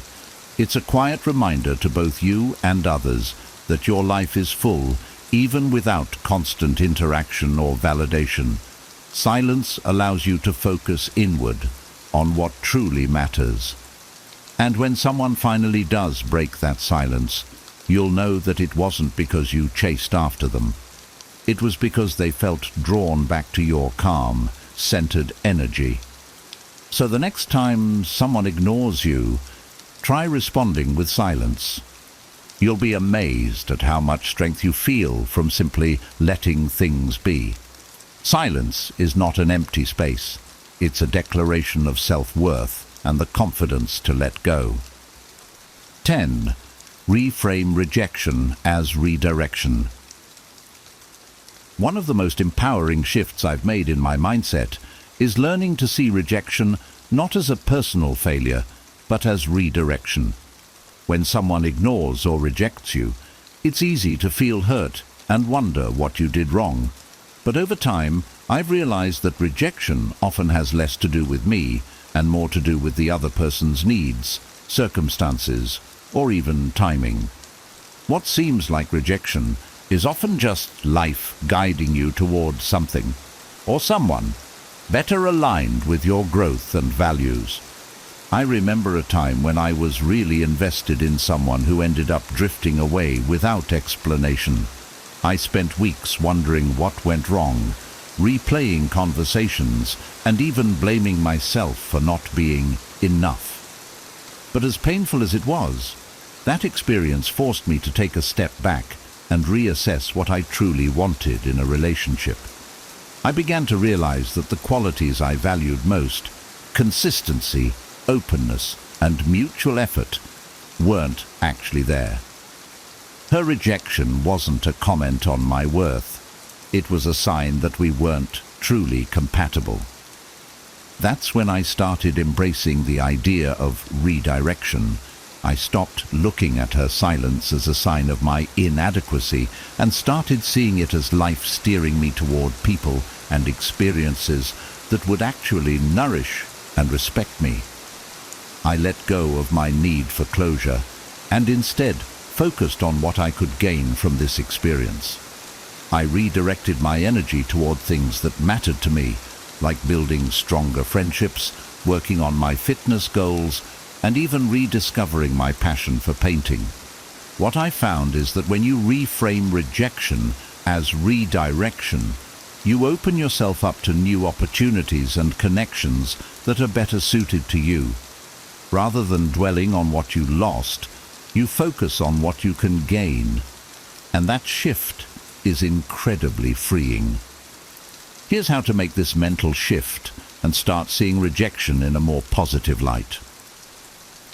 1. Reflect on what you've learned. Every rejection carries a lesson, whether it's about recognizing red flags, understanding your needs, or simply learning to let go. Take time to consider what this experience has taught you and how you can use it to grow. 2. Trust that better things are coming. When one door closes, it's often because another, better door is waiting to open. Remind yourself that rejection can be a setup for something that aligns more closely with who you are and what you deserve. 3. Redirect your energy. Instead of using your energy to chase validation or closure, invest it in yourself. Focus on activities, hobbies, and relationships that lift you up and bring you joy. This not only helps you heal, but also prepares you to recognize and attract what truly fits with your life. Rejection isn't the end of your story, it's just a new chapter you didn't anticipate. When you start viewing rejection as redirection, you'll find that life has a way of leading you to places and people who actually fit into the bigger picture of who you're meant to become. Every no becomes an opportunity to say yes to something better. So the next time someone ignores or rejects you, take a deep breath and remind yourself that this is not a loss. It's a redirection, a gentle nudge to keep moving toward the people and experiences that are genuinely meant for you. When you embrace this mindset, you'll discover that what's meant for you won't require you to chase, convince, or feel less than. It'll come to you naturally because it's truly aligned with who you are. So, the next time someone ignores you, remember, it's not a reflection of your worth, but a chance to reclaim your power. By embracing calm, staying focused on yourself, and applying these Stoic principles, you can handle any situation with strength and confidence. This isn't just about dating or relationships. It's about mastering your own emotions and becoming the best version of yourself. If you found this video helpful, please hit that like button. Subscribe for more insights on building resilience and self-mastery, and share it with someone who might need this reminder. And I'd love to hear from you. Drop your thoughts and takeaways in the comments. How do you handle being ignored? And which Stoic approach resonated with you the most? Let's continue this journey together toward unshakable confidence and peace.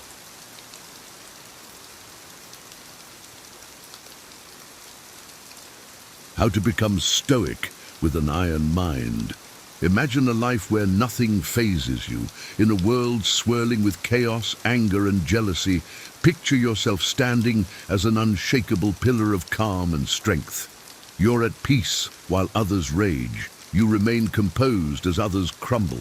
You possess a mind so resilient, it's as if it's forged from iron. This is not a distant fantasy, but a real possibility within your reach. The modern world bombards us with stress and negativity, from the endless barrage of bad news to the constant pressures of daily life. It's easy to feel overwhelmed. People around you might be trapped in cycles of frustration and sadness, their days ruined by minor inconveniences. Yet, there are those rare individuals who navigate these storms with unwavering tranquility. They possess a secret, a timeless wisdom that empowers them to remain serene in the face of adversity. They are Stoics, the masters of an iron mind. In this video, you will embark on a transformative journey to cultivate the same indomitable mental fortitude. Drawing from ancient Stoic philosophy, you will learn practical steps to develop a mindset that remains steady and unyielding, no matter what life throws at you. Each principle we explore will bring you closer to becoming the person who doesn't just survive chaos, but thrives in it. Are you ready to unlock the secrets of Stoicism and forge your own iron mind? Let's dive in and discover how to turn life's challenges into your greatest strengths, starting with the fundamental principle of accepting what you cannot control. Number 1. Accept what you cannot control. One of the core principles of Stoicism is learning to accept what you cannot control. In life, countless events and circumstances are beyond our influence. Dwelling on these uncontrollable aspects only drains our energy and fosters frustration. Instead, a Stoic focuses on what they can change, their actions and responses. Imagine a flight cancellation due to bad weather. You can't alter the weather or the airline's decision. Getting angry won't make the plane take off. Instead, a Stoic accepts the situation and uses their energy constructively. Perhaps you could use the extra time to catch up on reading, work, or even meditate. By accepting what you cannot control, you preserve your energy for productive pursuits.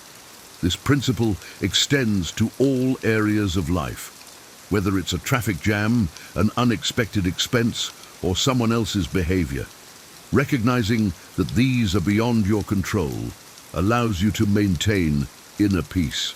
You become unshakable as your tranquility no longer hinges on external events. Moreover, acceptance doesn't mean passivity. It's about discerning where your efforts are best applied. When you focus on your actions and attitudes, you empower yourself. You become the master of your fate, shaping your life through deliberate choices rather than being tossed around by external forces. In essence, accepting what you cannot control is about shifting your perspective. It's recognizing that while you can't change the world, you can change how you interact with it. This mindset not only brings peace, but also enables you to navigate life more effectively. You become a beacon of calm in a stormy world, inspiring others with your composure and resilience. By embracing this Stoic principle, you lay the foundation for an iron mind that remains steadfast regardless of life's challenges. Number 2, practice.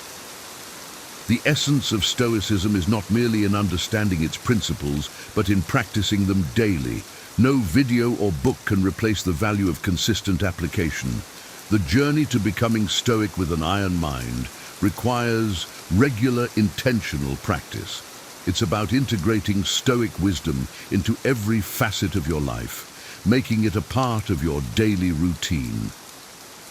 Imagine an athlete training for a marathon. They can't just read about running techniques and expect to succeed.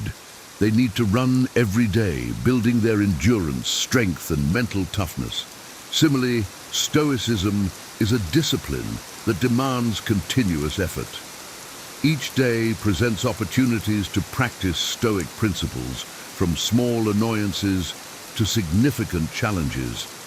Start by setting aside time each day for reflection. Consider the events of the day and your responses to them. Did you maintain composure in the face of frustration? Did you focus on what you could control and let go of what you couldn't? Reflecting on these questions helps you identify areas for improvement and reinforces your commitment to Stoicism.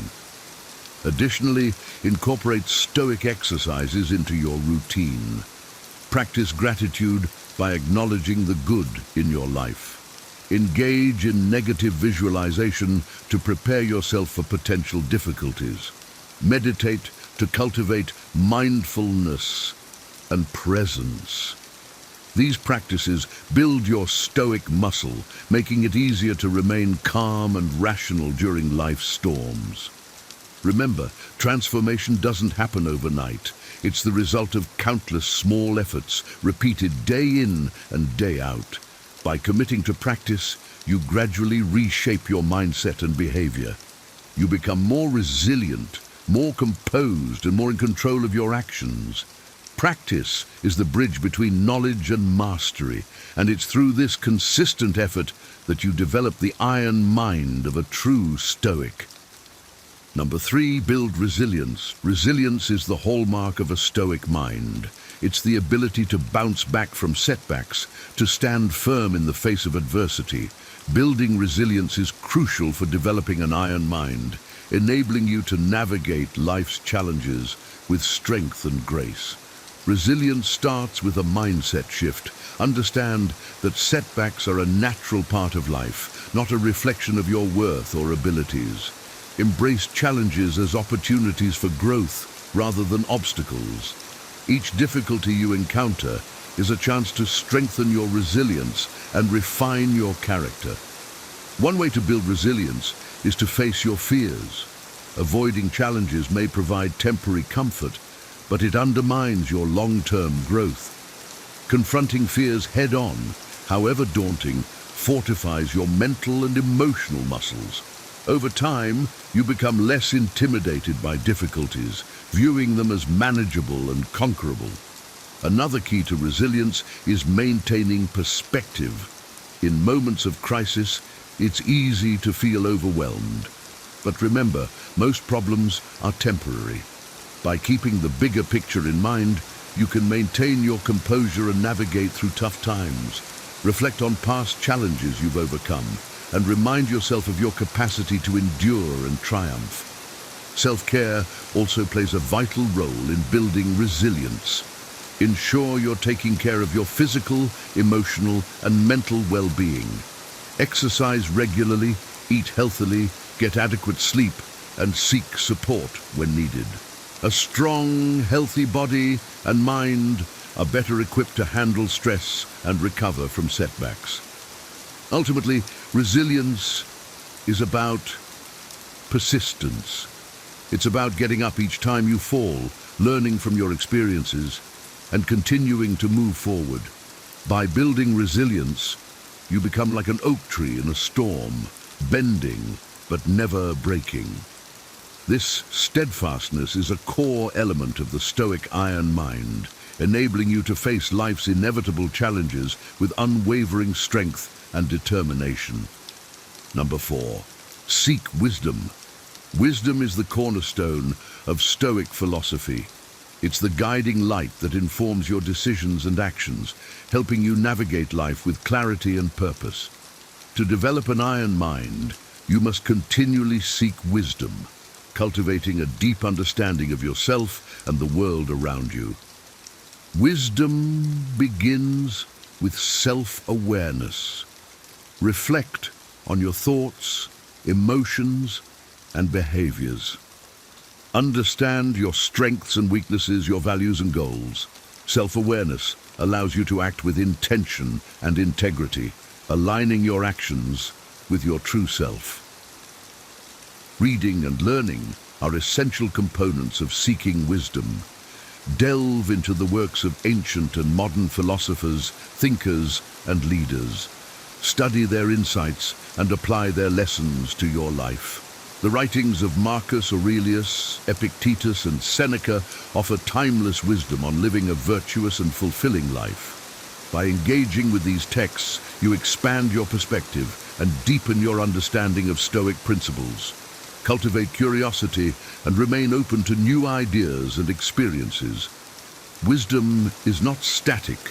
It evolves with learning and growth. Engage in meaningful conversations, ask questions, and listen actively. Seek diverse viewpoints and challenge your assumptions. This openness enriches your understanding and fosters intellectual humility. Experience is another invaluable teacher. Embrace life's lessons, both positive and negative. Reflect on your experiences and extract wisdom from them. What did you learn from a particular success or failure? How can you apply these lessons moving forward? By learning from your experiences, you transform them into valuable insights that guide your future actions. In seeking wisdom, remember that it's not just about acquiring knowledge, but about applying it. Wisdom is practical and actionable. It's about making wise choices that lead to a good and meaningful life. By continually seeking wisdom, You equip yourself with the tools to navigate life's complexities with grace and confidence, embodying the Stoic iron mind. Number 5, use bad feelings for good. Emotions like anger, sadness, and heartbreak are often seen as negative, but a Stoic recognizes their potential for good. These feelings can be powerful motivators, driving you to achieve your goals and improve your life.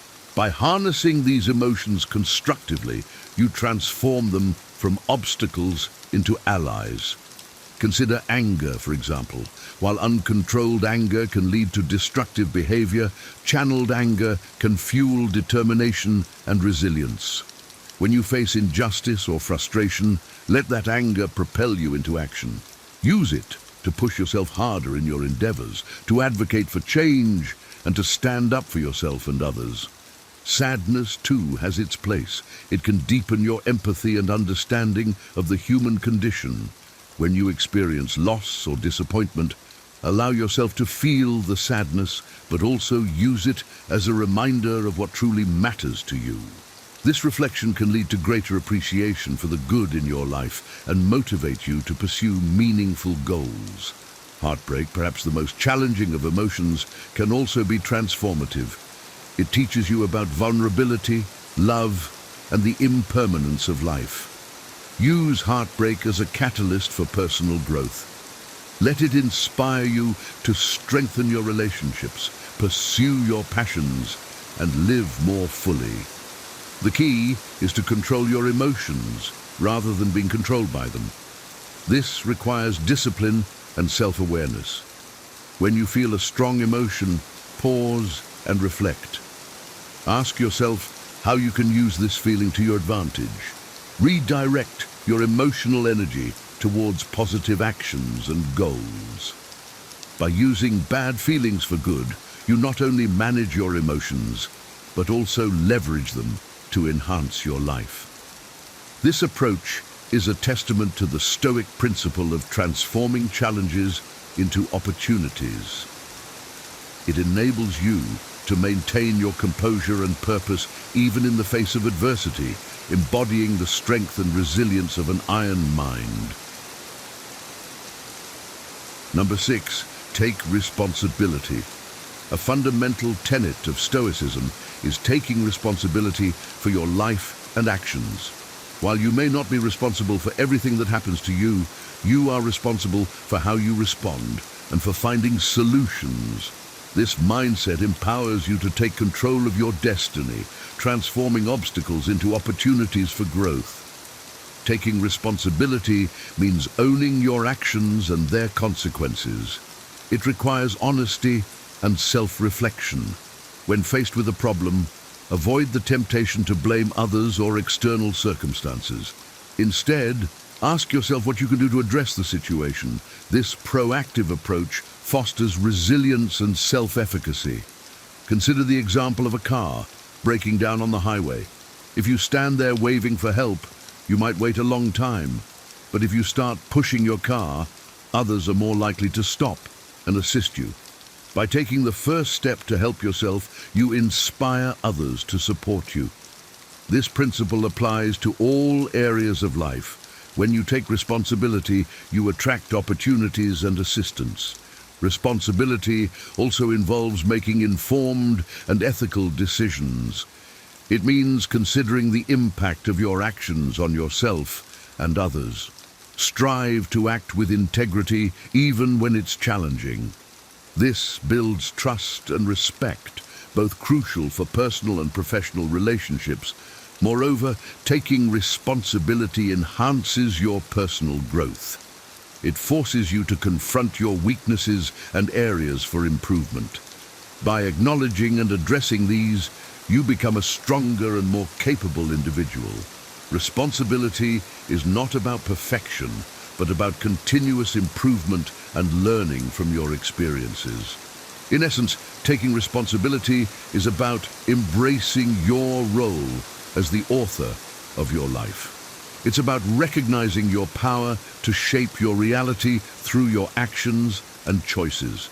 This Stoic principle is a cornerstone of the Iron Mind, fostering a sense of agency and resilience that enables you to navigate life's challenges with confidence and grace. Number 7, live in the present. Living in the present is a cornerstone of Stoic philosophy. It means focusing on the here and now rather than dwelling on the past or worrying about the future. By anchoring yourself in the present, you harness the power to shape your life through your actions and decisions. The past is unchangeable. It holds lessons and memories, but it shouldn't dictate your present actions. Learn from your past, but don't let it shackle you. Similarly, the future is uncertain.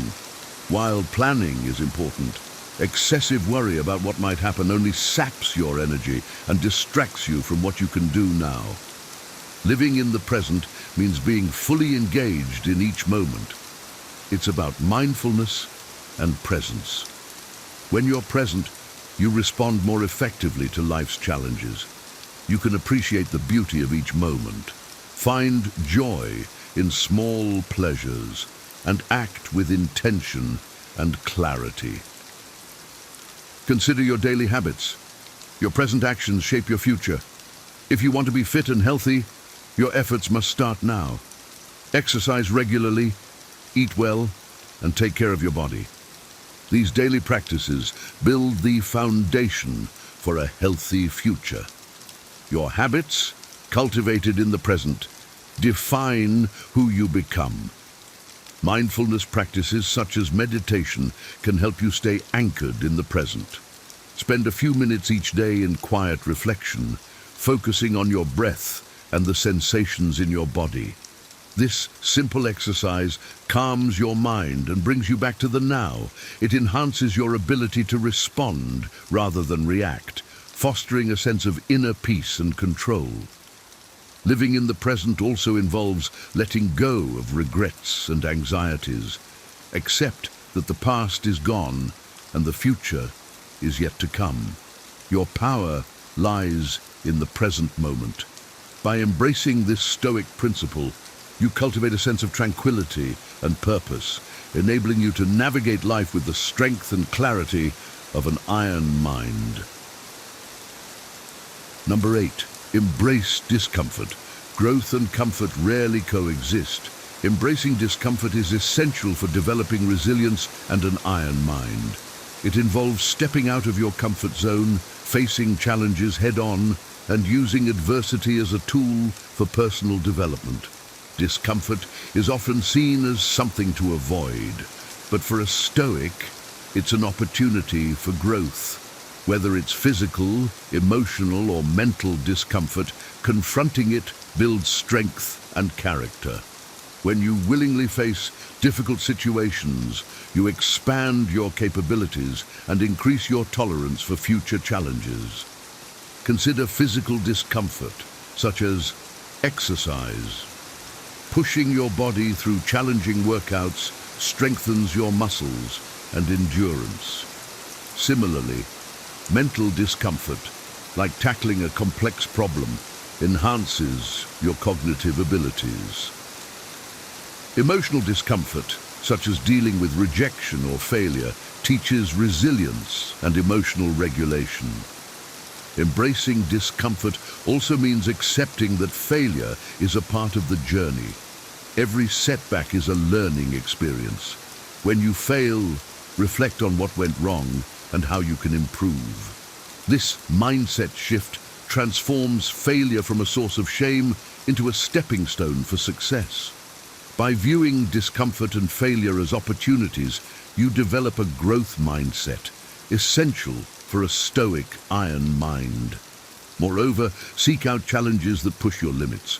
Whether it's learning a new skill, taking on a demanding project, or stepping into a leadership role, these experiences force you to grow. They require you to adapt, persevere, and find solutions, all of which build your resilience and confidence. In daily life, practice small acts of discomfort. Take cold showers, wake up early, or engage in difficult conversations. These practices build your tolerance for discomfort and train your mind to remain calm and composed, in challenging situations. Ultimately, embracing discomfort is about viewing challenges as opportunities for growth. It's about pushing your boundaries and evolving through adversity. By adopting this Stoic principle, you fortify your mind and spirit, preparing yourself to face life's inevitable trials with strength and grace. Number 9, cultivate gratitude. Gratitude is a powerful tool for fostering a positive mindset and enhancing your resilience. In Stoicism, cultivating gratitude means focusing on what you have rather than what you lack. This shift in perspective brings contentment and peace, essential components of an iron mind. Begin by acknowledging the small blessings in your daily life. These can be simple things like a warm bed, a good meal, or a kind word from a friend. By recognizing and appreciating these moments, you train your mind to focus on the positive aspects of your life. This practice reduces feelings of envy, resentment, and dissatisfaction. Gratitude also involves appreciating the people in your life. Express thanks to those who support and inspire you. This not only strengthens your relationships, but also fosters a sense of community and belonging. When you feel connected and supported, you're better equipped to handle life's challenges. Moreover, gratitude helps you maintain perspective during difficult times. When faced with adversity, reflect on what you still have and what you can be thankful for. This doesn't mean ignoring your problems, but rather balancing them with a recognition of the good in your life. This balanced perspective reduces stress and enhances your emotional resilience. Incorporate gratitude into your daily routine through practices like journaling. Spend a few minutes each day writing down things you're grateful for. This habit reinforces a positive outlook and trains your brain to seek out the good in every situation. Over time, this practice can significantly improve your overall well-being and mental health. Gratitude also aligns with the Stoic principle of focusing on what you can control. While you can't control all external events, you can control your attitude and perspective. By choosing to focus on gratitude, you take control of your emotional state and enhance your resilience. Ultimately, cultivating gratitude transforms your outlook on life. It helps you find joy in the present moment and builds a foundation of positivity and resilience. This Stoic principle fortifies your mind, enabling you to navigate life's ups and downs with grace and equanimity. Number 10, practice mindfulness. Mindfulness is the practice of being fully present and engaged in the current moment. For a Stoic, mindfulness is a crucial tool for maintaining inner peace and composure. By cultivating mindfulness, you enhance your ability to respond to life's challenges with clarity and calmness. Mindfulness begins with awareness. Pay attention to your thoughts, emotions, and physical sensations. Notice how your body feels, the rhythm of your breath, and the flow of your thoughts. This awareness anchors you in the present moment, reducing stress and anxiety about the past or future. Incorporate mindfulness into your daily activities. When you're eating, savor each bite. When you're walking, feel the ground beneath your feet. When you're listening, give your full attention to the speaker. These practices ground you in the present and enhance your appreciation of each moment. Meditation is a powerful way to cultivate mindfulness. Spend a few minutes each day sitting quietly, focusing on your breath. If your mind wanders, gently bring your attention back to your breath. This practice trains your mind to stay present and builds your capacity for sustained attention and calmness. Mindfulness also enhances your emotional regulation. By observing your emotions without judgment, you create space between stimulus and response. This allows you to choose your reactions thoughtfully, rather than reacting impulsively. For example, when you feel anger rising, mindfulness helps you pause, recognize the emotion, and respond in a calm and constructive manner. Moreover, mindfulness fosters a sense of inner peace and contentment. By fully engaging with the present moment, you reduce the mental clutter and distractions that often cause stress. This clarity and focus enable you to tackle challenges more effectively and maintain a sense of balance and equanimity. In essence, mindfulness is about living fully and deeply in the present moment.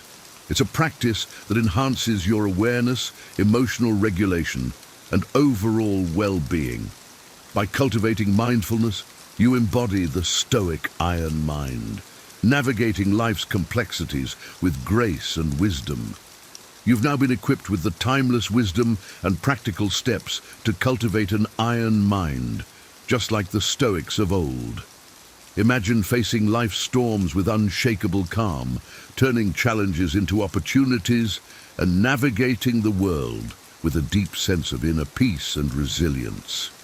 This is the power of Stoicism, and it's within your grasp. As you embark on this journey, remember that transformation requires consistent practice. Reflect on these principles daily, integrate them into your life, and watch as you become the master of your own fate, resilient and composed in any situation. If you found this video valuable, imagine what more you can achieve with continued learning and support. Join our community on the Wiser channel, where we delve deeper into the art of living wisely. Like this video, if it resonated with you, share it with those who need a dose of Stoic wisdom. And don't forget to subscribe to Wiser. Together, we can build a life of strength, clarity, and unyielding peace. Thank you for watching, and welcome to a wiser way of living.